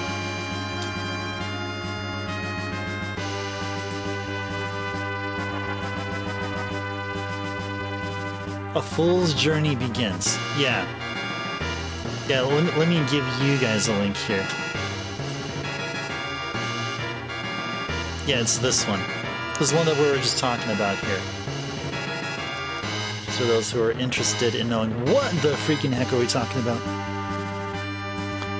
Dwarf eating the chicken leg like that. I think it was a dwarf, and it probably was a chicken leg actually. Maybe it was. Maybe that's what it was. Yeah, I hope. Yeah, I need to play Dragon's Crown. I own the first iteration on the PS3. I have Dragon's Crown somewhere over there. I know I have it somewhere over there. I need to get around to playing. There's so many games I need to play. So many games. But yeah, Etrian Odyssey. I want more Etrian Odyssey. I want more Shin Megami Tensei. I want a Shin Megami Tensei 6. I want a Persona 6. Bring back Raito. Bring back Devil Summoner Raito. What else? More Catherine. Give me a sequel to Catherine. What else? What else? Yeah, that's pretty much it. Pretty much the main ones. Oh, Dragon's Crown as well. Sure. Okay. Alrighties. It is time to start signing off for the night.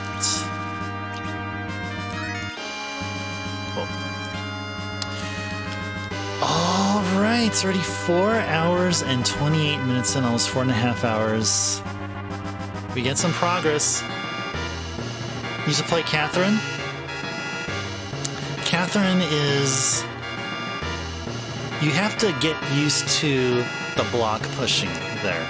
Like I say, you may not get it at first, but if you do, that's cool. But for me, I was a total noob. I had to learn the pop block pushing thing, and it didn't really click with me until my second playthrough with it, and that's when I played the Catherine port to PS2. I mean, not PS2, PS4. I played the original on PS3, and then Catherine Full Body was my next playthrough, which was on PS4. It had an updated story. I think it may also be on the Switch as well, actually. I think it was multi-port.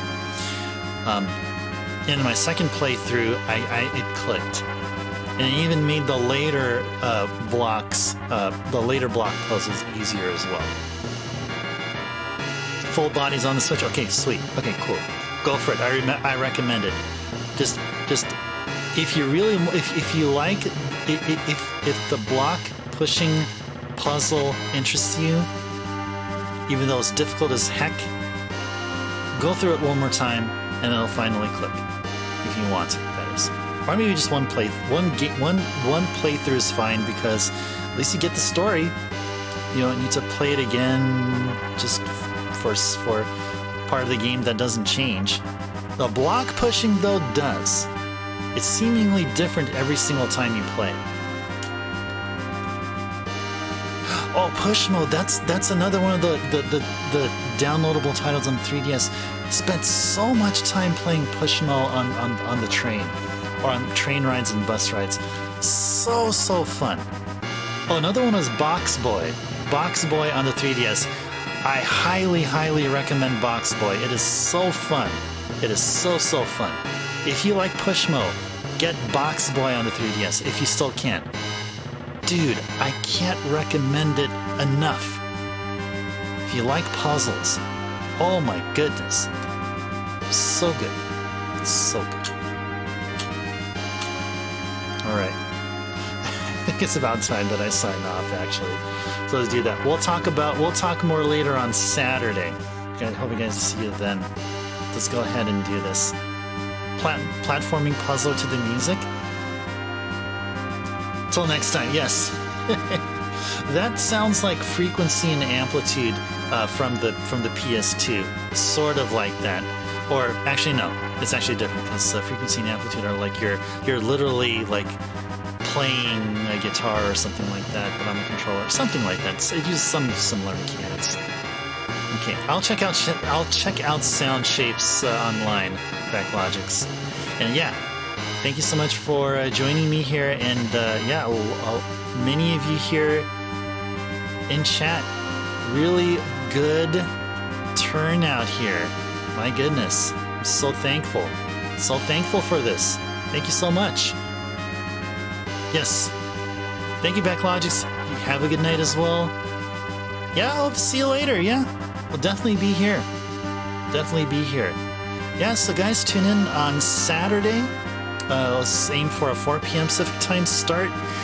We're gonna do some viewer requests. Only have one viewer request, and hope to see you guys here so we can enjoy that and some other games. I do plan on playing some MSX games. Been a while since we played some MSX titles, so it should be fun. Okay, what do we got here? Is there anyone I can send you off to here? Let's see, anyone here? Oh, okay.